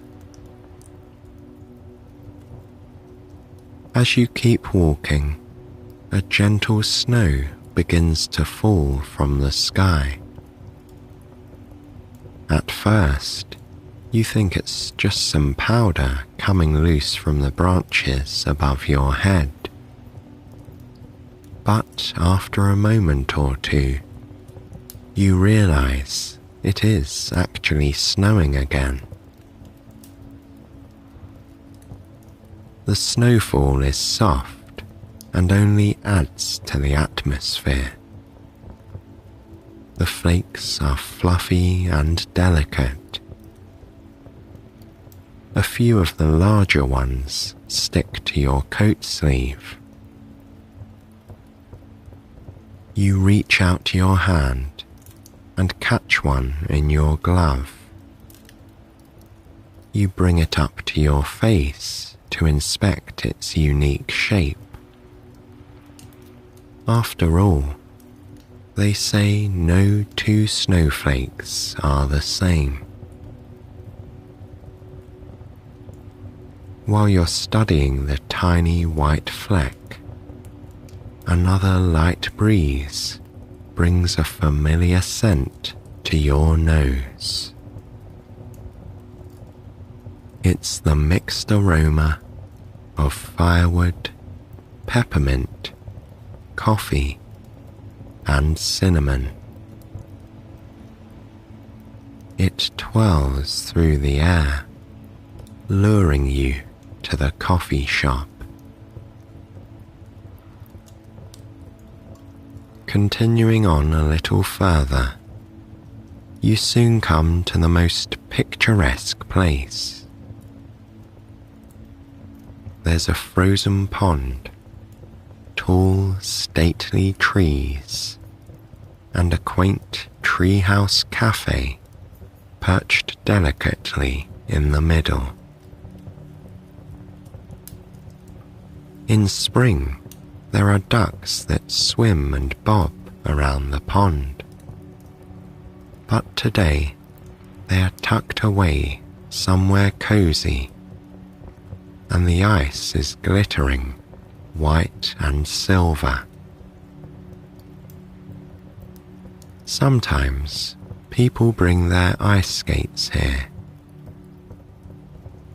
You notice a woman on the left-hand side of the pond. She is resting on a tree stump, slipping on a pair of red-colored ice skates. It's a beautiful day for skating. The cafe itself is a rustic tree house. There are short stairs that wind up to the main level. It's a stunning sight, but somehow the ground floor below it is even more inviting, with a roaring bonfire and log benches surrounding it. Cute fairy lights are strung above the benches, hanging from the trees and adding a touch of twinkling magic. You see the elderly couple you know from your walks, sitting by the bonfire with blankets on their laps, cradling cups of hot chocolate in their hands. You smile and wave to them, and they return the greeting. You love the familiarity of this place. You step over to the bonfire for just a moment, making casual small talk with the couple as you rub your hands together near the flames. You feel the luxurious, tingling sensation of your body warming up. The bonfire area is spacious, with room for at least a dozen guests. You might sit here later, but for now, you'd like to make your way up to the coffee shop.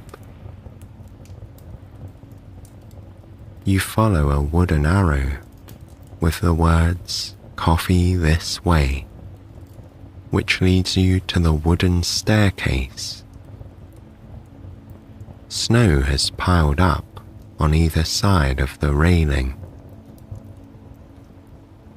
The wooden stairs creak as you head up to the second level.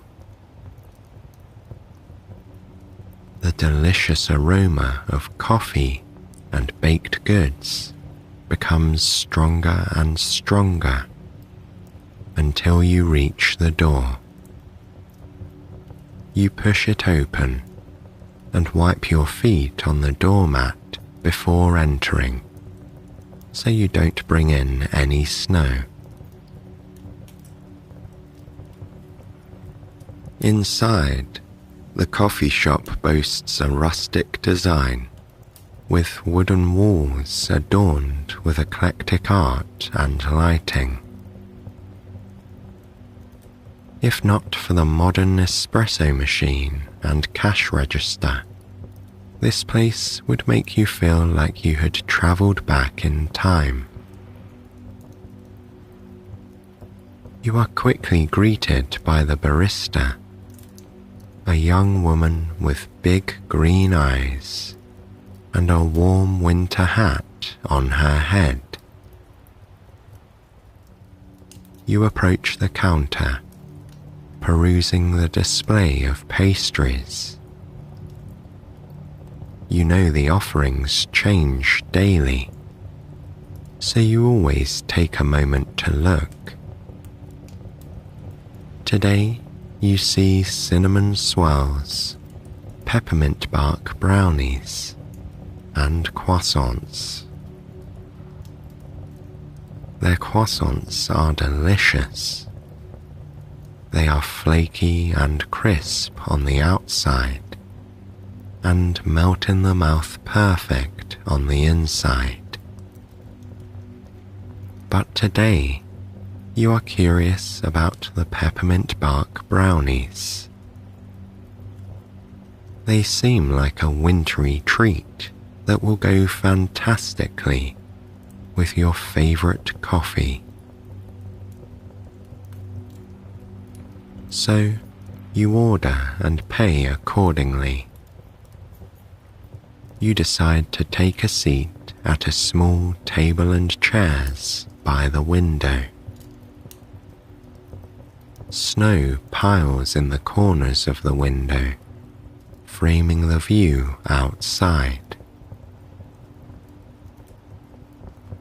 You hear the click and whir of the espresso machine as the barista makes your drink. These familiar sounds are calming to you. Leaning back in your chair, you glance out of the window. The woman who was beside the pond earlier is now gliding across the smooth ice in a seemingly effortless motion. She moves backwards before dipping down and twirling up into an elegant circle at the center of the pond. You watch her hair flowing around her. She reminds you of an old jewelry box you once saw. When the box was opened, a beautiful ballerina popped up and began to dance to a sleepy tune. The ice skater's movement brought this memory to mind. A few moments later, the green-eyed barista brings over your coffee in a white mug. The steam gently flows up from the drink as she sets it down alongside the sweet brownie. You thank her before closing your eyes and taking a deep breath in. You detect the aromas of peppermint, chocolate, and coffee. A delicious combination, you think. You bring the coffee to your nose and feel the warmth of it in your hands. Then you take a small sip. It's perfect. Now it's time to try the brownie. Served at room temperature, it feels soft and dense in your hand. You take a bite, and your teeth glide through it smoothly. You feel the sweet crunch of peppermint every once in a while. It's just as tasty as you had imagined. You spend the next little while enjoying the experience. A sweet treat, a warm drink, the ambience of the treehouse cafe, and the scent of the bonfire, which catches your nose every so often. You also watch the delicate snowflakes fall from the sky as the ice skater continues to glide outside. She seems so carefree, and it fills you with a warm and happy sensation. Once you're finished, you brush the brownie crumbs from your fingertips, wipe your mouth, and wave a cheerful goodbye to the barista before making your way down the staircase. Back out in the elements, you feel the chill of winter against your cheeks once again. But that warm and happy feeling from inside the cafe lingers in your body and mind. The elderly couple has left the bonfire area. You walk over and take a seat. Your body instantly feels cozier next to the toasty, crackling fire. Looking around, you admire the evergreen trees dusted in snow and the bare branches of the birch trees. As you look up, you notice a squirrel munching on something in one of the trees. The squirrel scurries down the bark. It is carrying a couple of nuts. You watch as it dips down into a nearby hole in the trunk. You imagine these squirrels of the forest taking turns foraging for extra meals to keep warm and fed over the frigid winter months. You picture them caring for one another and cozying up in their burrows to keep each other warm. Simply beautiful, you think. Your mind travels to cozying up when you are back at home later, in your own warm and homely den in the countryside. Perhaps you will make a nice, hearty stew before retreating to a good book, nestled under a woolly throw blanket by the fire.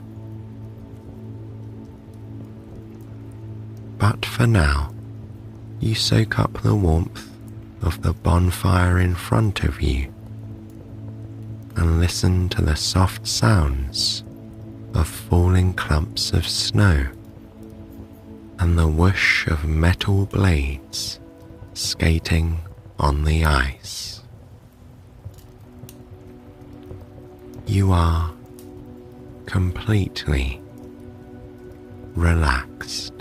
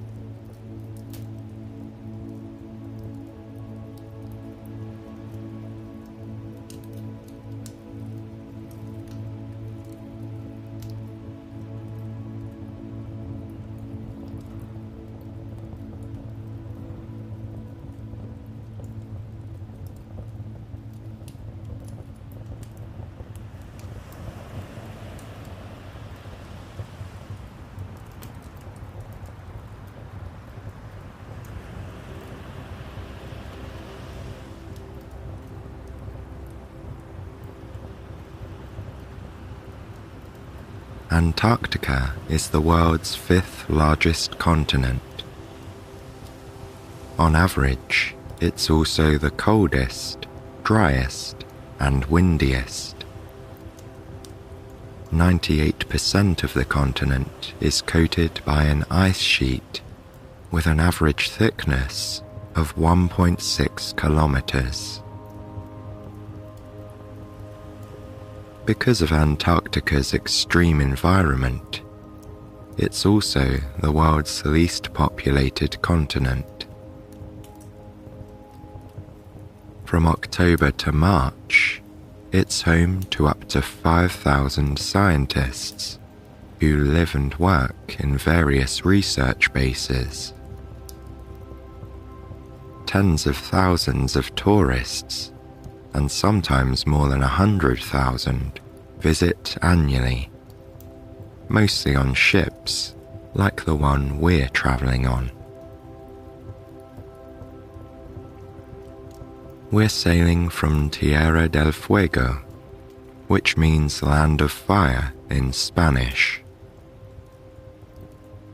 A province of Argentina, the archipelago is located at the southernmost tip of the South American continent. Like many before us, we've sailed from Ushuaia, the capital city of Tierra del Fuego. It holds the title of the world's most southern city and is around 700 sea miles from the Antarctic Peninsula. The town's motto is Ushuaia, end of the world, beginning of everything. It's a saying that you've come to understand well, more so in fact, with each passing day. It popped into your head as you crossed the Beagle Channel soon after disembarking from Ushuaia, and again later on your voyage south as the land behind you faded from sight. There's definitely a sense that you're escaping the modern world and leaving behind its noise and people. And you feel this despite being aboard a very modern cruise ship as one of maybe 100 passengers. You've been on the ship for a few days now, enjoying the food and facilities on offer. There's a gym, a library, a pool and jacuzzi, and your own cozy private cabin. Sometimes you've thought of the past explorers who've traversed the seas in less comfortable surroundings,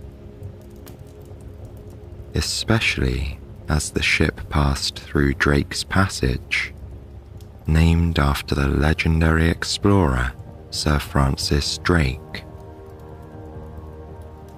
Drake's ship, the Golden Hind, was blown here by a storm in the Pacific. He would later return with news for England that there was open water below South America. It's a narrow stretch of rather volatile water, as likely to be choppy as it is to be calm. Luckily for you, it's most definitely the latter. The sea is as peaceful as the most tranquil lake. The trip has been planned to coincide with good weather. You're traveling in early January, in Antarctica's summertime. Covering 20% of the southern hemisphere, the continent only has summer and winter. Due to its position and the tilt of the Earth, winter is a time of near constant darkness. The opposite is true in the summer months. In January, the sun never sets at all. Winter runs roughly from April to September, while summer is from October to late March. It's one of the reasons why January is a popular month with tourists.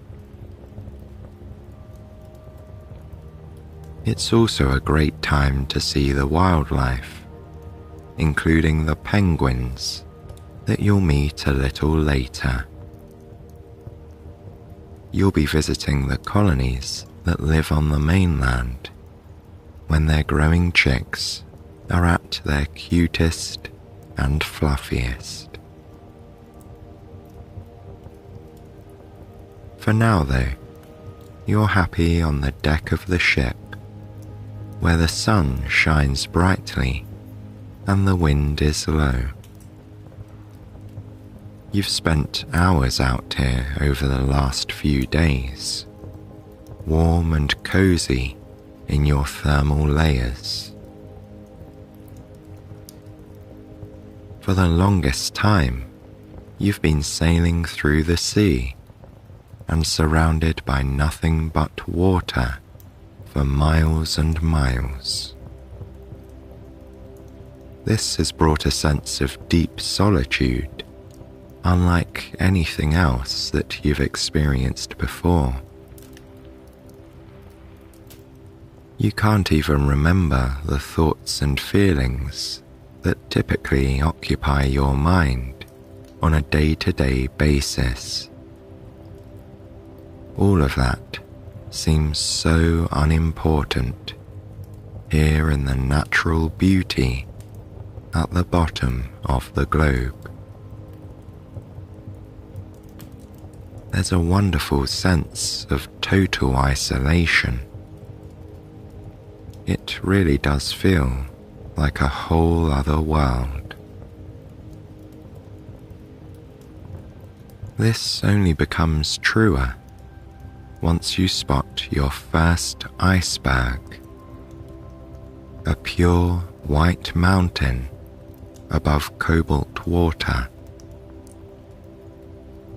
A glimpse through your camera allows further inspection, and you realize that the iceberg is not uninhabited. It's home to a flock of birds, pigeon-sized snow petrels, sitting quite happily on the icy surface.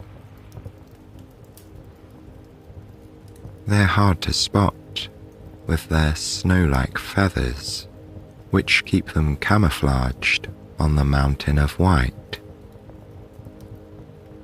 but their eyes and bills are as dark as the nighttime and contrast beautifully against bright white feathers. They were first described in 1777 by the German naturalist Georg Forster. Along with his father, he'd been invited to join the crew of Captain James Cook on Cook's second attempt to circumnavigate the globe. The British explorer was the first to cross the Antarctic Circle in 1773. Though he never actually saw the frozen continent, despite being 150 miles away from the mainland. Instead, the credit for that goes to a group of Russians, led by Fabian Gottlieb von Bellingshausen and Mikhail Lazarev. They set foot on the mainland in 1820 and discovered the Fimbul ice shelf as it's known today. Fimbul is a word from Old Norse, meaning giant or mighty. It's an appropriate name for the wall of floating ice, 200 kilometers long and 100 kilometers wide. It's magical to think that you're following in the path of these adventurers. You try to imagine how they must have felt coming across such wonders, charting land and waters previously unseen. And you get a sense for it as land appears beyond the shimmering sea. These Antarctic islands are the South Shetland Islands. They're just 65 sea miles north of the mainland. This is only a taste of what's to come, but already there's a view that might be called breathtaking.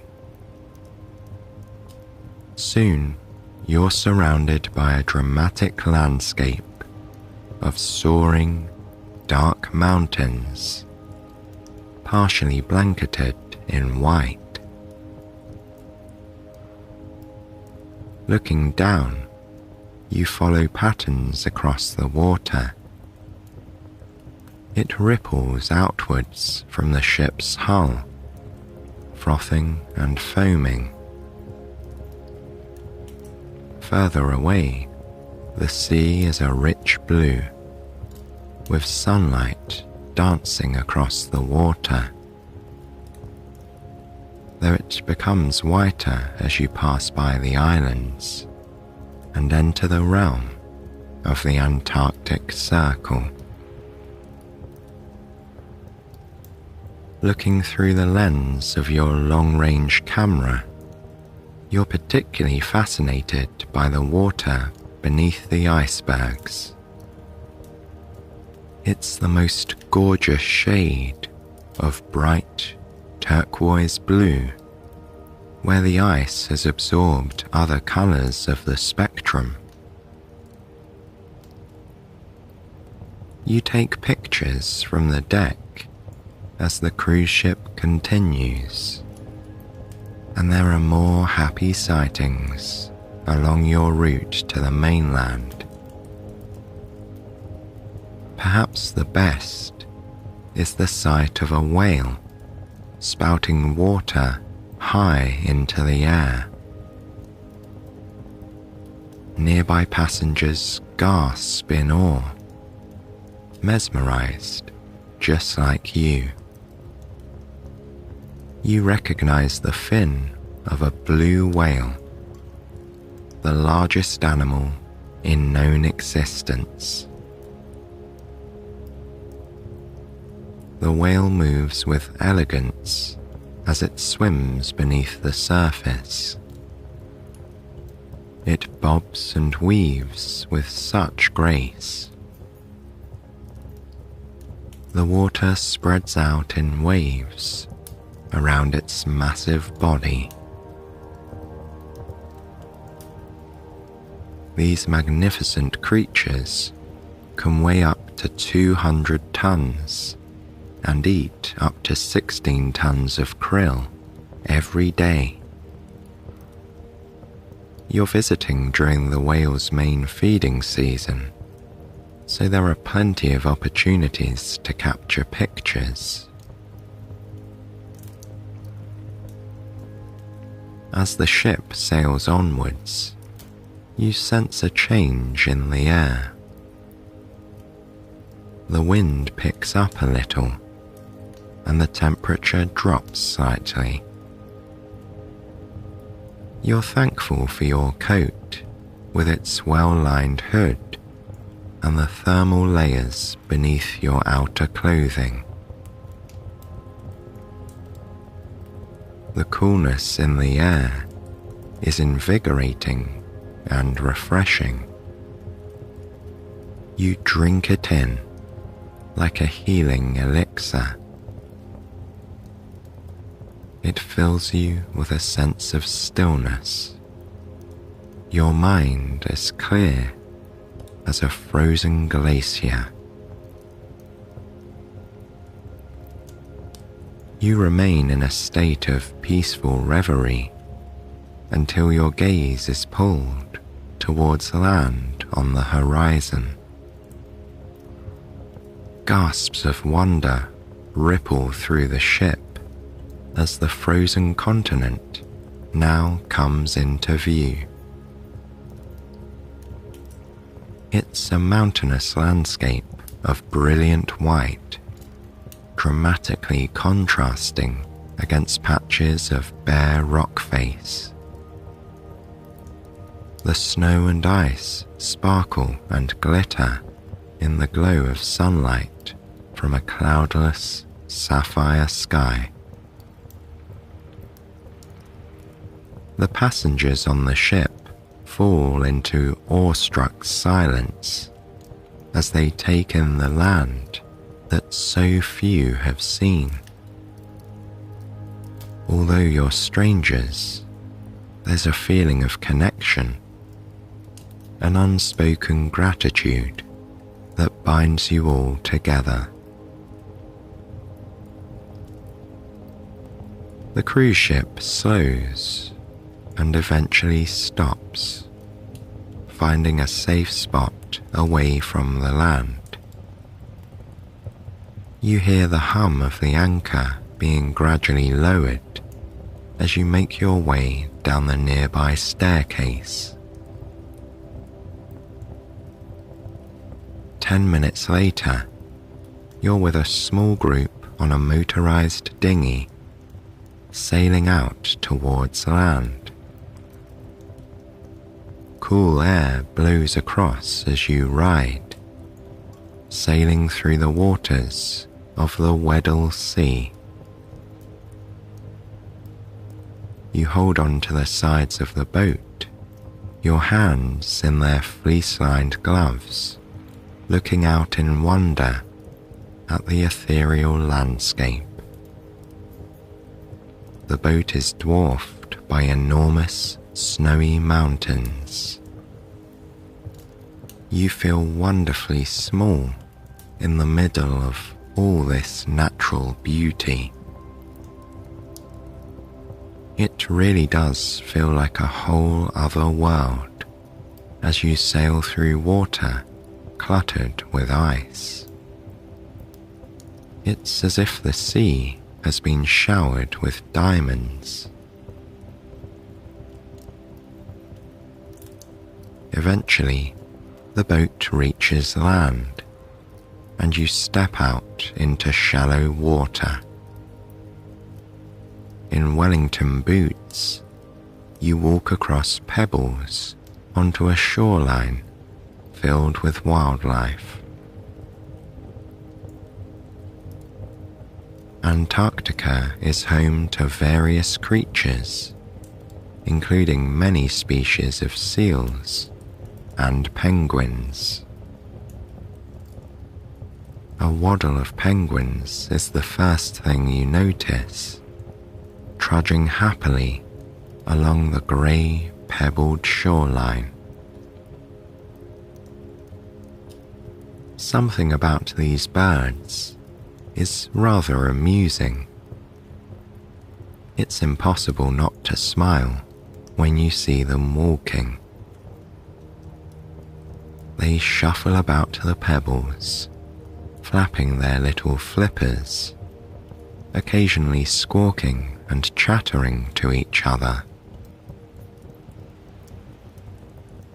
You're told that they are a species of Adelie penguins. They're common across the continent and found only here. Adelie penguins are named after the wife of a French explorer who was the first to spot the birds in 1840. Among the group, you see adults and chicks. The fully grown birds are around 70 centimeters tall. To put that in perspective, it's around 28 inches, the equivalent to 6 beverage cans piled vertically in a tower. We might call them mid-sized birds. They are taller than the rockhopper penguins, who have red eyes, orange beaks, and bushy yellow eyebrows that jut out rather wildly. One of the smaller species, rockhoppers, grow to around 50 centimeters, or 20 inches tall. So the Adelie is taller than the rockhopper, but smaller than the continent's most famous residents, the emperor penguins. These regal-looking birds are the tallest of the species, at 100 centimeters in height, or 39 inches.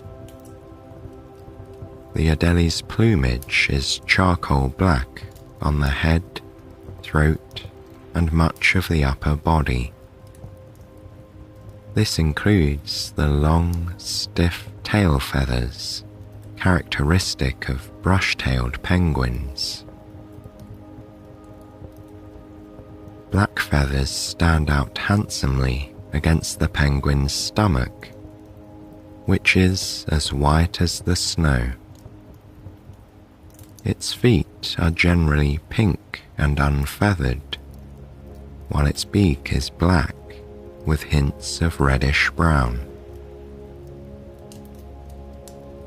Most captivating of all are the bird's eyes, where a bright white ring encircles a black iris. The white appears blue in the summer sunlight, an illusion like the turquoise below the iceberg. Alongside the adults, there are smaller chicks hatched from eggs only in December. Adelie chicks are among the fastest growing, appearing similar to adults after just 7 to 9 weeks. They're recognizable as chicks because they tend to be smaller and have a bluish tint to parts of their plumage. And their eyes are black without the white ring. which doesn't develop until they're roughly a year old. The chicks go through a process known as fledging, the first instance occurring after just 10 days. That's when they shed their silver feathers, exposing the layer below of smoky grey down. The oldest chicks here are maybe 7 weeks old and going through fledging for the final time. They are partway through shedding their coat of baby feathers, and the result is both adorable and amusing. Many of the younger chicks seem to have mohawks, thick, fuzzy and grey, atop smooth little heads. Others have grey feathers on their white stomachs, like bow ties and waistcoats on their tuxedo-like plumage. You also notice how the birds move around, waddling clumsily across the beach of pebbles. They totter over rocks, squawking as they go, like bickering children out on a day trip. Meanwhile, their parents shuffle nearby, a little more coordinated, but still appearing awkward. Of course, they are creatures that are built for swimming. When they glide through the water, it's with the grace of dancers. You wander along the pebbled coastline, occasionally pausing to take a picture. The animals are apparently unbothered by your presence and go about their business as if you weren't there. You take multiple photos of the Adelie penguins, including the chicks with their mohawks and waistcoats. You spot another with feathers trailing from head to tail, as if he's draped in a grand fur coat. Further ahead, you see a group of penguins tobogganing on their bellies through a blanket of snow. They propel themselves along with their feet and flippers, almost like they're swimming across the land. You're able to capture some magical scenes, images that will be etched on your memory forever. Your favorite is of penguins lined up single file, like people at a water park queuing for a ride. They're waiting on an icy cliff edge, taking it in turns to dive into the sea. The adult Adelies are expert divers, reaching depths of 150 meters. The deepest dive recorded is 180 meters. That's more than the height of the Washington Monument in Washington, D.C., and St. Paul's Cathedral in London. They can also hold their breath for up to 6 minutes and swim at speeds of over 9 miles per hour. These are useful skills when hunting for food, both for themselves and their growing chicks. They really are the most lovely little creatures. You lose all track of time as you're watching their movements. If it weren't for the pictures, you'd think it was a dream.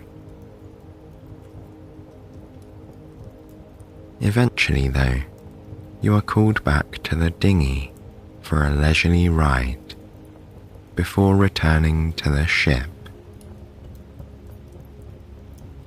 You sit on the side among a group of 8 people. Everyone is smiling, including the crew. It's late afternoon, but there's no need to rush. The day is as light as an early summer morning, so you're free to enjoy a scenic boat tour around the mainland and various islands. Everywhere you look, the view is just magical, from the landscape itself to the creatures who live here. Even the sky is a sight to behold, filled with unique seabirds. The captain points them out as wandering albatrosses. They have the greatest wingspan of any bird in the world. With snow-coloured bodies and black and white wings, they fit right in with the local wildlife. You follow the path of this trio of birds as they glide effortlessly through the clear blue sky until they disappear behind a rock face where your gaze is pulled down back towards land. You observe a stretch of darkened rock. It runs down from the cliff top like a river of silver. It's a place you saw earlier from the deck of the cruise ship, and from there it appeared empty. Now that you're closer, you realize that this couldn't be further from the truth. The entire cliff face is crowded with penguins, all roughly the same distance apart. They remind you of people sunbathing on a beach, seemingly content to gaze out to sea. Though instead of deck chairs, they are seated on rocks, those that they've collected to form little nests. You also see gaps dotted around the cliff face, where snow petrels are nesting in makeshift caves.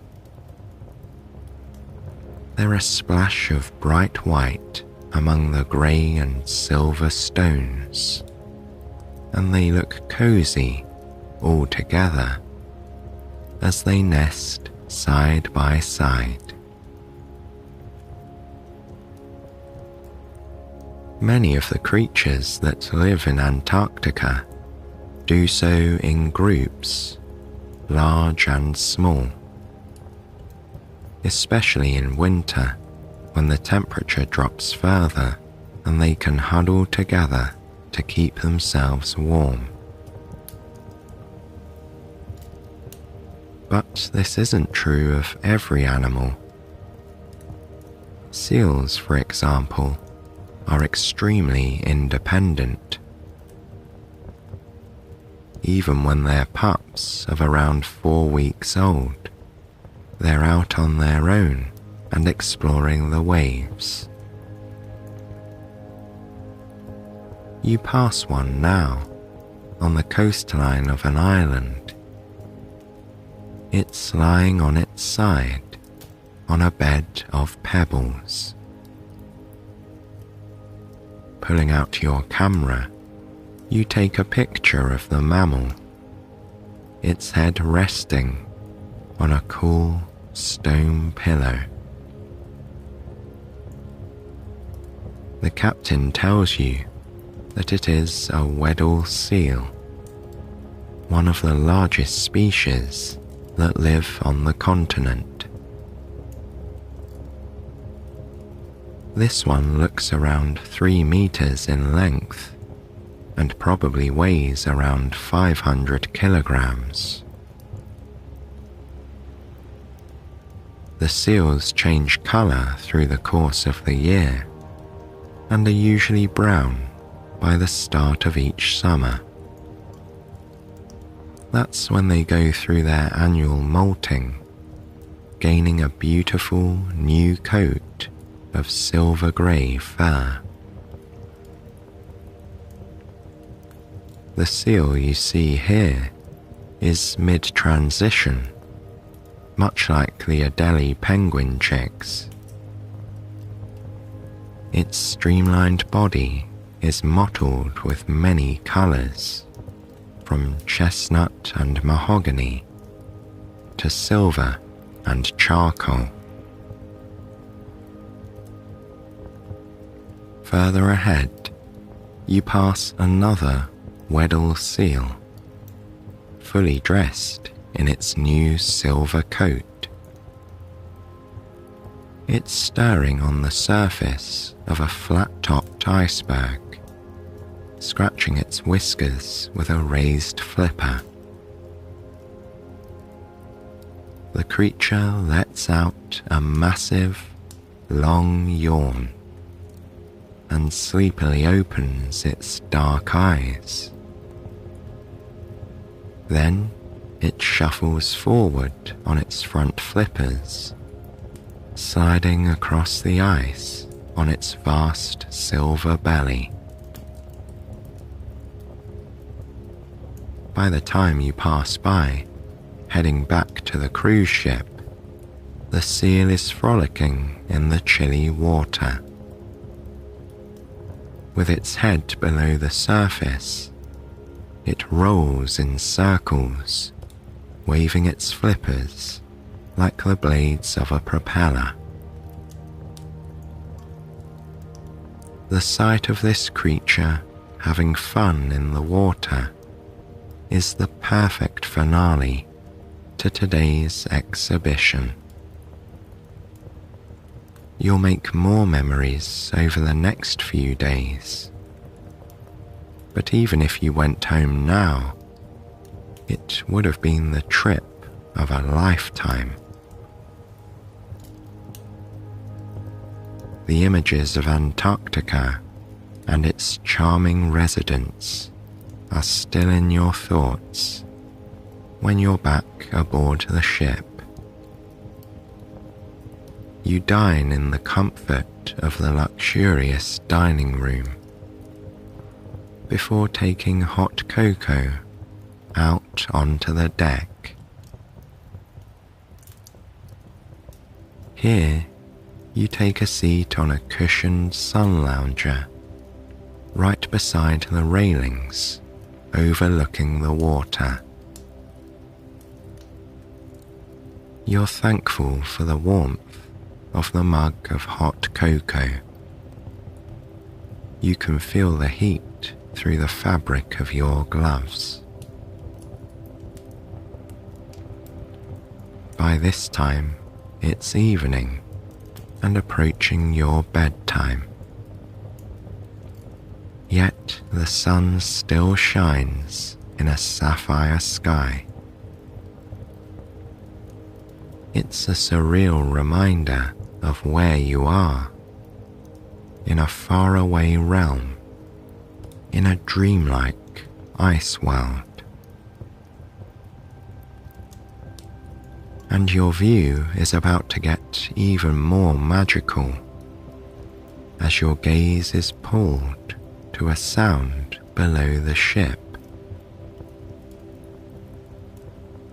Water showers upwards from a whale's blowhole, spraying out in a fan shape as if from a fountain.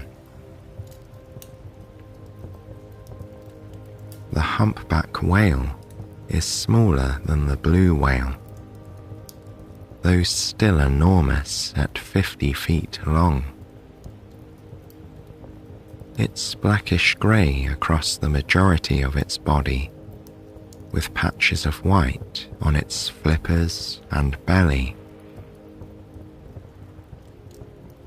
Its long white flippers are visible from above as the whale bobs just beneath the surface. More white is visible on the underside of its tail, which you're able to see as the whale dips down. It's only now, as you're watching its tail, that you realize the humpback isn't alone. It's joined by its family, another adult and youngsters. They appear to be resting beside the moored ship. You are struck by a feeling of intense gratitude as you sip from the mug of your sweet, warm cocoa. Of all the places these creatures could settle, they chose to rest right beside your ship. By the time you've finished your drink, you can see them sleeping not far below the water.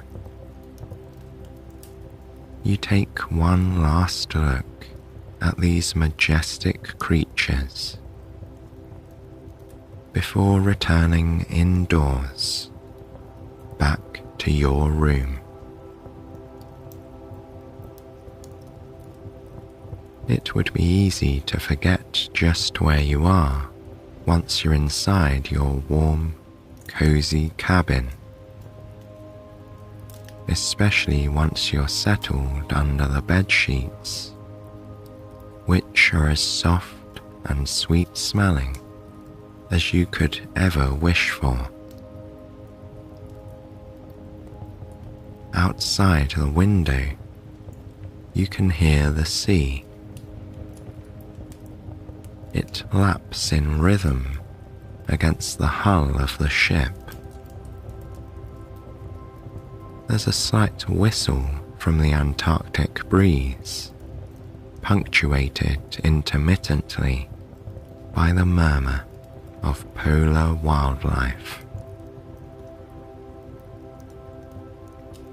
You close your eyes and pull the sheets around you, turning your mind over various images. You see penguins with mohawks and the wings of an albatross, and the family of whales sleeping beside the ship.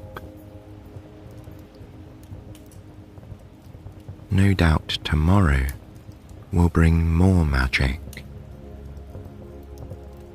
But for now, you are ready to surrender to sleep. Perhaps it's because you've been outside in the cold. But now you feel as warm and toasty as it's possible to feel. All it takes is a few gentle breaths in and out, and very soon you can feel yourself shifting into a state of deepest slumber.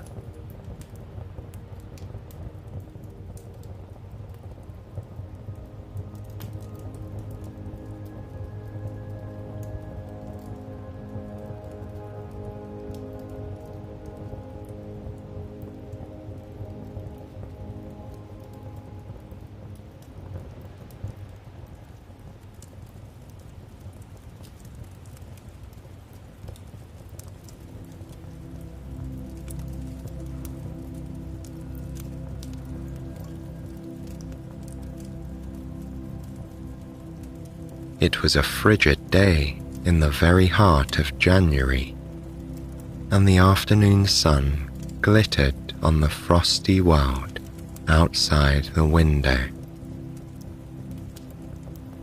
Leaving his wooden chair at the rustic kitchen table, Abel pressed his nose against the glass.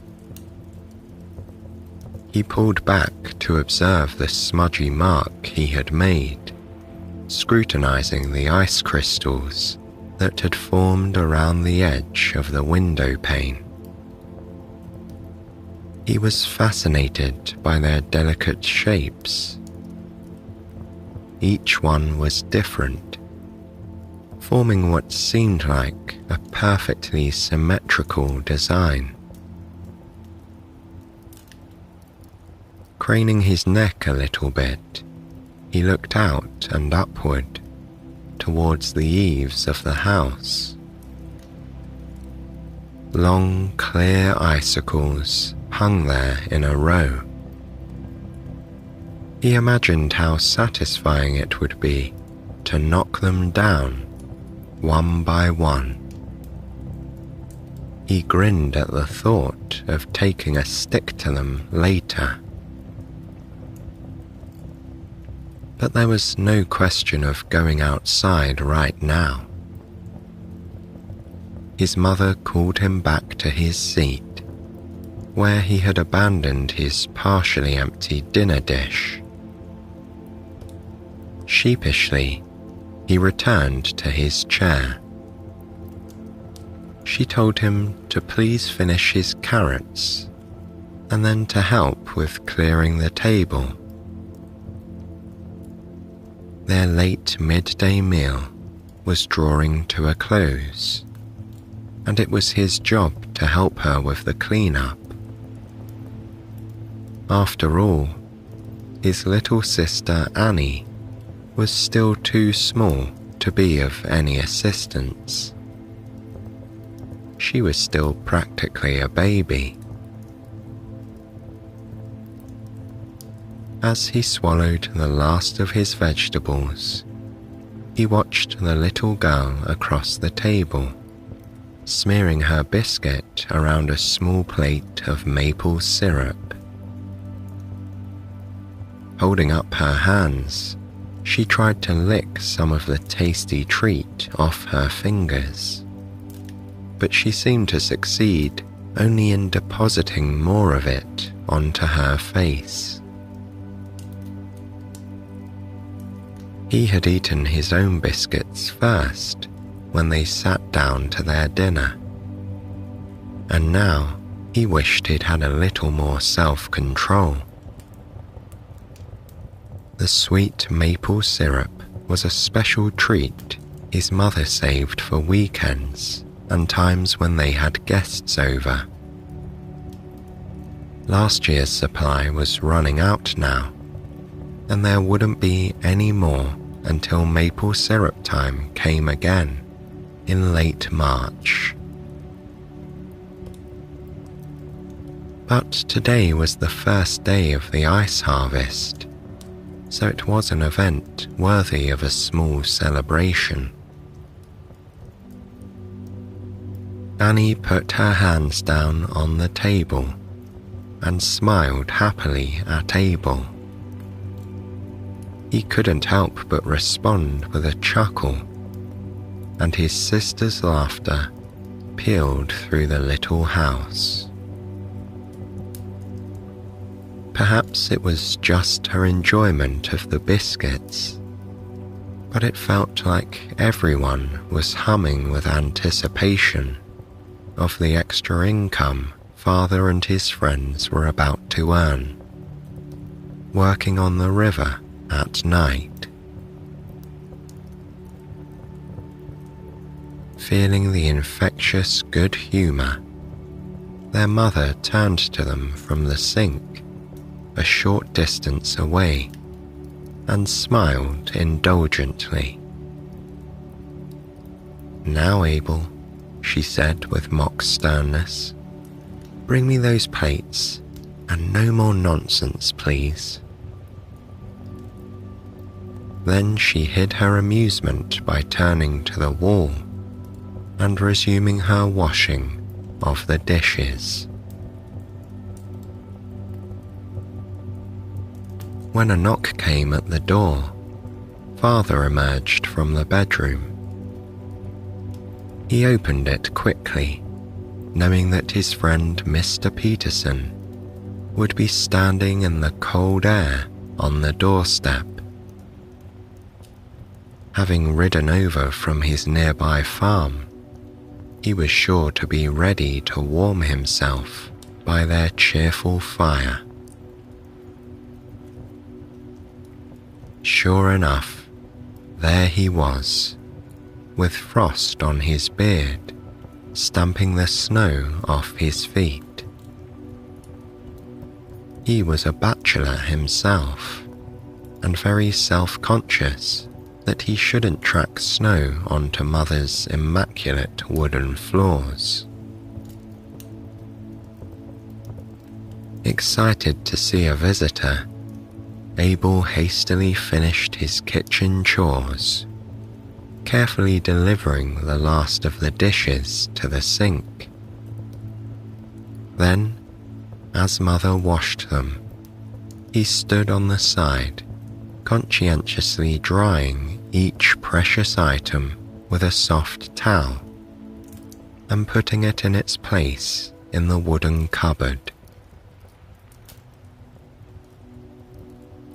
Although he appeared to be fully concentrating on the task at hand, his ears were alert to his father's conversation with Mr. Peterson as the two men settled in comfortably by the fire. "Here, let me take your boots so you can get those socks nice and dry," Mother said to their visitor. "It'll be no good to go out there tonight in those temperatures with damp feet." Thanking her politely, Mr. Peterson handed over his boots and stretched his feet closer to the hearth. Having set them aside, she went about making some coffee, finally releasing Abel from his tedious chores at the sink. "Come and sit by the fire with us, Abel," Father said with a twinkle in his eye. He knew that his son would be eager to listen in on the conversation among the adults. The area where they lived was populated with small farms, and the weather made neighborly visits less frequent at this time of year. Just to see a new face was exciting, let alone to hear any local news the friend may have brought along. Abel pulled over a stool and settled in his favorite spot, not too close to the crackling fireplace, but near enough to feel its glow. His dinner left him feeling pleasantly full, and having all these grown-ups around in a good mood made him feel safe and warm. The two men discussed the recent activities of the holiday season, the plans a neighbor had for a new barn, and the prospects for the crops during the coming year. Mr. Peterson had managed to produce enough corn last year that he'd made some extra money selling some of it to a cannery. Father nodded thoughtfully as Mr. Peterson spoke of how popular canned corn had become, and urged his friend to consider planting more. Abel himself had made some money the previous fall, husking corn at a neighbour's farm. He had been so proud to bring his earnings home to his parents, who had saved them in a special jar, saying it would help them out on a rainy day. Between raking blueberries, picking apples, and shucking corn, summer and early fall were definitely the busiest season for the folks in the area. Almost everyone had a couple of dairy cows, and Abel was responsible for helping with milking and caring for their own family cows year-round. Mother also kept chickens, which provided them with enough eggs that she was able to sell a few here and there, using the money from the surplus to buy other things. But winter was definitely a slow season for everyone on the farm, and that's why the ice harvest was so welcome in January.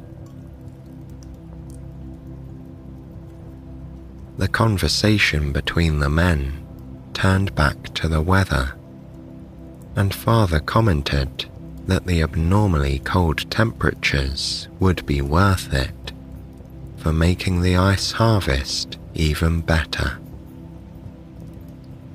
Mr. Peterson nodded his head in agreement, briefly swaying backwards in the rocking chair and raising his chin to thoughtfully regard the ceiling.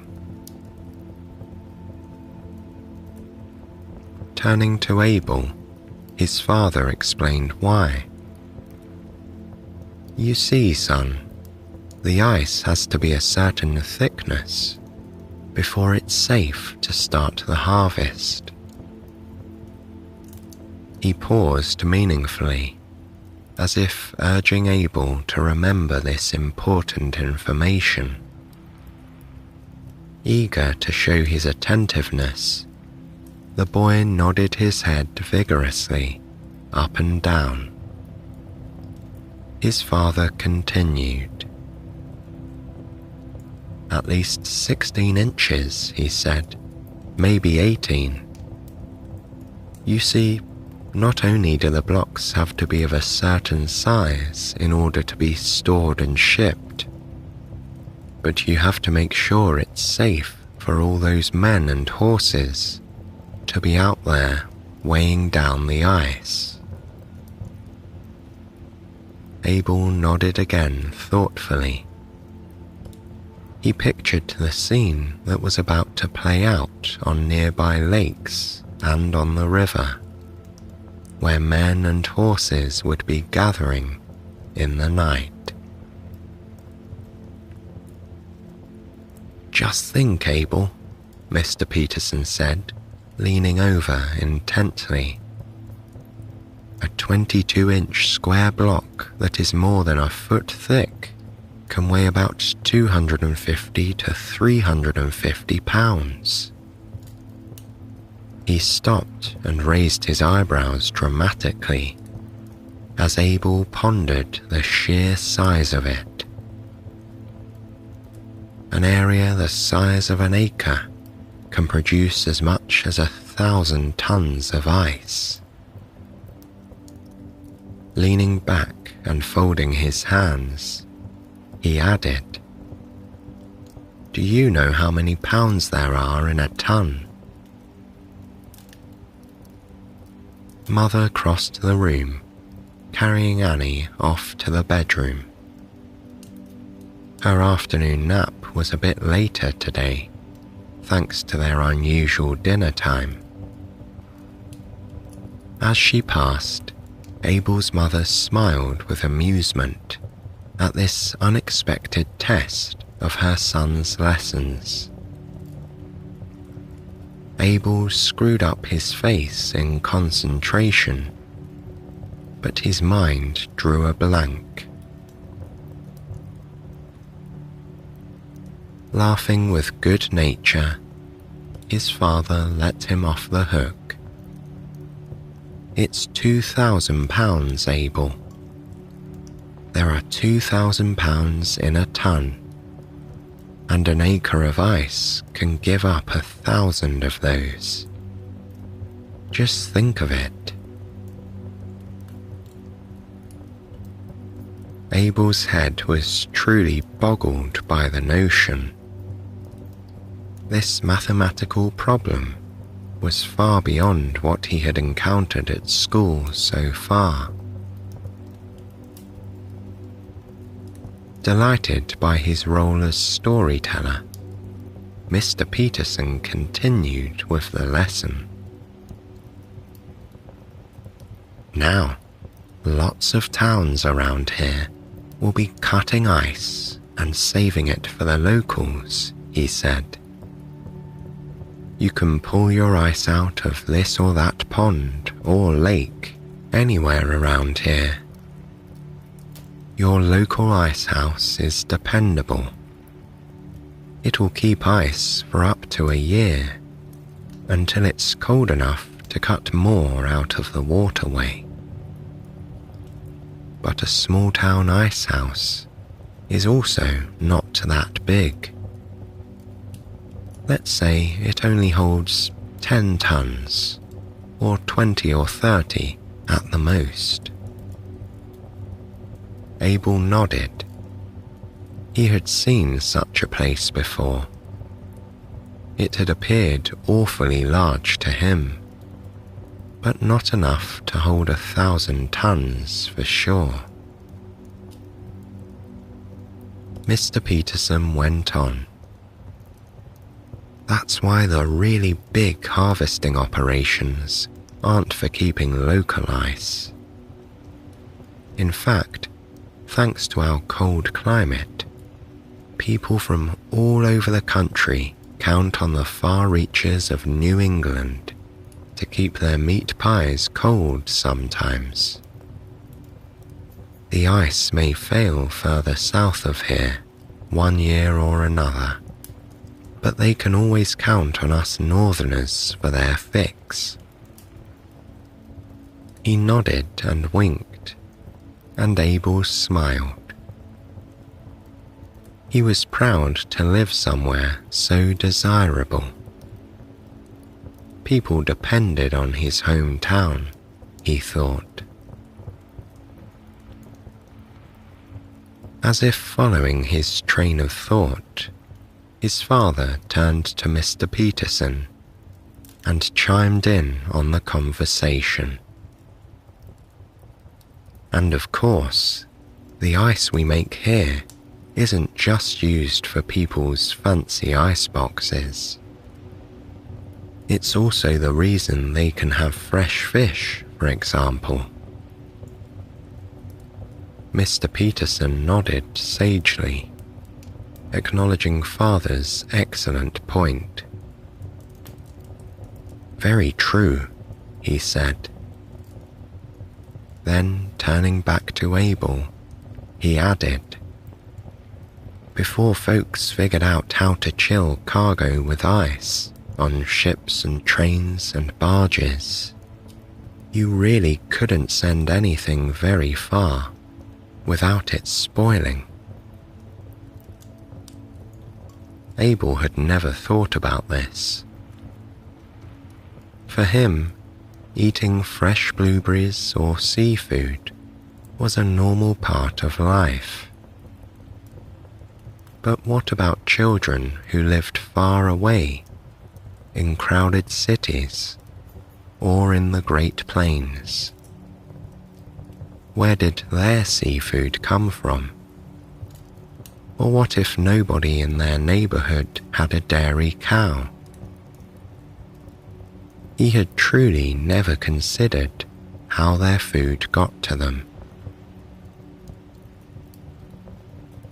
Mr. Peterson broke into his reverie by saying, when railroad cars ship food across the country, that cargo needs to be re-iced pretty often just to keep the contents cool. In the summer, it can be every 200 to 300 miles. Abel tried to picture the ice melting in these railroad cars and then being replaced with frosty new blocks. But Mr. Peterson had an even more surprising bit of information for him to process. You know, Abel, these big businessmen in places like Boston don't just sell ice to Americans either.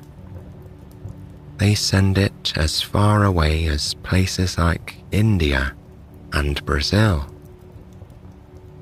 Someone way out in the tropics can get an apple we picked right here in New England. And it's all because of the ice that's there to chill it. Well, this was a truly mind-boggling revelation, Abel thought. That something like an apple, a snack he would grab off of a tree on his way home from school, could be sent as far away as the tropics. The modern age was full of miracles, he told himself wonderingly. Father and Mr. Peterson were talking again. Abel refocused on their conversation to hear what they would say.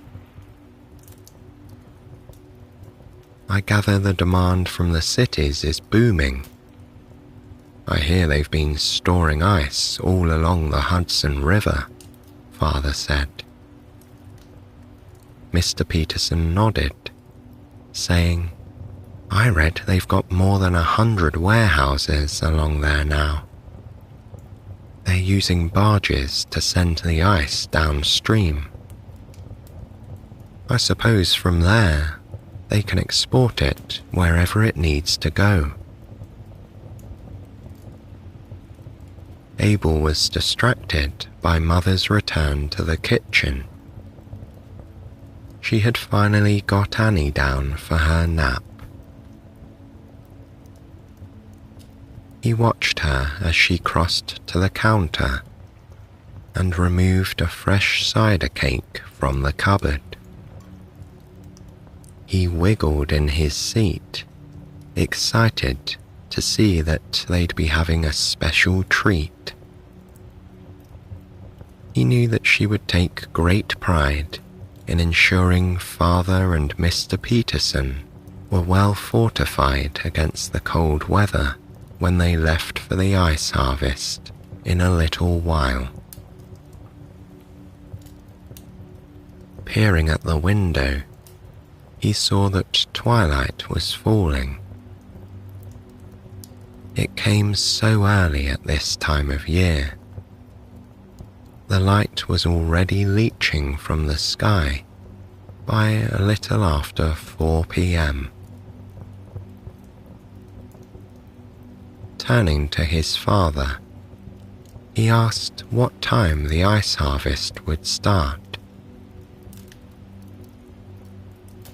Mother appeared between the two older men and offered each of them a plate with a healthy slice of cake.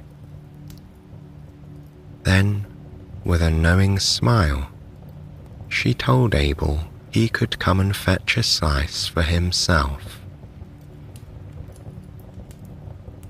Father left his son's question momentarily unanswered as he and Mr. Peterson took a bite of their dessert.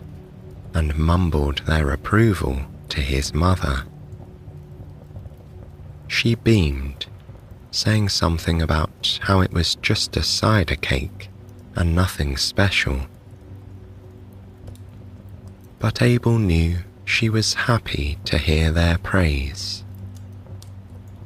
Mother was well known in the area for her excellent bakes.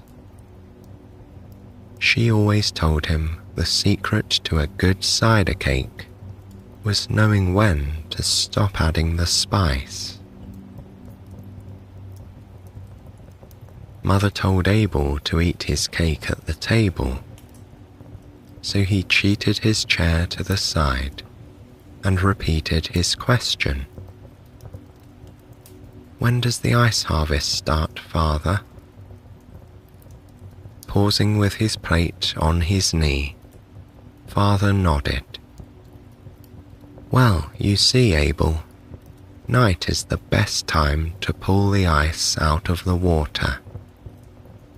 Sure, there are places where they'll harvest around the clock, but really, the ice is thickest at night."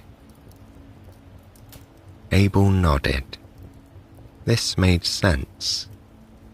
Night was the coldest time. Everyone knew that. His father continued. "When you're harvesting ice, you want a good quality product. First of all, the very best ice, the stuff that fetches the highest price, is as clear as glass." Mr. Peterson nodded in wise agreement and took another bite of his cake, following it with a sip of the hot coffee that was now steaming on the small table next to him. "We take great pride in our ice here," Mr. Peterson added. "I believe our ice is so clear a fellow could read a newspaper through it." At this, both he and Father laughed quietly, conscious of the fact that Annie was slumbering peacefully in the room next door. "That's the truth," Father agreed. Mr. Peterson went on. "If your ice is all cloudy and porous, they can still use it, mind you. But that's the lower grade ice they stick on rail cars and in food shipments. It's less likely to end up on some fancy dining table somewhere in the city." Abel tried to imagine a fancy dining table, and all he could picture was a white tablecloth with lots and lots of cider cakes. Then his father said, "Mr. Peterson and I will head out there in a little while. It will take us about half an hour to get to the harvest site, and there will be many men and teams of horses arriving with kerosene lamps." Peering out the window, Mr. Peterson added, "And a fine night for it." He nodded at the window pane and cocked an eyebrow at Abel. "See those clear skies? It'll be extremely helpful for all of us trying to see what we're doing out there, if we have the moon to light our way." Abel understood, thinking how glad he was that Mother Nature was cooperating to make the night better for the ice cutters. He scraped the last crumbs from his plate and returned to the sink to wash his dish. Having dried it and put it away, Abel scampered back to his seat at the crackling fire. He had more questions. "So what do you do when you get to the harvest site?" he asked them inquisitively. Father made an appreciative face, showing he thought this was a fine question. Then he said, "Different men take on different jobs, and we work as a team with the horses. First, there are those workers who drag great scrapers across the ice. This is to clear off the snow and any other debris that might make it hard to see what we're doing." Abel nodded. This seemed very logical. His father went on. "Then the foreman will test the ice to make sure it's deep enough. He has a tool called an ice auger to drill a hole, and a long sharp rod he inserts into the ice, which pulls out a sample.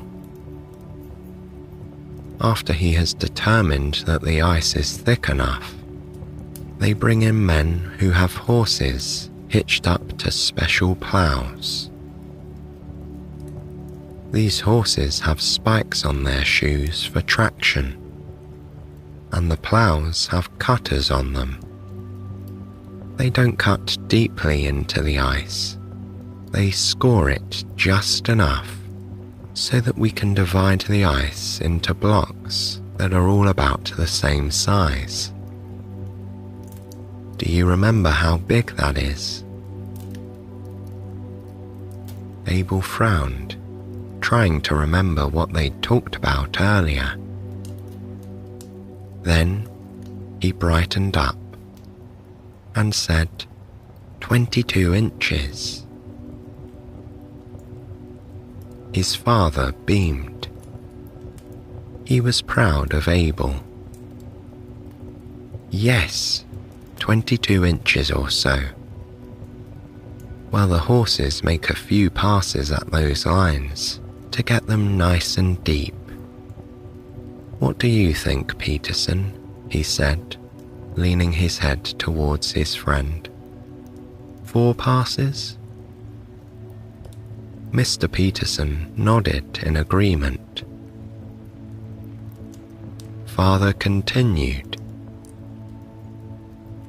"Once those horses have left a good deep mark on the ice, the real work is left to the men.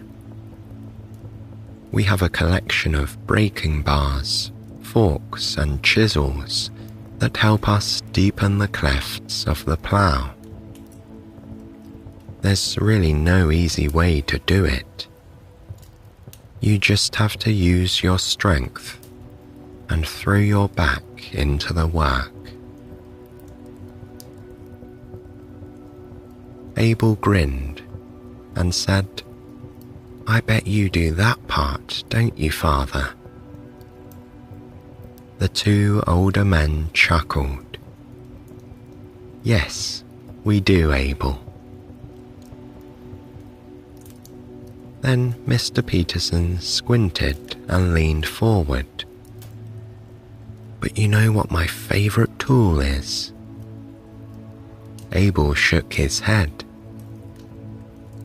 "It's the 5-foot saw," Mr. Peterson said dramatically, spreading his arms far apart. Abel had seen the impressive saws used in the ice harvest, and he knew that wielding them must take a lot of strength. Casting a glance at Mother, who was tidying up in the kitchen, Mr. Peterson said, "Eat your greens, and someday you'll be strong enough to use the ice saw, Abel." His mother laughed and nodded. Abel wrinkled his nose. Father leaned back in his chair and shook his head. The first chunk of the ice is the worst. You've got to pry it up out of a solid sheet of ice. But once you get some open water to move things around, you can just chisel one block after the other off the ice and float it towards the shore. Mr. Peterson rolled his eyes comically and exclaimed, "Maybe we should make ourselves late so we can let someone else do the hard work." Both men laughed. They would never shirk the challenge. Abel knew that. Every man in town took pride in contributing equally to difficult tasks. "No, no," Father said with a smile. "We all help each other out around here. Did you know that the harvesting of the ice is also a boon to the loggers?" Abel was surprised by this and waited to hear why. He knew the answer would be forthcoming. "Yes," Mr. Peterson nodded. "Think about it. When you've packed up that ice, first in the ice house and later on a ship that is sailing across the world, or a train that is traveling cross-country, how do you think that ice stays cold? To be sure, it helps to pack it solidly with other ice, and they do that. But it's also insulated. And what do you think they pile on top of it? 10 or 12 inches deep. Mr. Peterson paused with his eyebrows raised, waiting for Abel to take a guess. "Wood?" Abel suggested. Both men burst out laughing. "Well, that's a good guess, since I mentioned the loggers," Mr. Peterson said. "But it's not big pieces of wood they use. It's the sawdust." Instantly, Abel realized that would have been a much more intelligent answer. He blushed and nodded. "Well, there's no shame in not knowing the value of sawdust," Father said kindly. "In fact, it didn't have much value until the icemen started using it for insulation. Now it's a perfect way to use what was just a waste product before. Yep, they layer that ice under the sawdust, and it keeps pretty cold in the ice house. They call it sleeping ice while it lies in wait." Abel smiled at this idea. Sleeping ice, he thought to himself. He liked the thought of this noble product of the north, slumbering quietly in the cool darkness of the ice houses, waiting to go on an adventure to warmer climes. The men looked up, noticing that Annie had already finished her brief nap and was quietly playing with some measuring cups at the table. Mother was busy packing a little basket of biscuits and ham for the men to take with them. It would be time for them to leave soon, and they'd need something to eat during the night. Father reminded Abel that he had to go outside quickly and take care of his evening chores before it got too dark. That time was coming very soon. Abel hustled outside so that he could feed the chickens and fill the wood box as fast as possible. He didn't want Father and Mr. Peterson to leave for the river before he was done. He returned just in time to see the men putting on their coats, hats, and mufflers. Mother handed back Mr. Peterson's boots, and he thanked her graciously. "Say goodbye then, Abel," his mother told him. "They'll be back before daybreak, but you'll likely be asleep then." Abel hugged Father around the legs, feeling the nubbly wool of his coat against his cheek. He breathed in deeply. It smelt like the outdoors and fresh snow. Mr. Peterson leaned down and extended his hand. Abel shook it firmly. "All right, young Abel," he said jovially. "Think of us out there, scoring and cutting the icy treasure, while you're snoozing peacefully in your bed." Then he winked at the boy and added, "I'll be lying in front of the fire in my bedroll when you get up." Abel nodded. He didn't want to sleep. He couldn't wait until breakfast, when Father and Mr. Peterson would be back with stories from the night. He could already imagine the eggs sizzling on the stove and the smell of hot coffee, the kitchen table bathed in morning sunlight.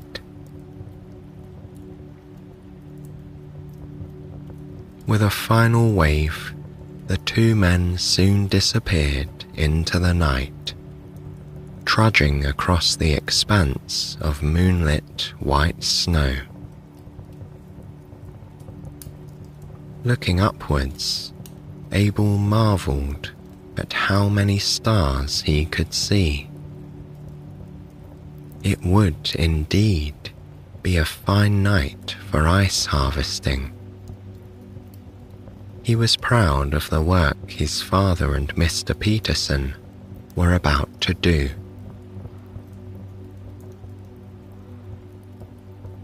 Later that evening, Mother read him a story and tucked him into the little bed in the room he shared with Annie.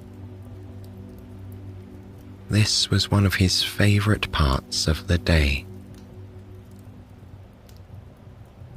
On one hand, he didn't usually feel ready to go to bed when Mother said it was time. On the other, he almost always found he was sleepy soon after nestling down into his pillow. He loved the cozy feeling of snuggling there, with his mother's quilt pulled up around his ears. The fabric on the quilt was from all the little scraps of their old clothing, and it was as soft as could be.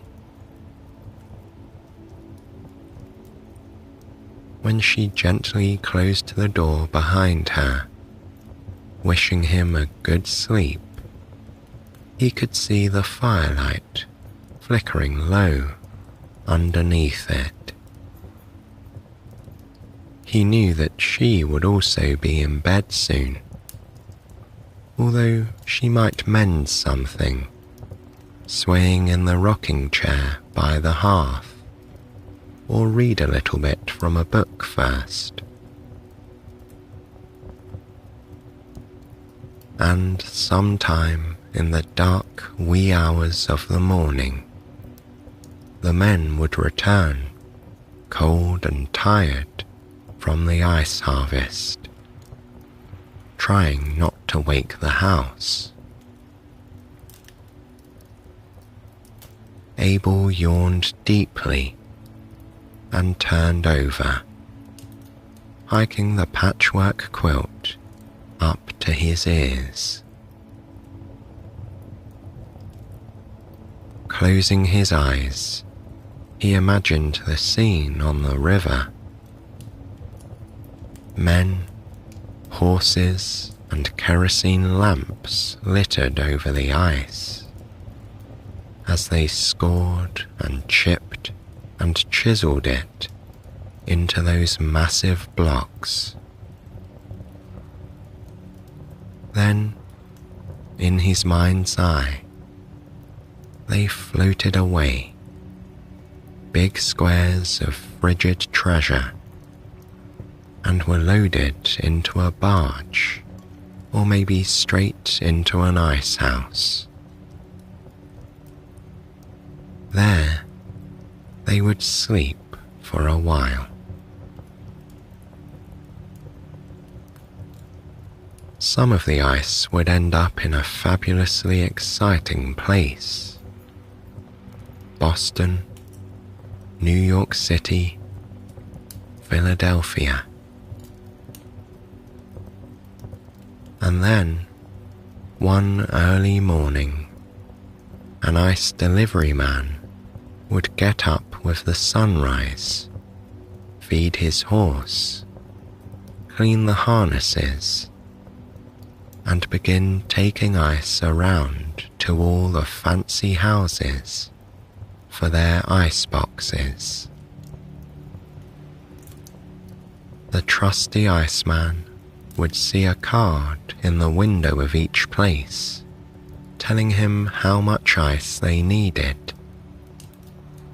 And then he might go on their porch, open up the little trap door to the back of their fancy icebox, and place it inside. And there, the ice would do its work, chilling their milk, their meat and their produce, day and night. A gift from New England. Abel liked this idea. For just a moment, he considered if he might like to go to the big city someday and become an iceman. How people must love you, he thought sleepily, if you bring them something so important. But then, his thoughts fuzzy with sleep, he decided that he would not become an iceman.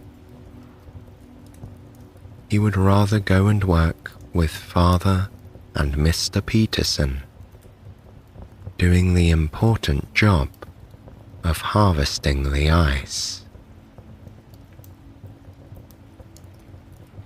One of these days, in a few years, he would leave with a biscuit and ham supper in his dinner pail and go to the river to do this work. But not now. At this moment, little Abel would ease off to sleep. He would drift slowly down the cold, silent river. He would travel south in his dreams, taking the bounty of the ice harvest to the places where it was needed by the world.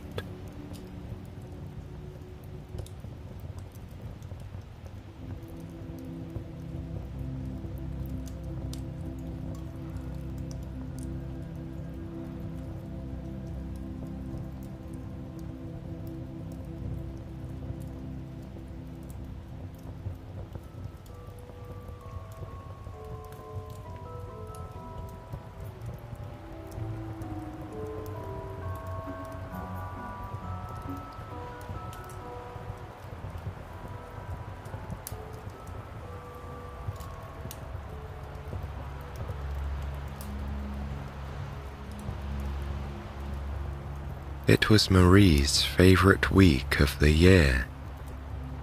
Christmas was just a few days away, and New York City felt like the most festive place in the world. Her family lived in the suburbs outside the city, but tonight they'd made a special trip into town on the train. Her uncle, who lived in a stately brownstone on the Upper East Side, had invited them all to a holiday party. Even better, since the revelries would be going on quite late, they were all invited to stay for the night. Marie and her brother Fritz had been looking forward to this event for many months. Their train had pulled into Grand Central Terminal just a little while ago, and what a sight it was to behold. It wasn't her first time walking through this storied landmark of New York City, but she found herself awestruck on each and every visit. The soaring ceiling featuring the constellations, the grand staircases, the countless people swiftly traversing the terminal on their own paths and with their own exciting plans. It never failed to impress her. Now, in December, it was even more lovely than before. Decked out for the holidays, Grand Central was putting on its most beautiful airs. Enormous wreaths hung in the arched windows, high up in the air. Every shop in the concourse was filled with gifts, snowy decorative displays, and twinkling lights. And as Marie and her family exited onto 42nd Street, she turned and got a glimpse of the gorgeous facade of the building, similarly decked out. The Pershing Square Bridge itself had been illuminated in red and green lights for the season.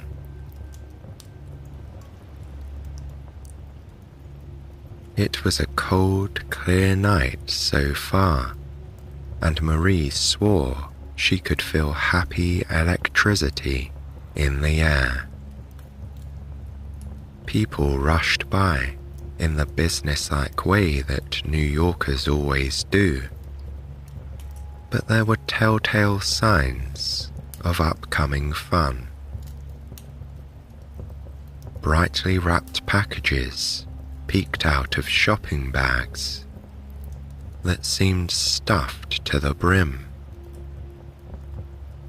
Ladies who were wrapped up in woolly coats had fancy shoes and sparkly dresses that peeked out at the bottom.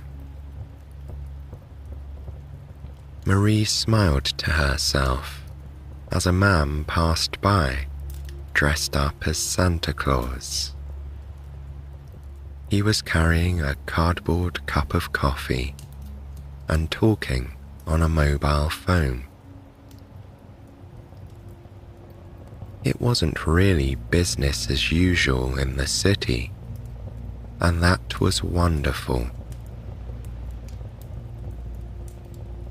Marie could have stood and people-watched forever, but they had somewhere special to be. Her father hailed a passing cab. Although they didn't mind a bit of a walk, they were all dressed in their nice party clothes. It seemed like a good excuse to splurge on a taxi. Squeezed in the back with Fritz and her mother, Marie was still able to enjoy the holiday sights as they crawled northward in the direction of Uptown. Even the residential blocks were glittering with lights and decorations, and there was so much going on at the street level where the shops and businesses were located. Food carts were doing brisk business in the holiday rush, and the restaurants seemed to compete for the honor of having the most charming entryway decorations. Signs placed outside their front doors advertised prix dinners, and that reservations were being taken for New Year's Eve.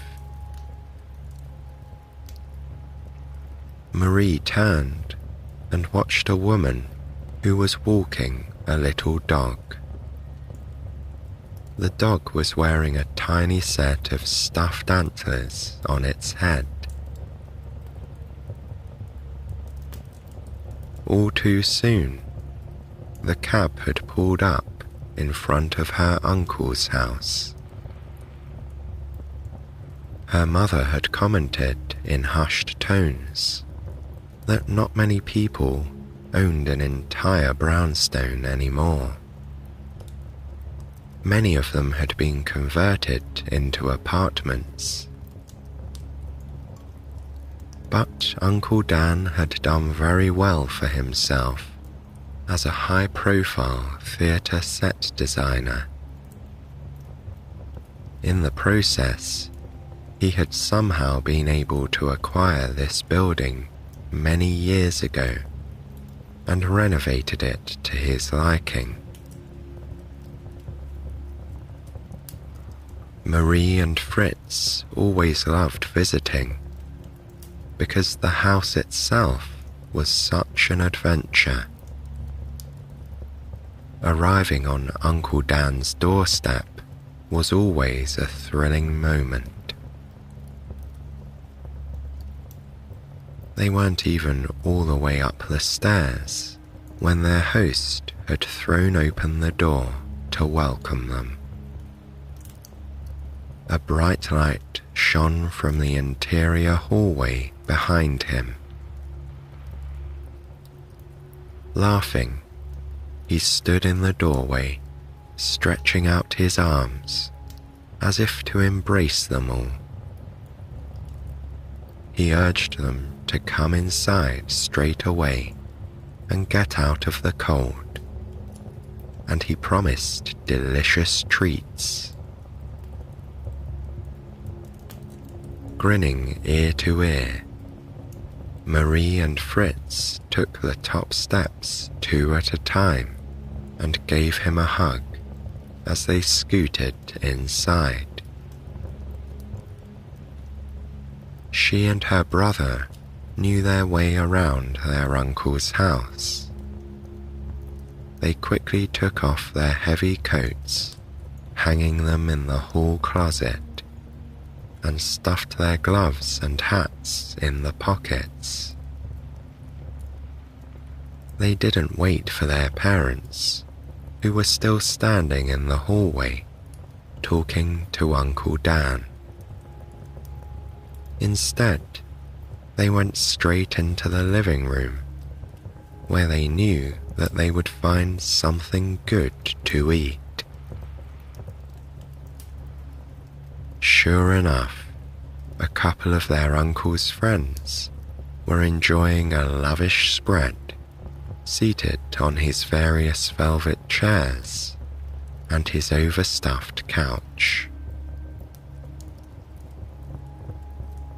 Appetizers were beautifully arranged on trays, with wheels of cheese, fancy crackers, and cold cuts. Tiny little sandwiches were elegantly stacked on plates. There was a punch bowl with something delightfully red and fizzy in it. Champagne glasses waited for a moment when a celebratory cocktail would be poured for the adults.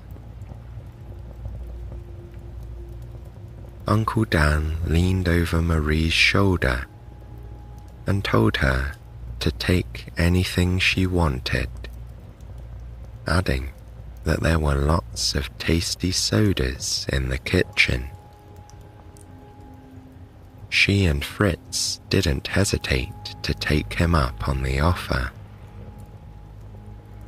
They politely greeted the other guests and then took plates, piling them high with snacks to take with them while they enjoyed the run of the house.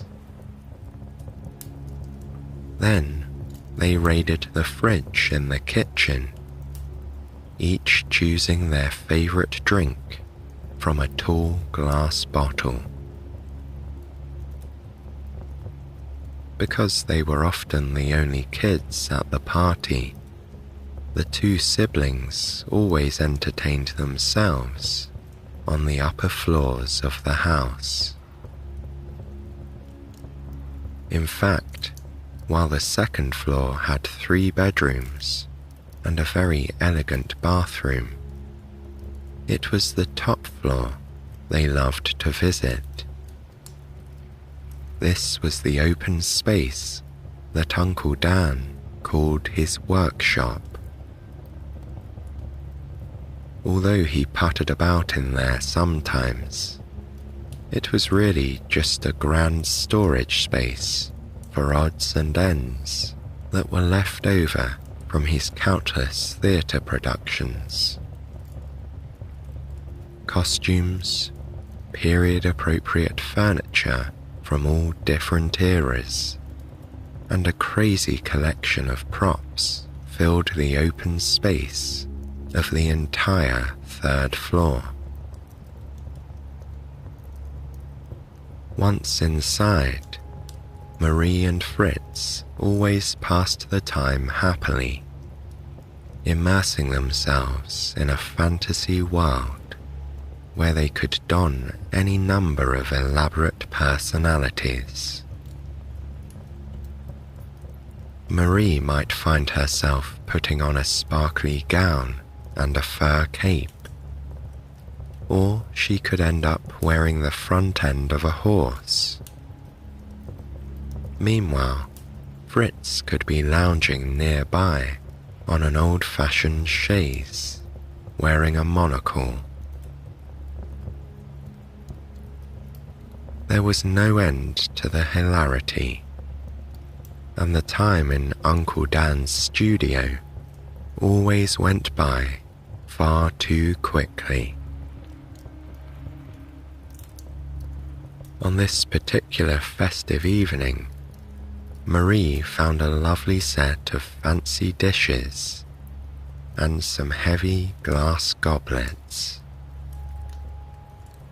She set a table just for herself and Fritz, where they sat down with their plunder from the appetizer table and dramatically toasted the event with their sodas. As they were enjoying their snacks, Fritz spied something new in the corner. It was an old-fashioned soldier's uniform. He jumped up from his place at the table and went to examine the costume, exclaiming that it had a sword with it. Intrigued, Marie came to look.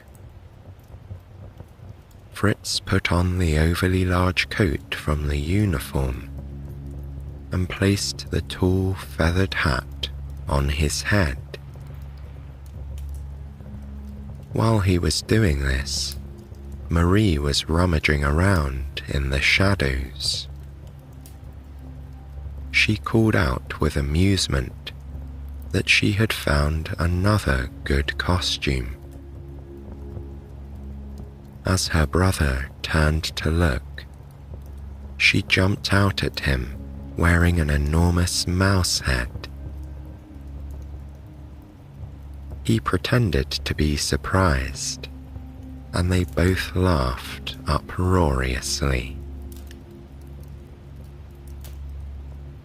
In a mock display of belligerence, he lifted the sword with ease and poked it in her direction, commenting that it wasn't that heavy at all.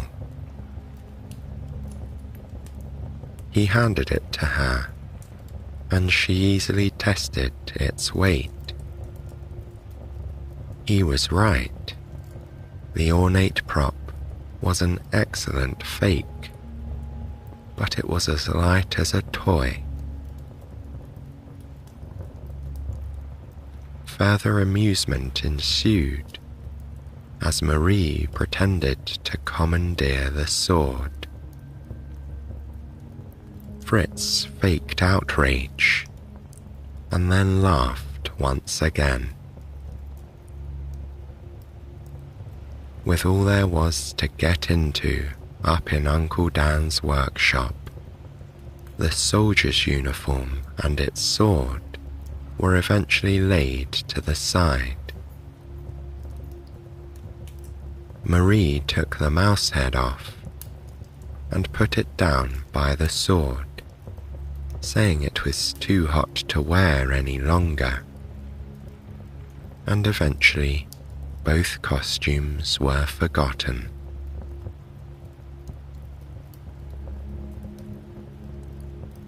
The siblings knew it was quite late when their mother came to tell them that it was time to get ready for bed. Reluctantly, they cleared their empty plates and descended to the first floor to return them to the kitchen and to say goodnight to Uncle Dan. There were still a few guests lounging about, and the children knew from past experience that the adults would still be up for some time. Nonetheless, Marie and Fritz went upstairs to the second floor. With the murmur of the party continuing below, they got into their pajamas and brushed their teeth in the grand old bathroom with the black and white tiled floor. Then they slipped into the twin beds in the guest room that they always slept in after parties at Uncle Dan's house. For a while, the two siblings whispered excitedly to each other in the semi-darkness.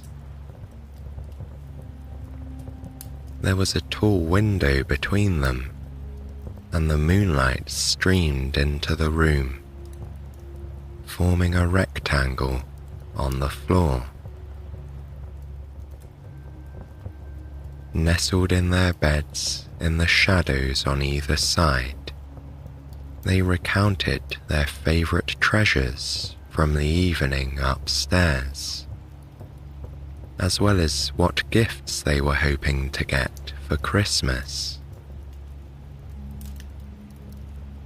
Then, without either of them noticing, a long pause turned into a lengthier silence.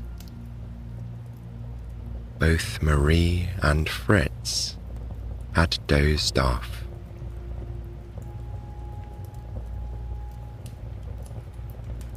She didn't have any sense of time passing, but Marie woke later to a silent house. While she had slumbered, the party had ended, and the last guests had gone home. Thinking she'd like a drink of water, Marie pulled off her covers and swung her feet to the floor, observing as her toes lit up in the rectangle of moonlight on the hardwood.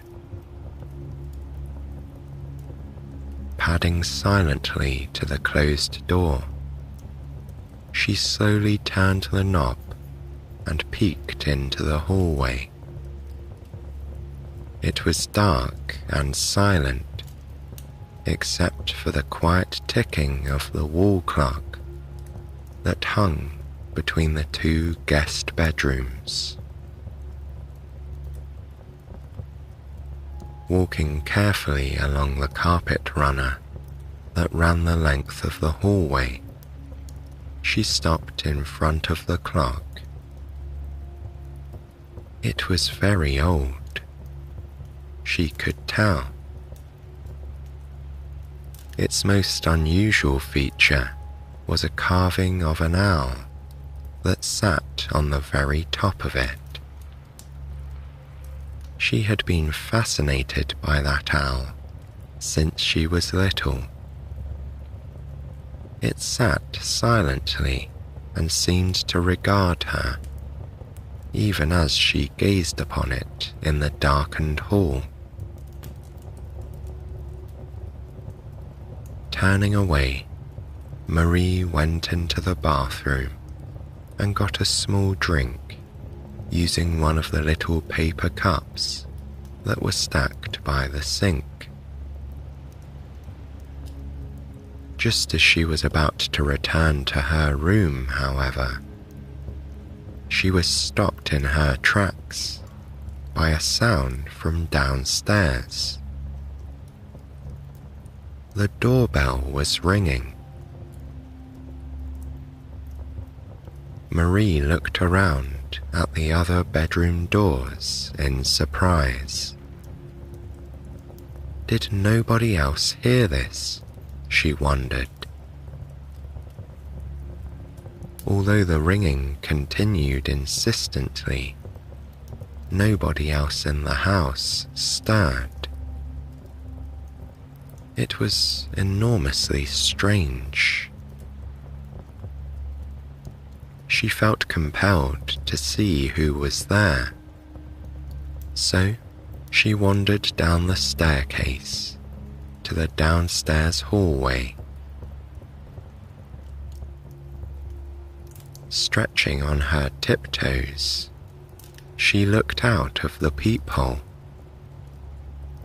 There, standing on the lighted front steps, was a very genteel-looking fellow in a soldier's uniform.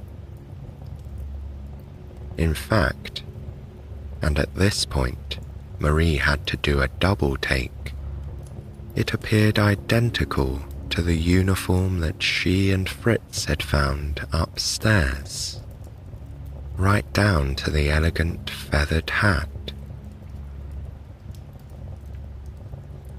As strange as this seemed, when the gentleman reached for the doorbell again, she pulled the door open to prevent him from waking the entire house.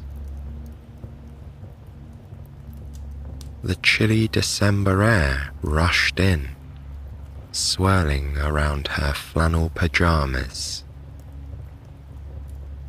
Putting her hands on her hips, she asked the man why he was ringing the bell at this very late hour. In return, the soldier on the doorstep smartly clicked his heels together and doffed his hat, bowing in her direction. "I am Hans," he said. "I'm sorry to bother you, but I seem to have left my sword here." Marie stared at the young man, trying to make sense of what he was saying. She was sure she hadn't seen anyone like him at the party. Then, tilting her head to the side, she responded, "There is a sword here, but it's in Uncle Dan's workshop." "Wait here and I'll bring it to you," she told him. The man nodded politely and stepped back. Clearly, he was prepared to wait. Marie closed the door quietly, her thoughts racing. She supposed she could show him the sword. If it wasn't his, he would go away. She scurried up the stairs, taking two at a time. As she passed the second floor, the clock on the wall chimed the hour.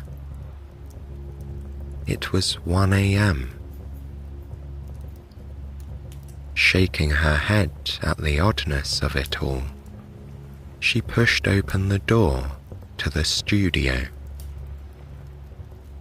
There, just where they had left it next to the mouse costume, was the sword. Although she could have sworn it was gleaming in a way it hadn't before. It was almost like it was calling out to her. Crossing the room, she picked it up and then uttered a gasp of surprise. It was so much heavier than it had been a few hours earlier. None of this made sense, but she knew that Hans was waiting outside, so she didn't stop to puzzle over it. Instead, she headed back towards the first floor, carefully lugging the heavy sword with both hands. It took a while to get the sword down to the front door. Marie wondered for a split second if the strange visitor would still be out there. Pulling the door open, she saw that he was on the steps right where she had left him. She dragged the sword over the threshold and rested it on the step. "Is it this one?" she asked, feeling rather out of breath. The man's eyes lit up and he grinned widely. His smile was charming, and Marie was quite distracted for a moment. "Yes," he said happily, "that's the very one." Taking the sword from her as if it weighed practically nothing, he slipped it into a belt at his waist. "There now," he said, I'm ready to take you out to the town." Marie watched in surprise as he swept a low bow and extended his hand towards the street. As she turned her gaze to the curb, she saw an elegant horse and carriage roll to a stop at the bottom of her uncle's steps.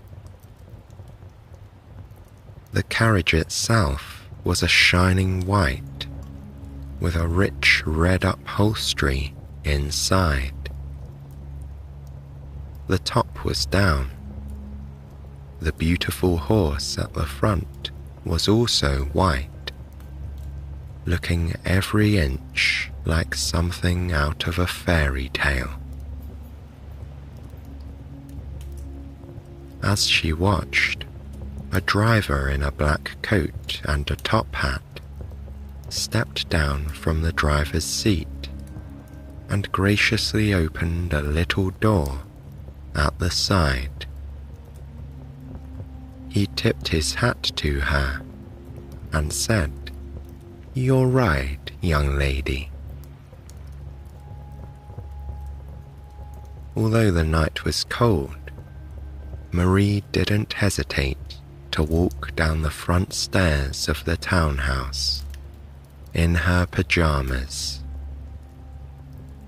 The pavement was cool under her feet, but strangely, she wasn't too chilly.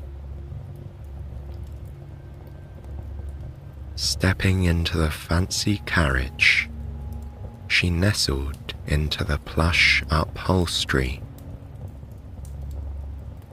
As she did so, the driver draped a warm, fuzzy blanket over her lap and handed her a pair of soft slippers to keep her toes warm. Seeing that she was settled, her genteel escort, Hans, took a seat near the door of the carriage, and the driver clicked it shut. Turning to smile at Marie, the dashing soldier said, "Well then, we're off."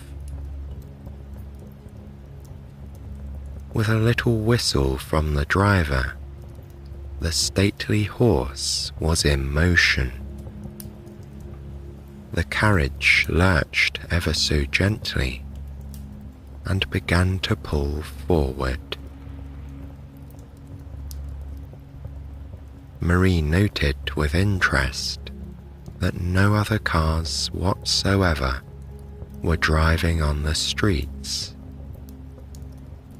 Even though she and Hans were riding through the streets of Manhattan, they seemed to be the only people who were out and about.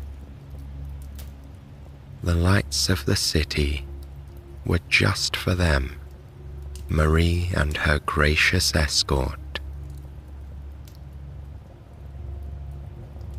Although she could have ridden in luxury like this for hours, the carriage ride turned out to be a short trip. The horse turned onto stately Fifth Avenue in a matter of minutes, and she saw that they were at the border between the Upper East Side and Central Park. In fact, as the carriage slowed to a halt near 65th Street, she immediately recognized where they were. Hans stepped neatly out of the carriage and offered her his hand, delivering her onto the sidewalk in front of the familiar entrance to the Central Park Zoo.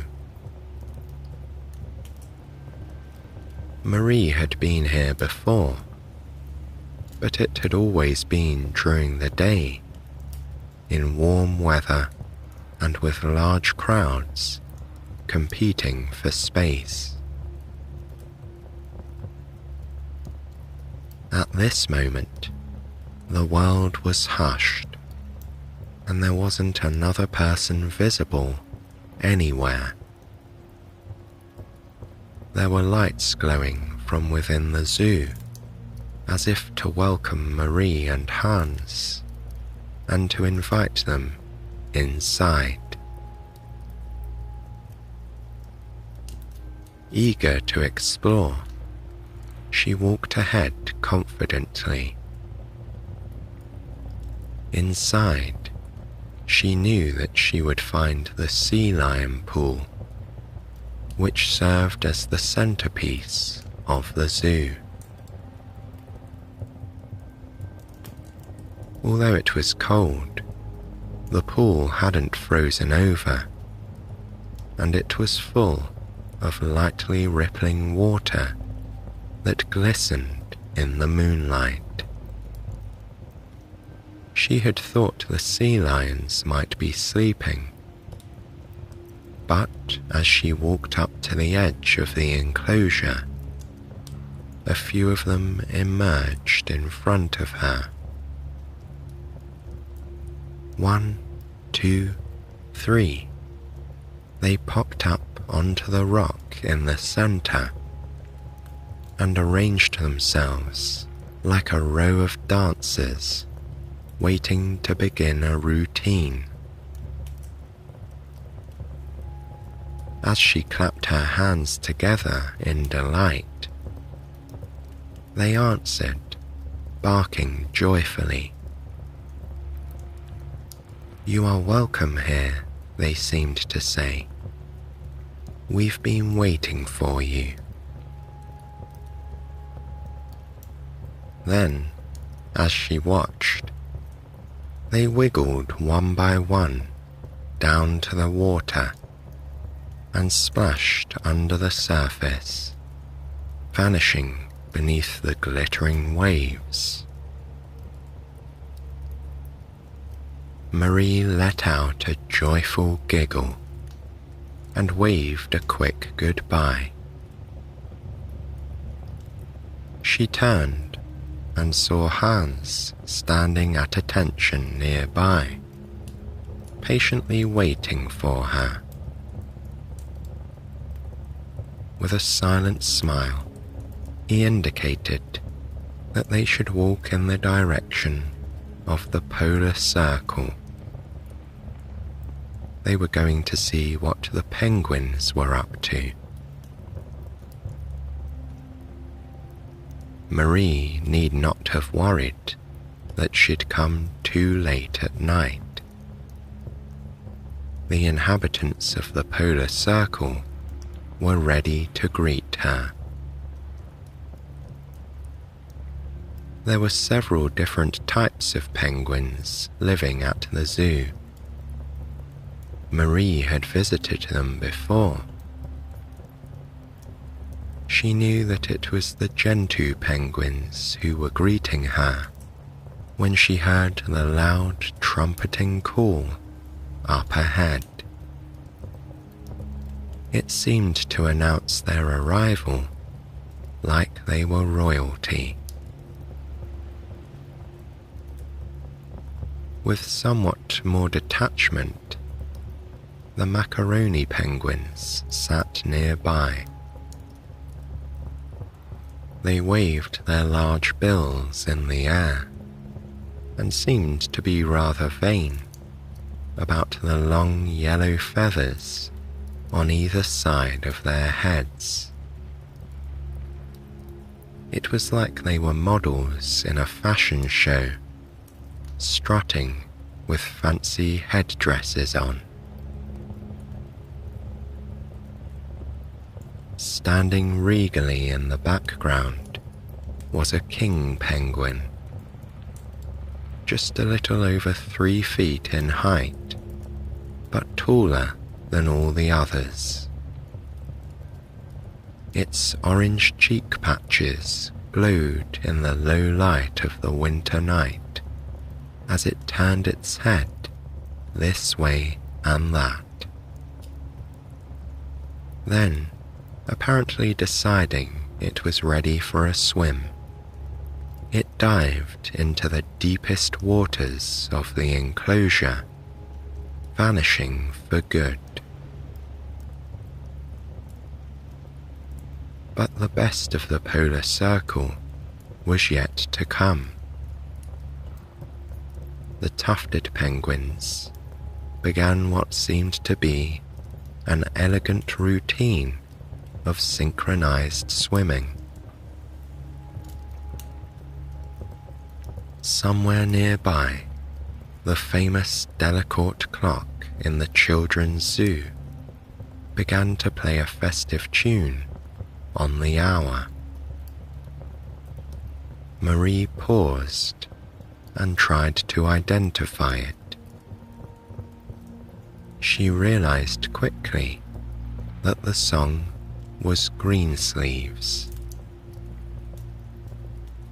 In response to the musical prompt, the acrobatic tufted penguins began an amazing synchronized routine.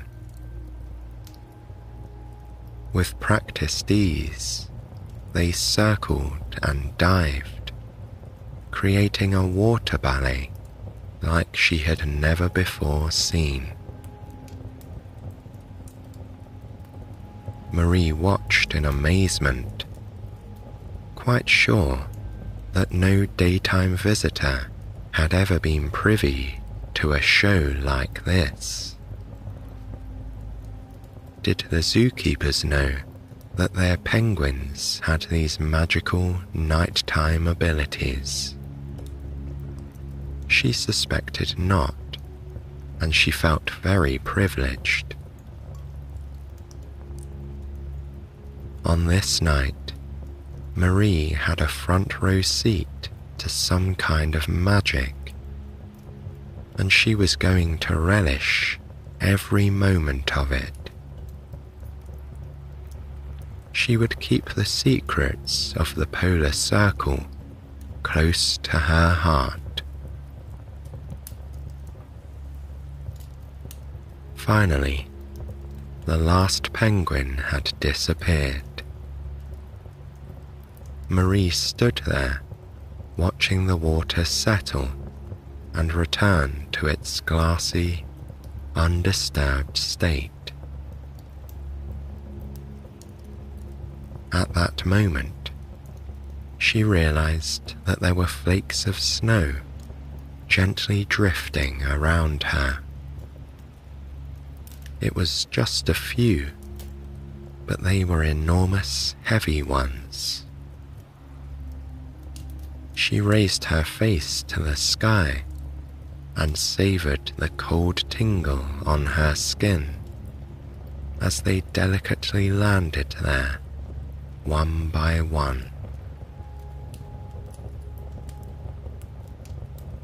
Now that the penguins had retired for the night, Marie turned to Hans and asked him eagerly if they might stop by to see if the snow leopard was out. Surely this would be the perfect weather for it. Hans nodded graciously and gestured at the rocky area of the zoo where the snow leopards could be found.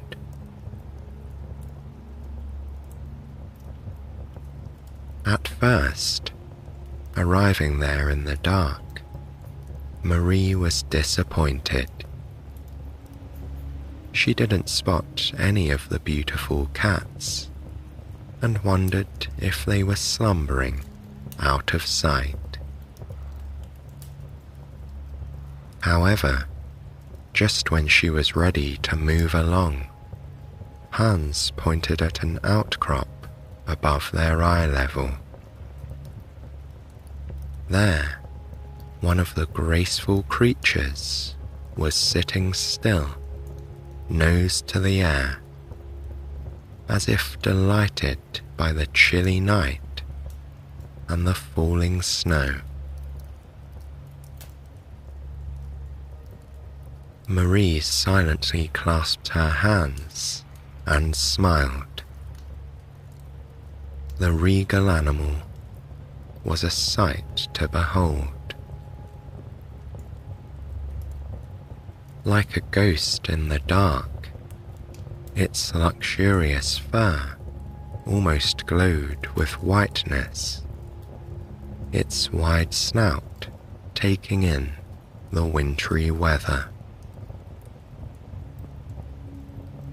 Then, after a few moments, it slowly rose and sauntered into the gloom. Its enormous tail, nearly the length of its body, was the last bit to fade out of sight. Hans allowed Marie to bask in the moment until she was ready to continue through the winter wonderland of New York City.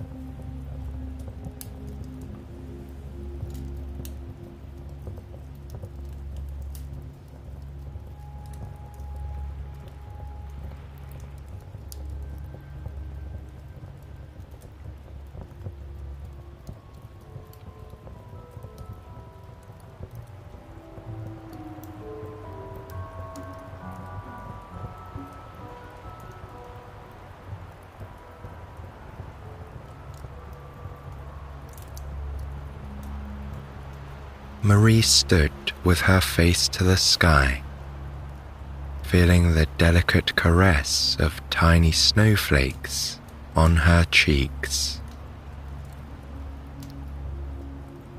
After a few moments, she turned to Hans and asked what they would be doing next. He said he wanted to take her to see some ice skaters. Marie thought that nothing could be more festive on this holiday evening. The soldier politely offered his arm to her, and she took his elbow in her hand. Together, they followed the path back out of the zoo and headed towards Central Park's famous winter attraction, Walman Rink. Marie had been here once before, when Uncle Dan had taken her out on a wintry afternoon a couple of years ago. They'd rented skates, and he'd encouraged her while she crept cautiously around the perimeter of the ice, gripping the wall and laughing almost too hard to stay upright. Tonight, as she and Hans approached, the mood was far more glamorous. The glassy rink was alight, glowing like a pearl in the center of the park. Around it, there were dazzling replicas of Christmas trees made entirely of white lights. These were in many different sizes, standing like cones, and they had stars on top of them.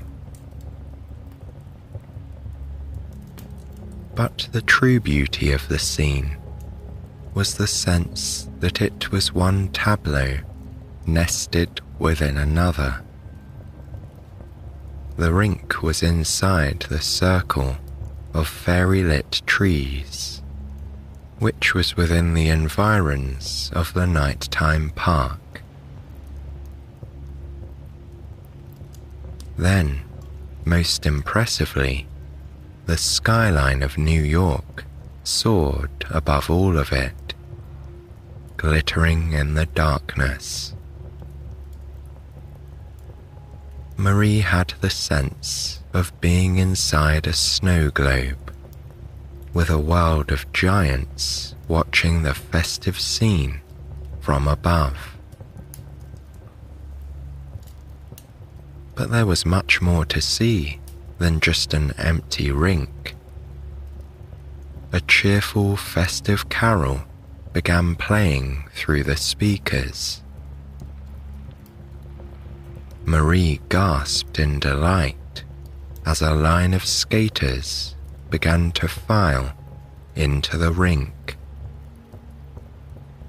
They were dressed in matching skating dresses made out of satin that shone with sequins. Atop each of their heads, they wore different types of tiaras and fascinators. No two were exactly alike.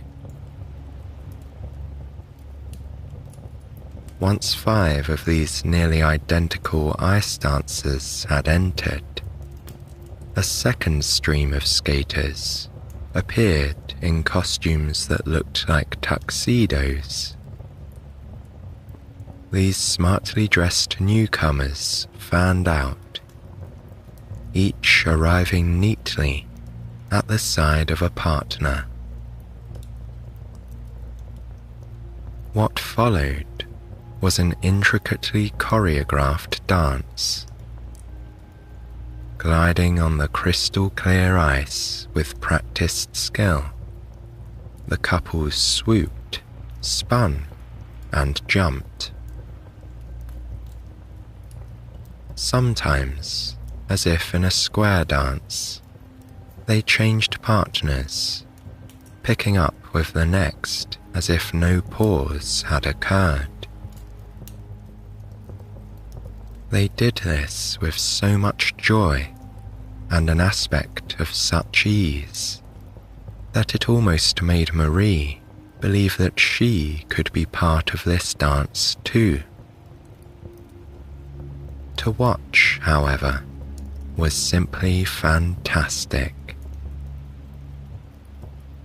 As the snow continued to gently drift down on the rink, giving the trees of the park a sugary coating, Marie lost herself in the moment. She lost all track of time, and when the couples executed the grand finale, spinning faster than her eye could even follow, she was truly regretful that the dance was over. One by one, the skaters flew by her gracefully, nodding and bowing as if they had danced for a queen, as if they had been privileged just to perform for Marie and her soldier, Hans. The 2 onlookers clapped wildly and cheered for the talented pairs, who seemed gratified by the praise. Then, as a new festive tune started up, the glowing ice dancers broke apart and began spinning and free skating, their program complete. Clearly, they were just experiencing the joy of gliding across the ice. Marie could imagine that if she were this good at skating, she'd be doing the same. Her reverie was interrupted by Hans lightly tapping her shoulder. Clicking his heels together again, he asked Marie if, perhaps, she'd like to take a spin on the carousel.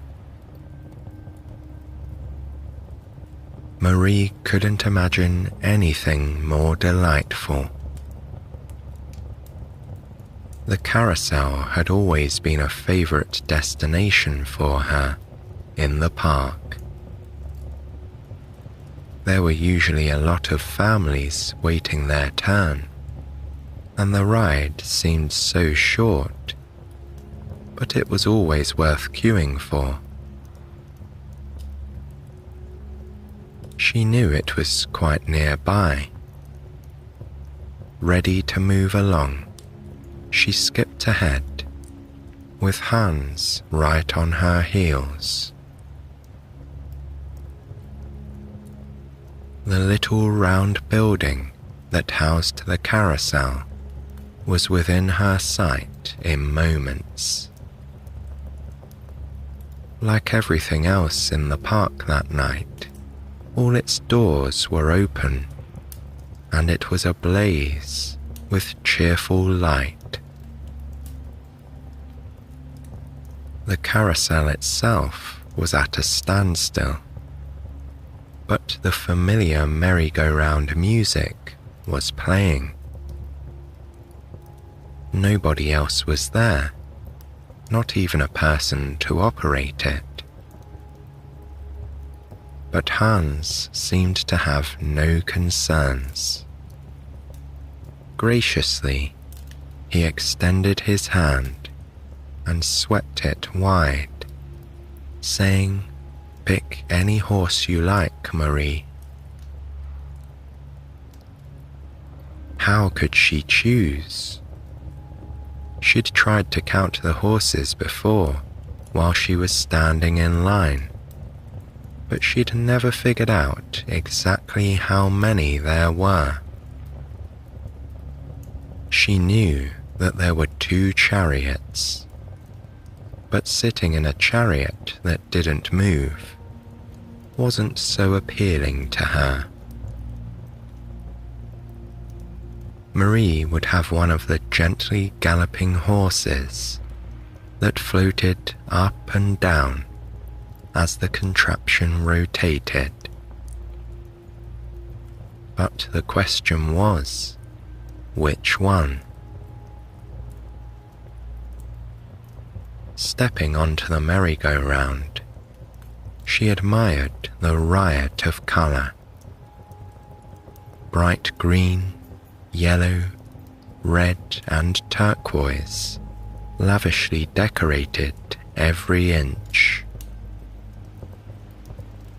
And while she assumed not every horse could possibly be unique, she certainly had plenty of choices. Black horses, brown horses, or grey horses with spots.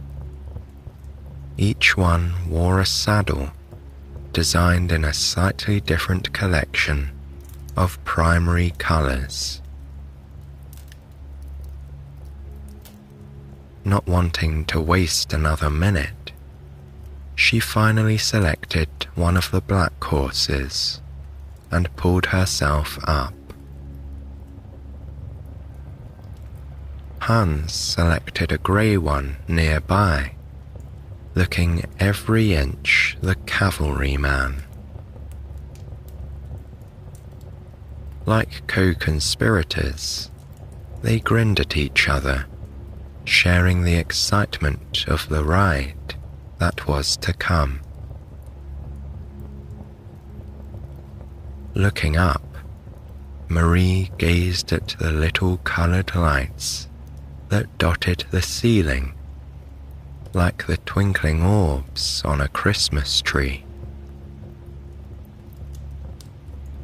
Without any signal being given, or any sign of how it happened, the carousel slowly began to move. Almost imperceptibly, Marie's horse started to rise, before falling gently.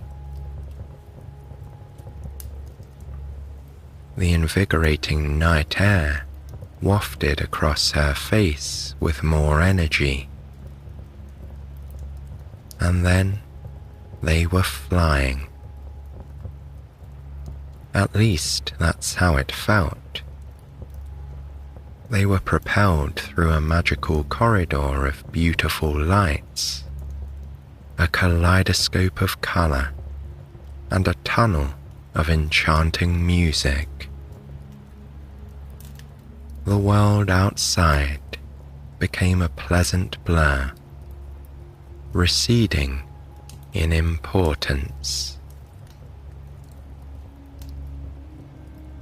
As they circled on this ride that seemed so wonderfully long, much longer than a normal one, Marie squeezed her eyes shut and fervently wished that this night would never end.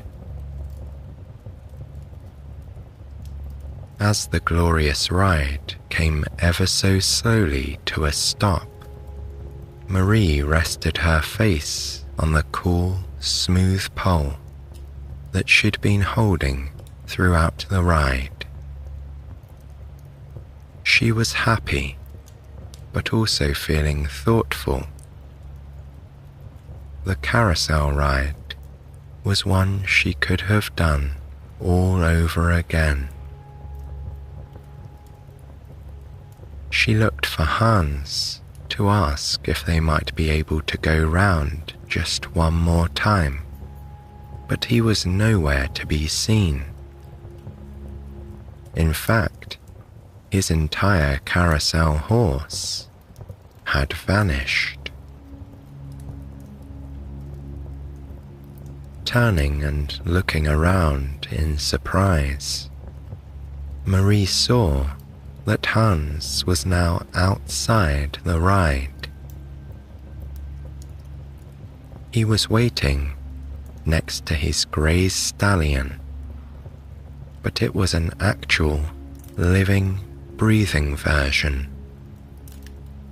The horse he'd been riding on was standing at full height, breathing vapour and dancing lightly on its hooves.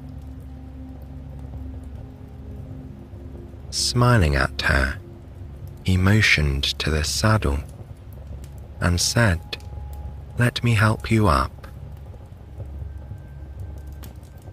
Marie had never ridden on a real horse, but she wasn't nervous. Sliding off her own carousel saddle, she hopped off the wood-coloured deck of the merry-go-round, approaching Hans and his majestic ride. He held out his hand for her to step into, and then, as if she weighed nothing, he boosted her up into the saddle. As she settled in her seat, she looked around to adjust to her impressive new height. She had an intoxicating feeling of strength up here, with the tall horse underneath her. Marie was keen to find out where they were going next. Remaining on foot, Hans took the reins in his hand and signalled to the horse that it was time to walk. As it began to move, they headed northward, leaving the merry-go-round behind for another lucky nighttime visitor. When she asked Hans what their destination would be, he said, "We are expected soon at Belvedere Castle, where you are obviously the guest of honour." Marie was very surprised by this. She vaguely remembered the stately fortress that sat in the middle of the park, but she couldn't imagine what would be going on there at this late hour.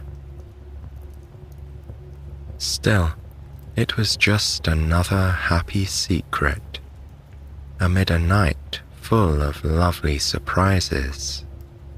So she decided not to ask any more questions and just wait and see what lay ahead.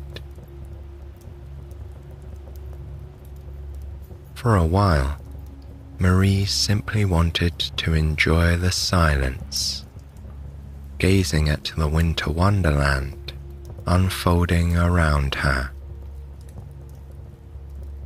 As Hans walked northward, leading the horse, she watched the delicate white flakes fall on her flannel pajamas, and even tried to catch a few in the palm of her hand.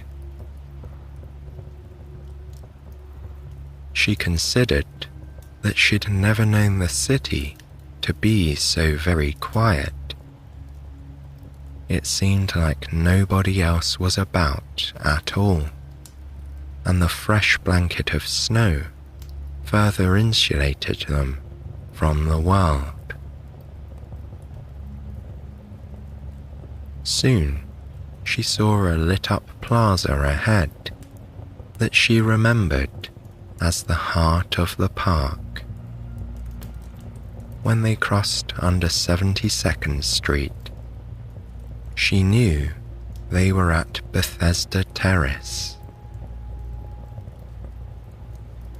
When they emerged from the lower-level tunnel that went under the road, the red sandstone pavers of the terrace fanned out before them in an intricate herringbone pattern that was further decorated with inlays of Roman brick.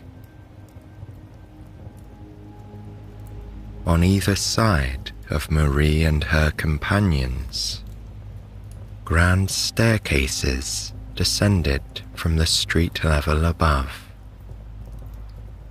The centerpiece of this plaza was the Bethesda fountain.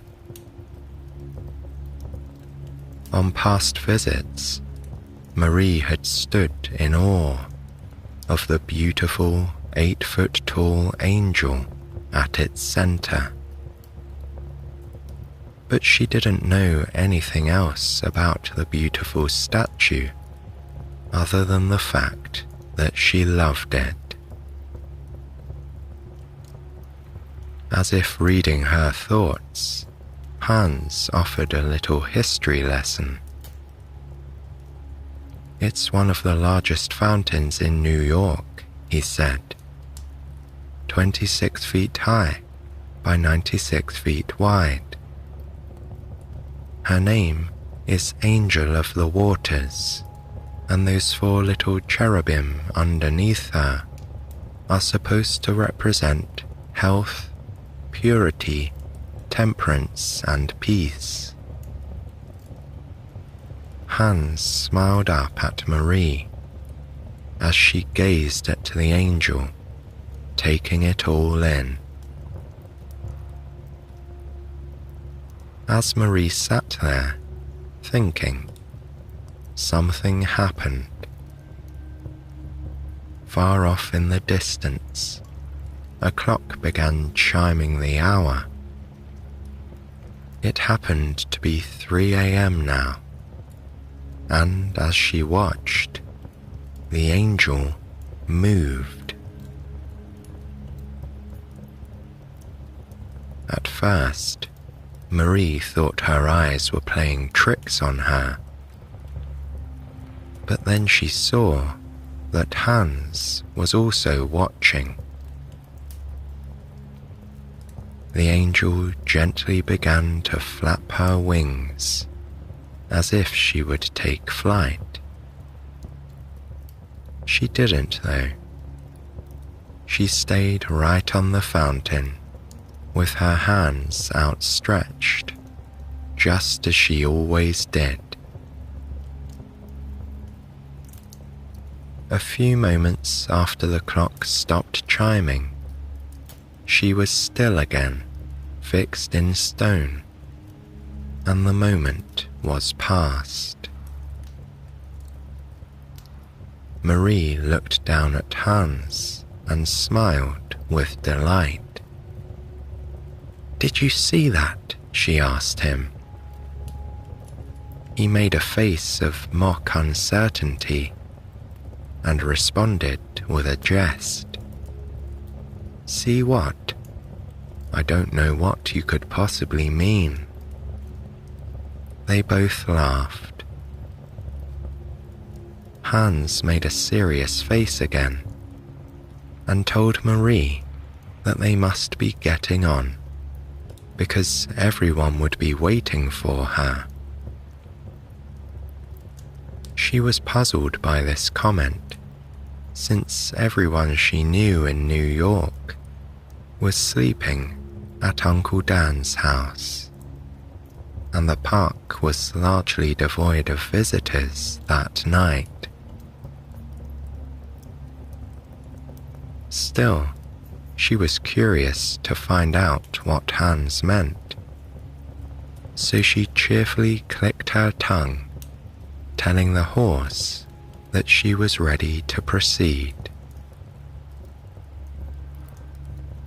At this moment, in the darkest hours before dawn, the snow stopped.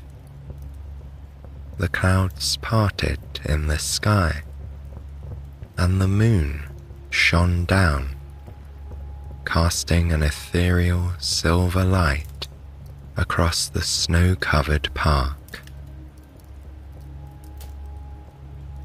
Hans led the horse through the enchanting twists and turns of the wooded part of the park known as the Ramble, where Marie had often gone for walks that made her feel like she was actually in the wild. Now, riding high up in the air, Marie took deep breaths and then exhaled, watching the vapor dissipate in front of her. The transiency of the snow, this lifelike carousel horse, and even the moonlight made her feel like she must remember every sound and every feeling of this magical journey. She was on the adventure of a lifetime through the twists and turns of Central Park. As they neared 79th Street, the impressive silhouette of Belvedere Castle loomed above them. Resting atop the natural rise known as Vista Rock, it was an awesome sight in the moonlight. Like the grandest of gingerbread houses, it was frosted with sugary snow that also coated the rock beneath. At the pinnacle of its tall tower, a flag waved lightly in the night breeze. Far from being dark and deserted, the castle seemed to luminously glow from within. Although Marie couldn't see where the light was coming from, it gave her the feeling that she and Hans were expected. Stopping outside the fairy tale fortress, Hans helped her down from the horse. She turned and leaned her head against it, offering a silent thanks. It whinnied and briefly stamped its feet, then nodded its head as if to say farewell. Then the beautiful animal turned and cantered away. Perhaps, she thought, it was heading back to its warm spot on the carousel to have a well-deserved sleep. Turning back to Hans, she saw that he was standing on the steps leading to the castle. His hand was outstretched to help her on the snow-covered stairs. Marie watched her feet carefully as she climbed. When they reached the observation balcony at the top, she was surprised to see a large velvet chair sitting right in front of her. And who should be sat next to the chair but the snow leopard? Like a willing companion, the beautiful wild cat was enjoying the crisp winter evening. Its enormous padded feet were politely placed in front of it, and the leopard's long tail wrapped neatly around them. The majestic animal looked for all the world like it belonged there. Hans motioned to the chair and said, "Would you like to sit down? The last event of the evening will begin in a moment." As she approached it, Marie noticed with wonder that there was a carving on the back that looked just like the owl on Uncle Dan's clock. How very strange, she thought. How in the world had it gotten there? Filled with anticipation, Marie settled herself in the regal chair, feeling every inch a princess. As she did, she couldn't resist stroking the soft fur of the leopard at her side. The cat seemed to appreciate her attention, closing its eyes and looking comfortable. As she gazed around again, Marie was surprised to see the satin-clad skaters file onto the balcony as well. One of them put a sparkling tiara on her hair, while another, wearing a tuxedo, offered her a warm, soft blanket for her lap.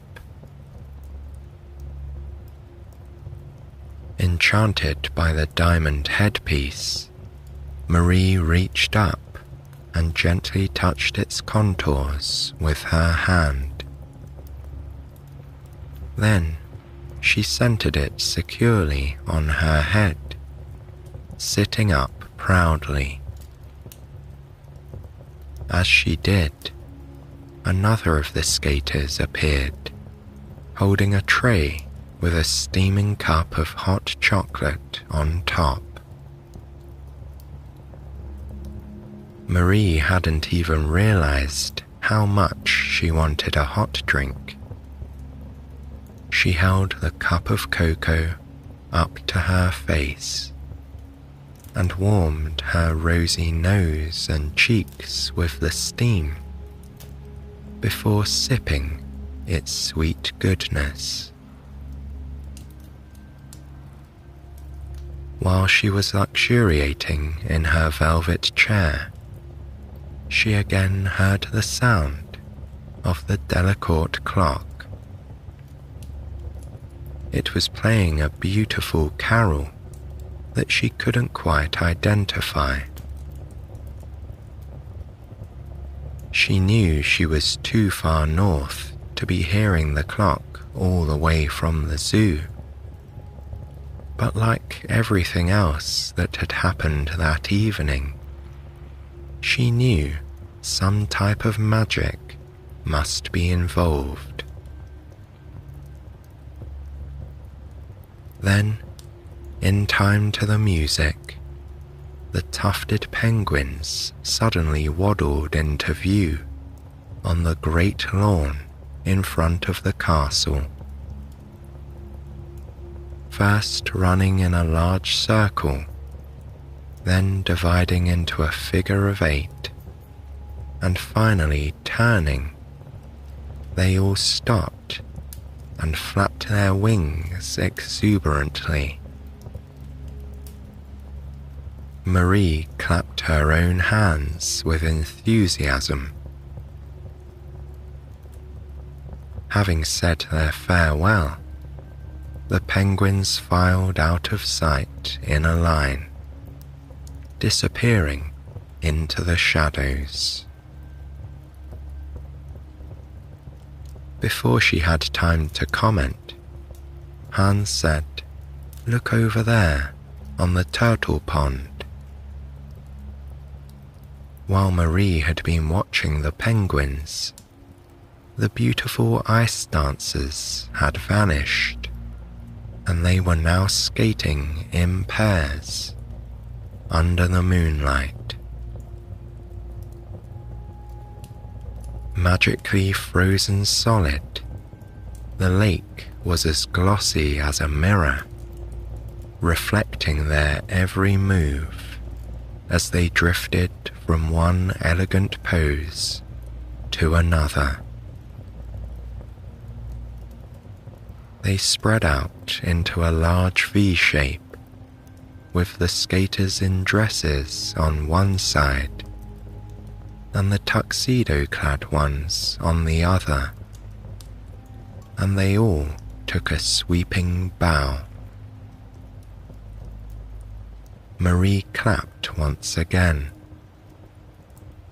Waving, the graceful performers turned away and skated out of sight. They had finished their performances for the night.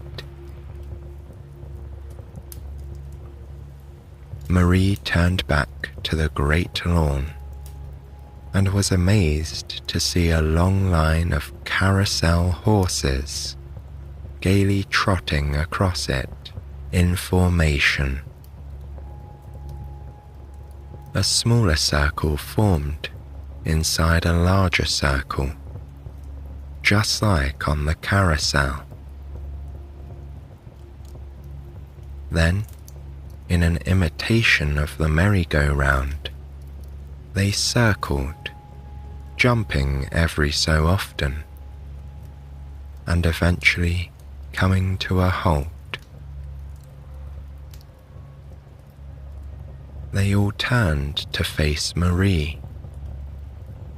Then each one of them dropped into a low bow, with one front leg extended and the other bent towards the ground. Marie applauded with excitement. At this, they stood and broke their circle, cantering off into the woods.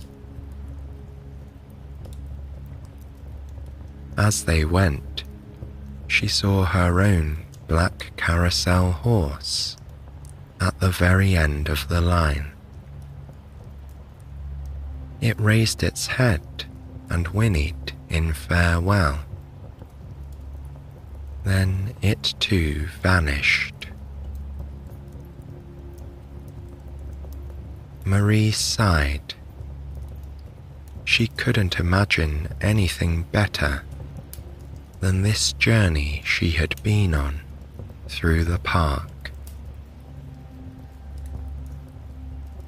As she turned to thank Hans, he put his finger to his lips and pointed up at the sky.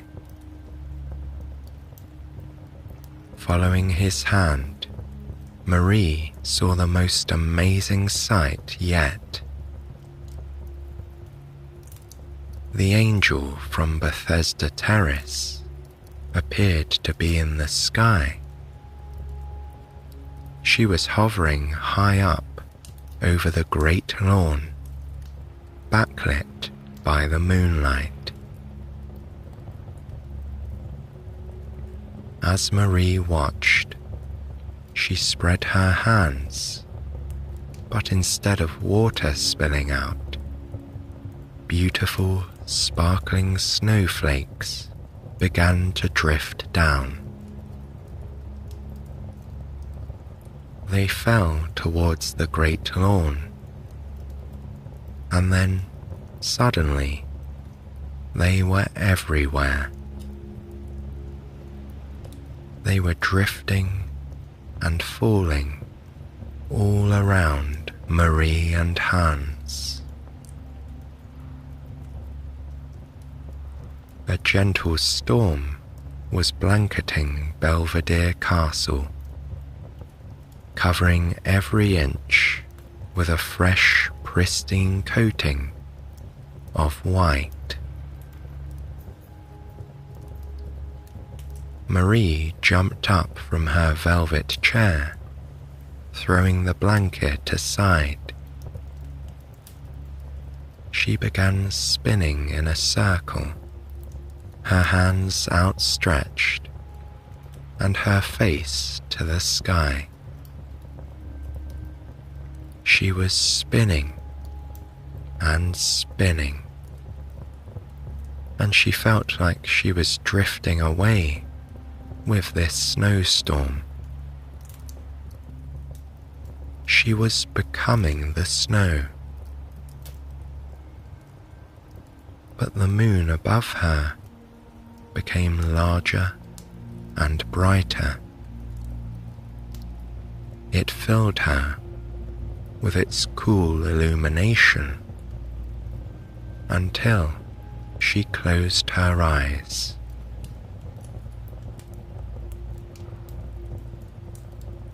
And when she opened them, there she was, in her bed at Uncle Dan's house. And the light on her face was coming from the morning sun. It was shining through the window of their small bedroom, casting an angular beam across the floor by her bed.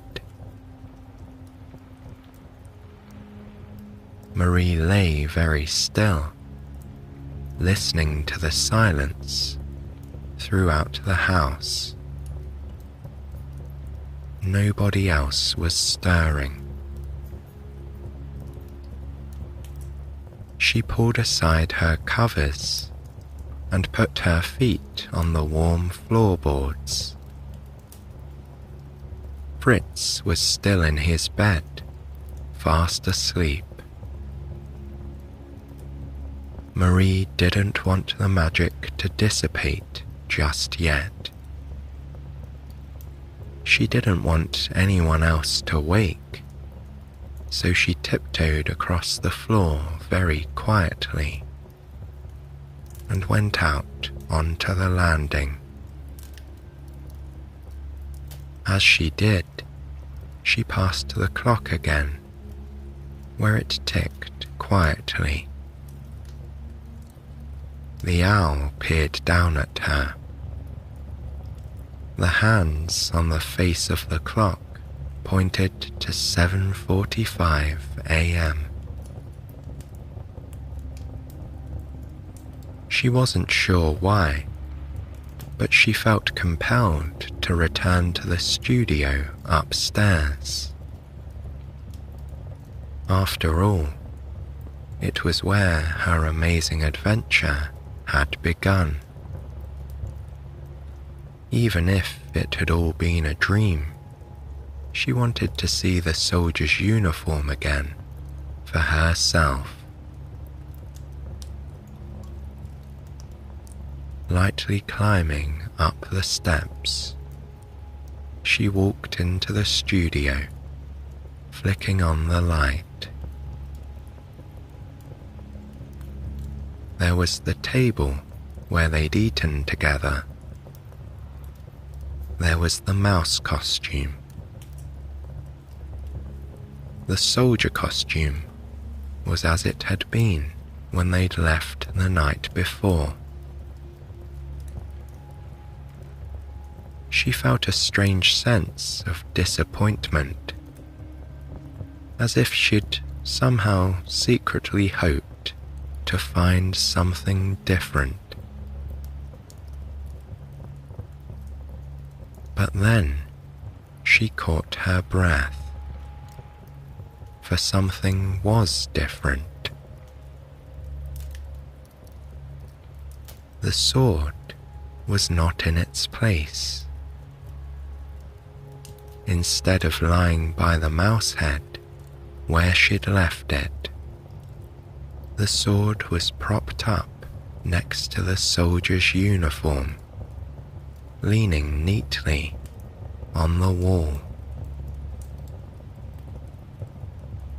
And as she turned to go back downstairs, she saw one more thing out of the corner of her eye. Hanging on a coat rack by the door was the very tiara that she'd worn at Belvedere Castle, and next to it was the soldier's feathered cap.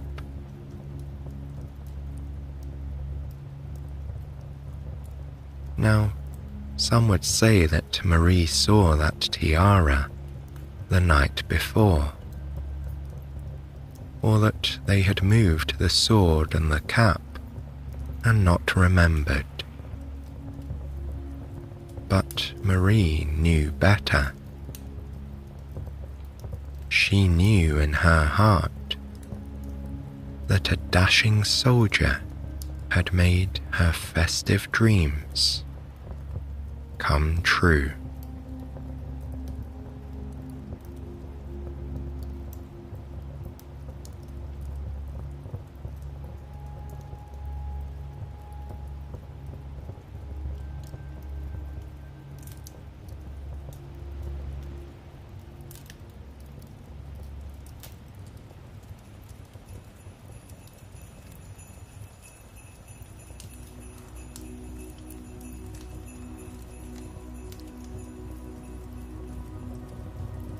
Picture yourself in a cozy, firelit room.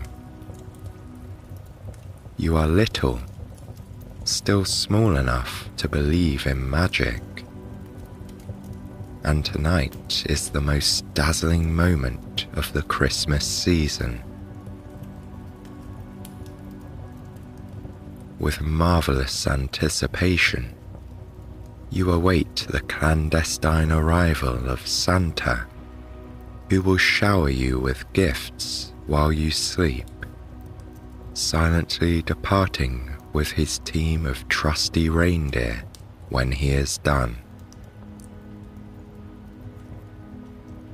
It's a good night for the sleigh, you think to yourself, as you watch the snow drift down outside the window. On the other side of the glass, there is a winter wonderland. But in here, a bubble of warmth surrounds you, filled with wonderful smells of things you can't wait to eat. There are pies, chocolates, and bright candy canes to be enjoyed. Perhaps there are cheerful model trains circling a Christmas tree, and your favorite festive songs playing nearby. The grown-ups insist it is time for bed. You agree reluctantly, knowing that only sleeping children receive their visit from Santa. But first, you make sure to leave him a generous plate of cookies and some milk. And of course, there must be a carrot for his reindeer. In the morning, you'll be delighted to find that plate half consumed. The glass will be empty, and the carrot will be partially eaten. More importantly, your tree will be laden with gifts, and your stockings will be stuffed to the brim with the gifts that good children have been led to expect on Christmas Day. After all, only very naughty children will receive a lump of coal. You drift to sleep, imagining that you hear sleigh bells. Before you know it, Santa will have come and gone. In that last waking moment of the evening, you are so very happy.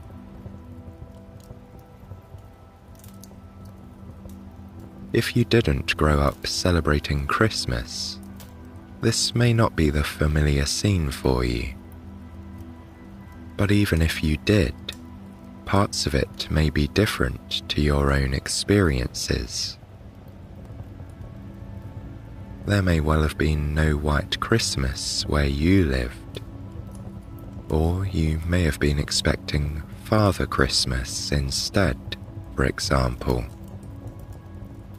You may think of the red-cloaked man as Saint Nicholas, and expected to also be visited by the Christ child. Perhaps you've left the jolly man sherry instead of milk, or mince pies instead of cookies. But the image of the bearded, warmly dressed man is fairly ubiquitous, and the sentiments are the same. It's a tradition shared by many across the globe. It's actually not hard to pinpoint the origins of Santa Claus as we know him. Most scholars agree that his roots can be clearly traced back to Saint Nicholas, although you might not have realized such a warmly clad figure with a sleigh originally came from Turkey. Born around 280 CE, the bishop who would become the Catholic Saint Nicholas was said to have been a generous man who travelled around the country tending to the sick and the poor, and giving away all his inherited wealth in the process. Thanks to various heroic and generous acts, he became known as the protector of many vulnerable people, especially children. Eventually, the church established the anniversary of his death as the feast day of Saint Nicholas, to take place each year on December 6th. There is some debate about the actual resting place of Saint Nicholas, but many historians believe that his remains were stolen by Italian sailors in the 11th century and taken to the Basilica di San Nicola on the southeast coast of Italy. In the 1950s, a facial anthropologist named Caroline Wilkinson used technology to reconstruct his image. Naturally, some assumptions were necessary. For example, She deduced that he had Mediterranean features, such as olive skin and brown eyes. There is also evidence that at some point, the good saint suffered a broken nose. But the picture that emerged in the forensic reconstruction of the real Saint Nick is a far cry from the Santa we know today. In short, he was probably a lean man with grey hair and a fiery nature. After all, he was a defender of the Christian faith at a time when Roman rulers were against his religion. Without knowing any of these things about him, however, the people of the earlier centuries celebrated his legacy and simply filled in the blanks. His reputation as a patron saint of children made him a natural fit to be both a model of discipline and a bringer of great rewards for children who acted properly. By the Renaissance, Saint Nicholas was enormously popular across Europe. Representations of him were necessarily creative, since nobody had seen him for hundreds of years. It made sense for artists to portray him a little like other European deities of a fatherly nature, such as the Roman god Saturn or the Norse god Odin. As such, he acquired a white beard and some fanciful magic powers, like the ability to fly.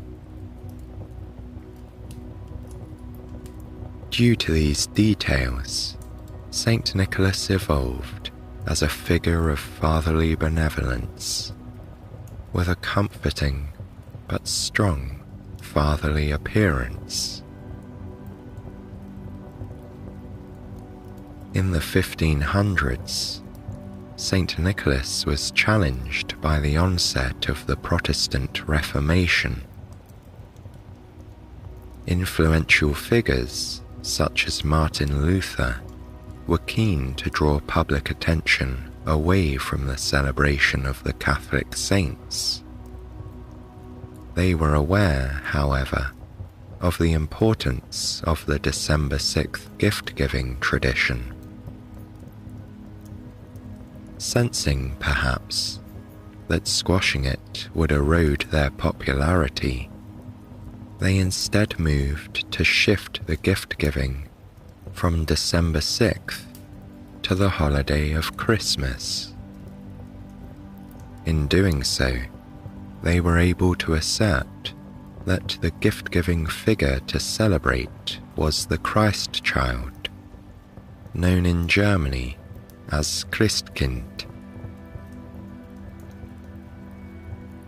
A historian named Jerry Bowler had some insightful and humorous observations about the challenges of transferring St. Nick's duties to the baby Jesus.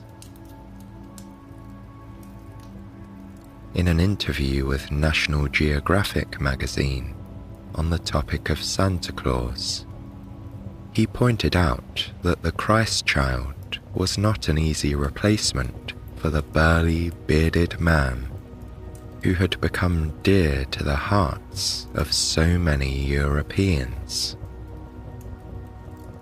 For one thing, as Bowler puts it, the infant's carrying capacity is very limited. The logistical difficulty would be obvious to anyone nowadays. Even those of us who may have spent time in Germany, for example, where the Christkind is celebrated, will have also seen Saint Nick handing out presents. But Bowler adds that there is a second role that the infant Jesus can't perform, and that's the role of disciplinarian. Not to say that Saint Nicholas was a threatening figure, but he was known to carry a switch at times. Even in our kinder, gentler era, Santa Claus promises gifts to good children, whereas those who are naughty are taught to be concerned that they may only receive a lump of coal. Once the Christ child became the bringer of gifts, he also needed a sidekick who could carry things and enforce good behavior. Because of that, stern pagan characters such as Ruklaus, which means rough Nicholas, Aschenklas, which means ashy Nicholas, or Pudsnickel, which means fairy Nicholas, stayed around as part of the Christmas tradition. In effect, two holiday characters had to do the work formerly performed by one.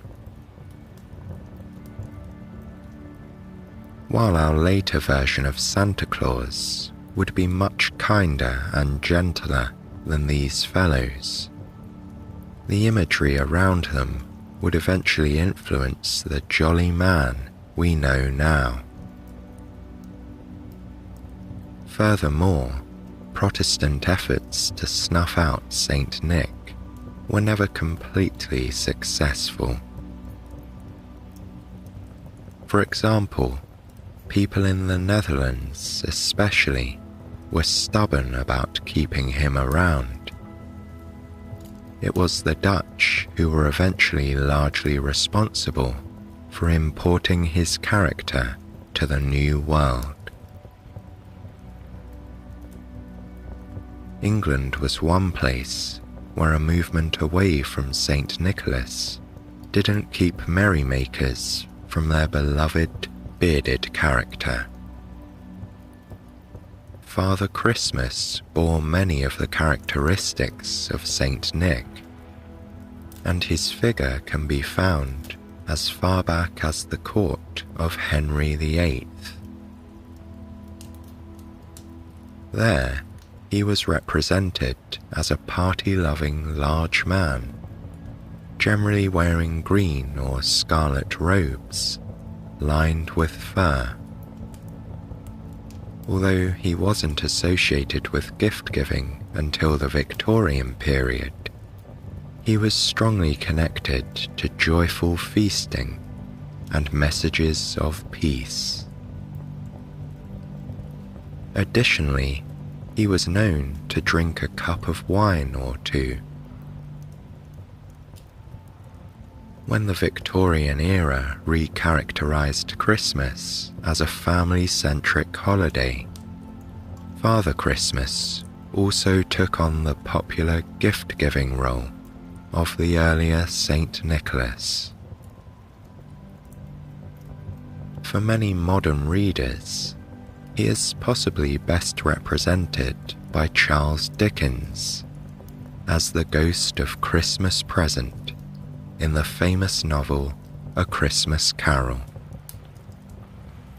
Both Dickens' words in the book and the original illustration of the ghost by John Leech were pivotal in maintaining popular opinion about his appearance and his personality. To trace the continuing evolution of Santa Claus, however, it is necessary to back up just a little bit and hop across the pond to what would become the United States. Saint Nicholas appears to have landed on those shores, along with some of his greatest fans, the Dutch, in the late 18th century. History.com cites newspaper articles from 1773 and 74 that mention some of those immigrant families honouring St. Nicholas Day. Their name for him was Sinterklaas. Up until the early 1800s, celebration of Christmas itself was not very robust on American shores. The Puritans were not holiday celebrants, and those colonists who did make merry during Christmas tended to keep the season as a somewhat rowdy and adult-focused party. It wasn't until the 19th century that the holiday and Sinterklaas became more established, merging together into a more popular, widespread tradition. In 1804, a member of the New York Historical Society distributed woodcuts at their annual meeting of the season. The engravings the guests received featured Sinterklaas, hanging stockings, gifts of toys and fruit, and a fireplace. Those settings are trappings of Santa Claus that would prove to be enduring, shaping the Christmas imagery we know today. Now, if you've listened to some of our Halloween stories, it's possible you're already familiar with the writer Washington Irving. He is well known for having penned one of the most iconic Halloween stories of all time, called The Legend of Sleepy Hollow. It may surprise you to know that Irving has also played a role in the evolution of Santa Claus. In 1809, Irving published a satirical history of New York under the pseudonym Diedrich Knickerbocker. In this light-hearted literary parody, he called Saint Nicholas the patron saint of the city. Now generally known as the Knickerbocker History of New York, this work is considered to have been an early description of what would become our modern Christmas traditions. Despite this coalescence of Santa Claus imagery, the figure still took on many different forms as he transitioned from Saint Nicholas to the recognizable figure that would come later. Scholars relate seeing him pictured as a mischievous fellow wearing a blue tricorn hat, a red waistcoat, and yellow stockings, for example. He's also reportedly been shown as a man wearing a broad-brimmed hat and a pair of Flemish hose. Jerry Bowler, the aforementioned Santa historian, said that he remembered seeing one illustration where Santa looked exactly like George Washington and was riding a broom. However, Bowler points to the year 1821, in which an anonymous poem called The Children's Friend was published. Its drawings featured a Germanic-looking figure in furs who brought gifts, but also carried a birch rod, presumably for discipline. This figure drove a wagon, pulled by one reindeer. But it was really the year 1822 that offered a major building block in the image of Santa as we know him today. For what Christmas-loving youngster has not grown up with the words, "'Twas the night before Christmas"? 'Twas the night before Christmas, when all through the house not a creature was stirring, not even a mouse. The stockings were hung by the chimney with care, in hopes that Saint Nicholas soon would be there. The children were nestled all snug in their beds, while visions of sugar plums danced in their heads. These words not only captured the magic of the perfect Christmas Eve, but they were also largely responsible for creating the likeness of Santa Claus. Although it was originally written for his own children, a poem first known as A Visit from St. Nicholas was authored by a wealthy scholar, real estate developer, and philanthropist named Clement Clark Moore. He wrote it privately for his own children, but a year later it was anonymously published in the upstate New York paper, the Troy Sentinel. The poem became an instant classic and was republished annually, finally being attributed to Moore some 14 years later.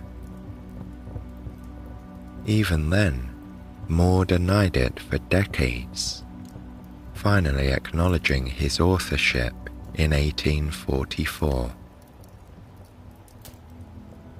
What is remarkable about A Visit from St. Nicholas is the way in which it verbally illustrates the Santa Claus we know today. It goes like this. He was dressed all in fur from his head to his foot, and his clothes were all tarnished with ashes and soot. A bundle of toys he had flung on his back, and he looked like a peddler just opening his pack. His eyes, how they twinkled, his dimples, how merry. His cheeks were like roses, his nose like a cherry. His droll little mouth was drawn up like a bow, and the beard of his chin was as white as the snow. The stump of a pipe he held tight in his teeth, and the smoke it encircled his head like a wreath. He had a broad face and a little round belly that shook when he laughed like a bowlful of jelly. He was chubby and plump, a right jolly old elf, and I laughed when I saw him, in spite of myself.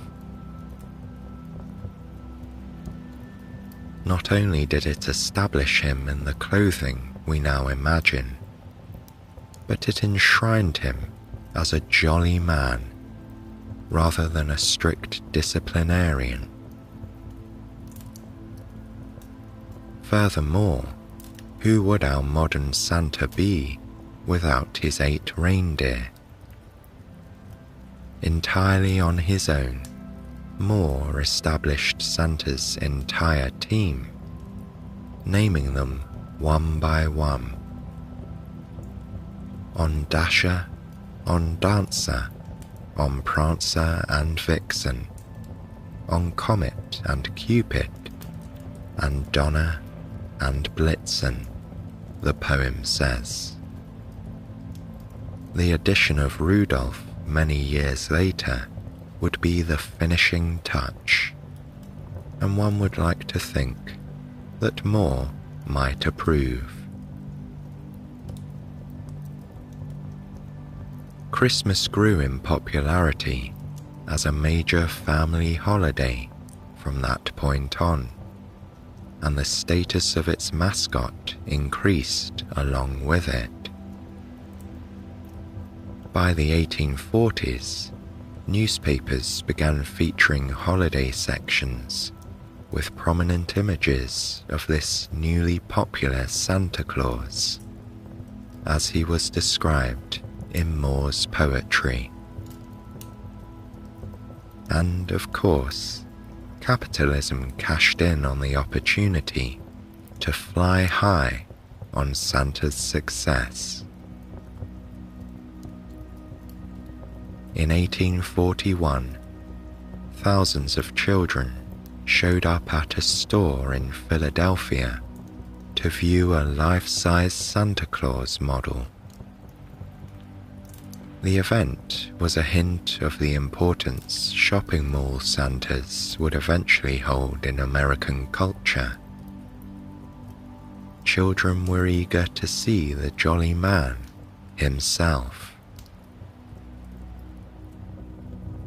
This establishment of the trappings of Christmas is supported by an article published in England in 1853. It describes American Christmas customs to a British audience and included such traditions as the hanging of stockings. More importantly, in the evolution of Santa, it cited the appearance of a fabulous personage whose name varied by region, including Kris Kringle, Saint Nicholas, or Santa Claus. Stepping up to join Clement Clark Moore as a Santa influencer, a political cartoonist named Thomas Nast further established the new look of Santa Claus in the early 1880s. This was when he drew upon Moore's charming description to draw several likenesses that are now easily recognizable by modern audiences. His images of a rotund, cheerful man with a white beard and a bag of gifts appeared in the magazine Harper's Weekly. But Nast took Santa lore a step further, also picturing him at a workshop in the North Pole. He imagined his helpers as elves and supplied him with the venerable and enduring Mrs. Claus to be his partner. In this way, Thomas Nast became as important in the history of Santa Claus as the man who set the stage with poetry. Interest in this version of Santa Claus grew in art and literature circles. Notably, author L. Frank Baum of Wizard of Oz fame published a book in 1902 called The Life and Adventures of Santa Claus. The tale imagined a fanciful origin story for the jolly character. Most notable for modern listeners, however, was his plot point that Santa lived in a place called the Laughing Valley of Oahu, and that while delivering gifts, he would go down chimneys of homes where he was faced with a locked door.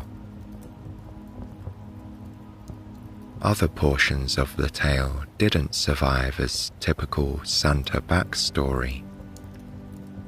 However, the book was produced in a truncated version as a popular stop-motion animation TV special many years later in 1985.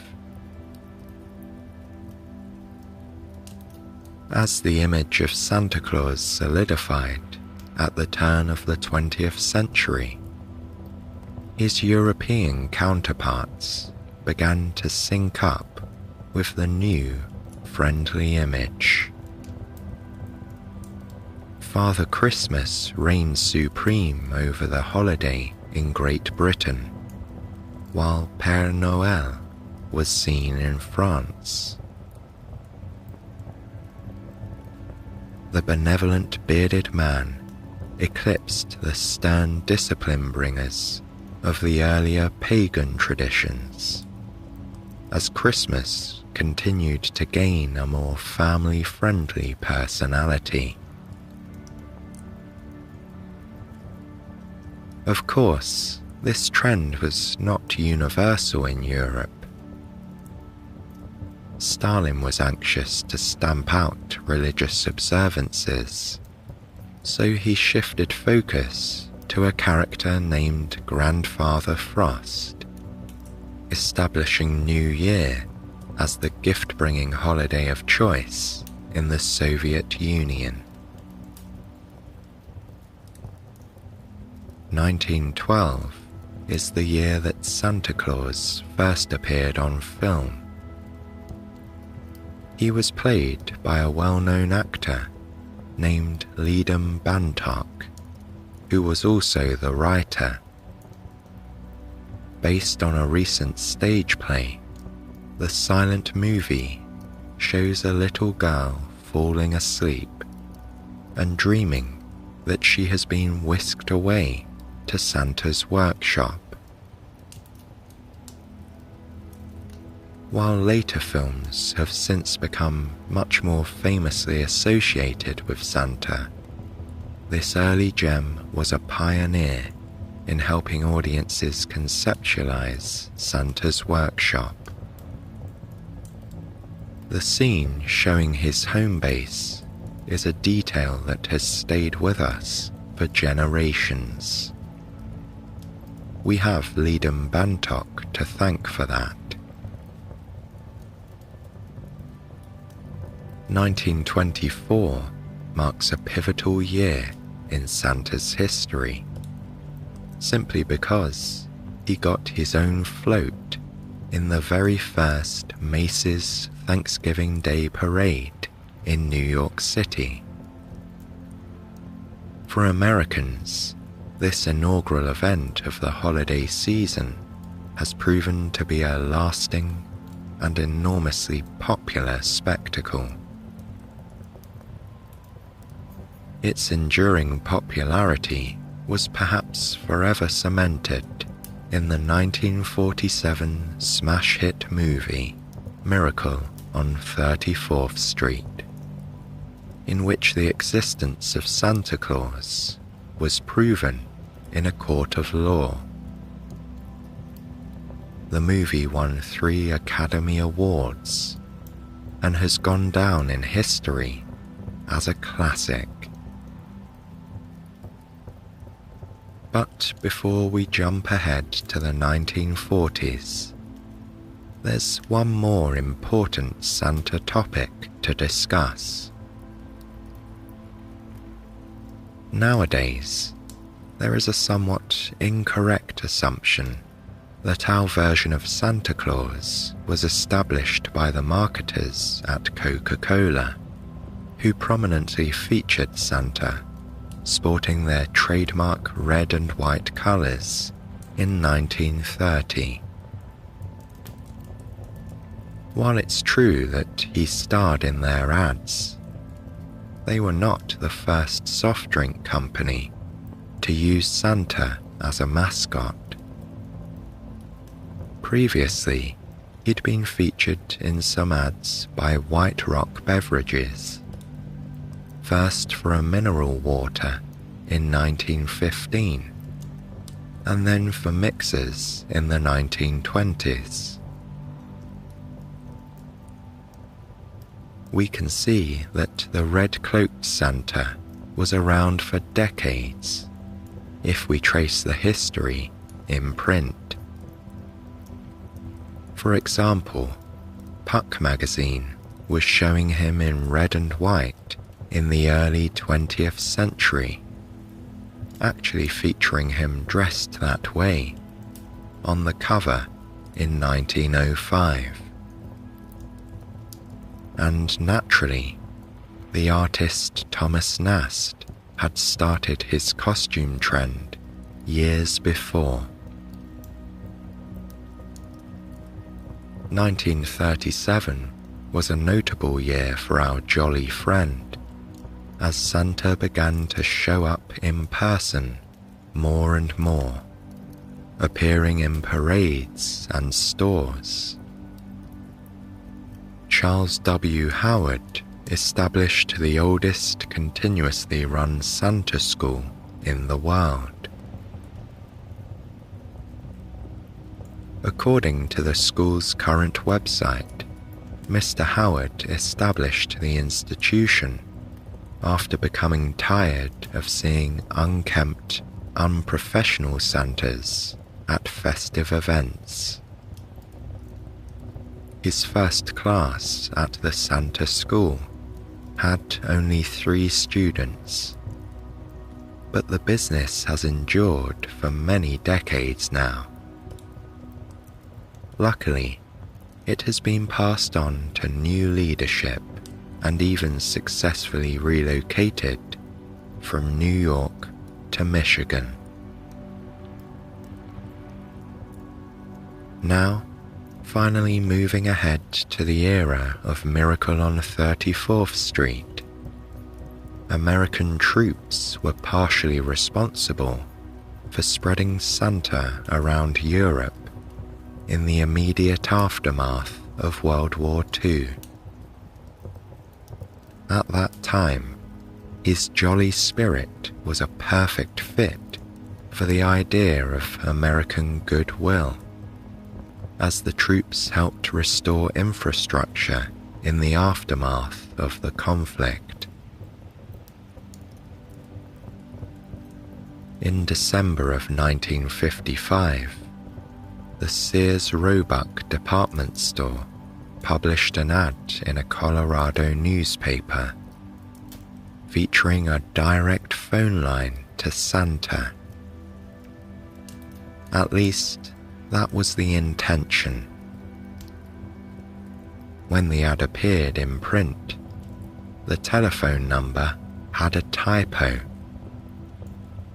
Instead of reaching Santa, the first child to attempt the call reached a colonel named Harry Shoup, who was manning the secure phone at the United States Continental Air Defense, now known as NORAD, which stands for North American Aerospace Defense Command. At first, the colonel was terse, believing he was being pranked on a secure line. On the other hand, when the child became upset, he quickly shifted to pretending he was Santa. A short conversation with the child's mother revealed the error, but the phone number was out there, and more children began calling. Colonel Shoup fielded the calls as best he could, eventually assigning multiple airmen to play Santa as well. Then, on Christmas Eve, the colonel called a local radio station and reported a sighting of Santa's sleigh. That was when the now beloved NORAD Santa tracker was born. While it's not the only Santa tracker to exist, it's certainly one of the most enduring. Today, the site for the Santa tracker receives millions of visits each holiday, making Santa's trip around the world all the more real for legions of children who watch it with excitement on Christmas Eve. The mid-50s were eventful in the history of Santa for another reason. In 1956, a man named George Mellecrino revived the idea of Mrs. Santa Claus in a popular song. A few years later, an author named Phyllis McGinley further established her role by publishing a book called How Mrs. Santa Claus Saved Christmas.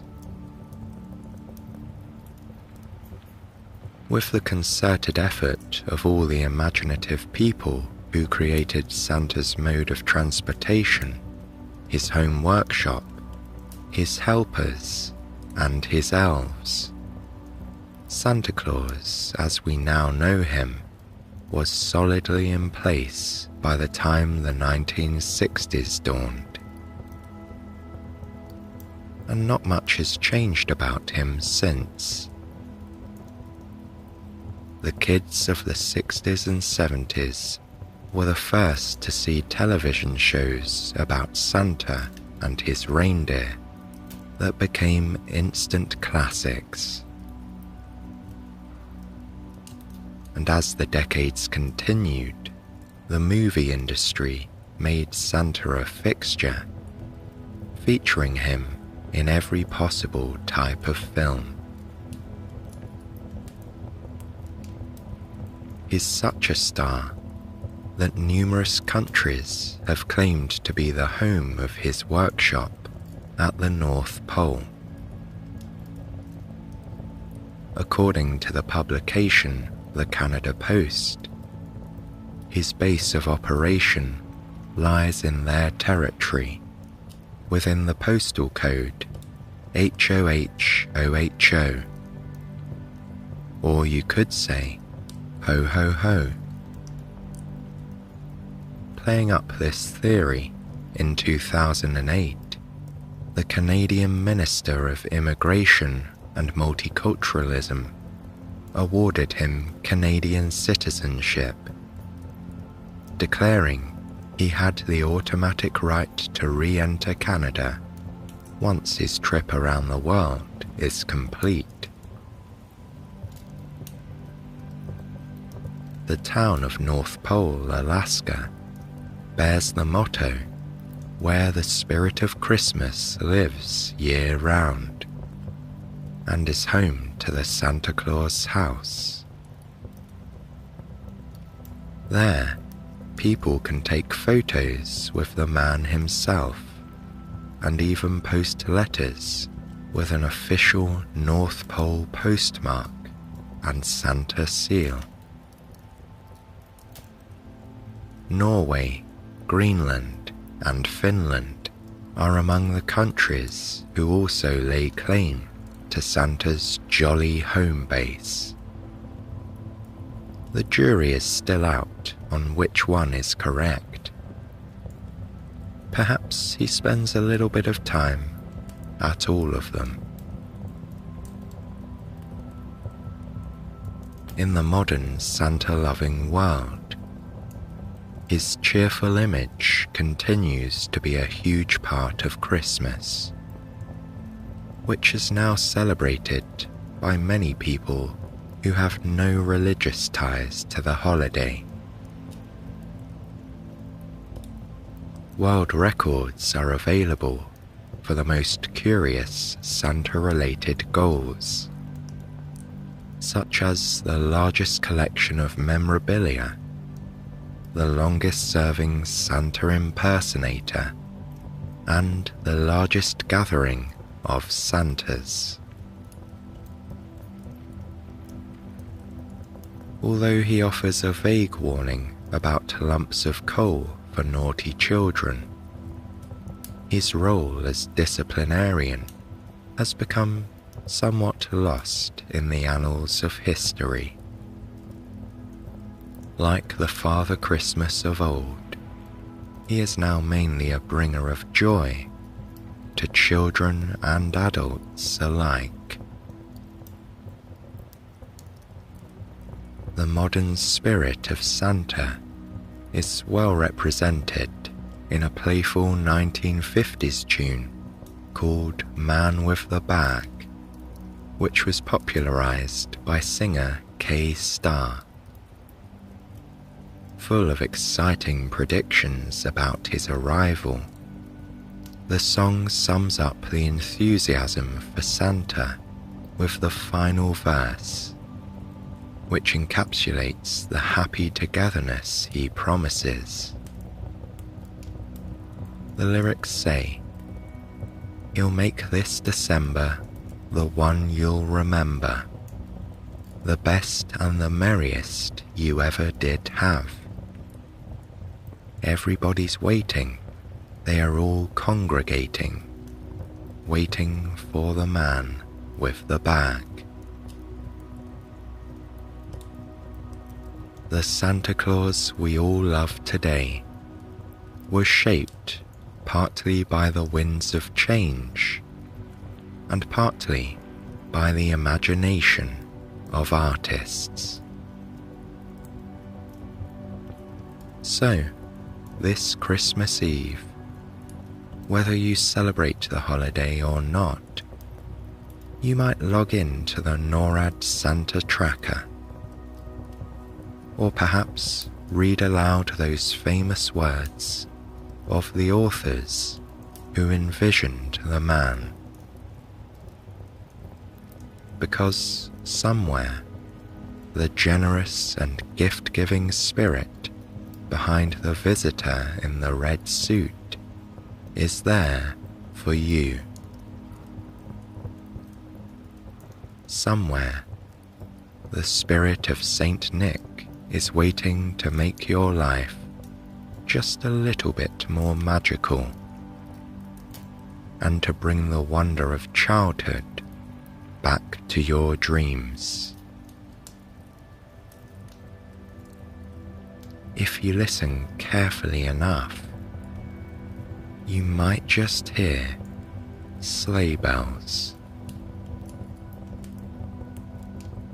We are wishing a warm and cozy festive season to all of Santa's fans tonight.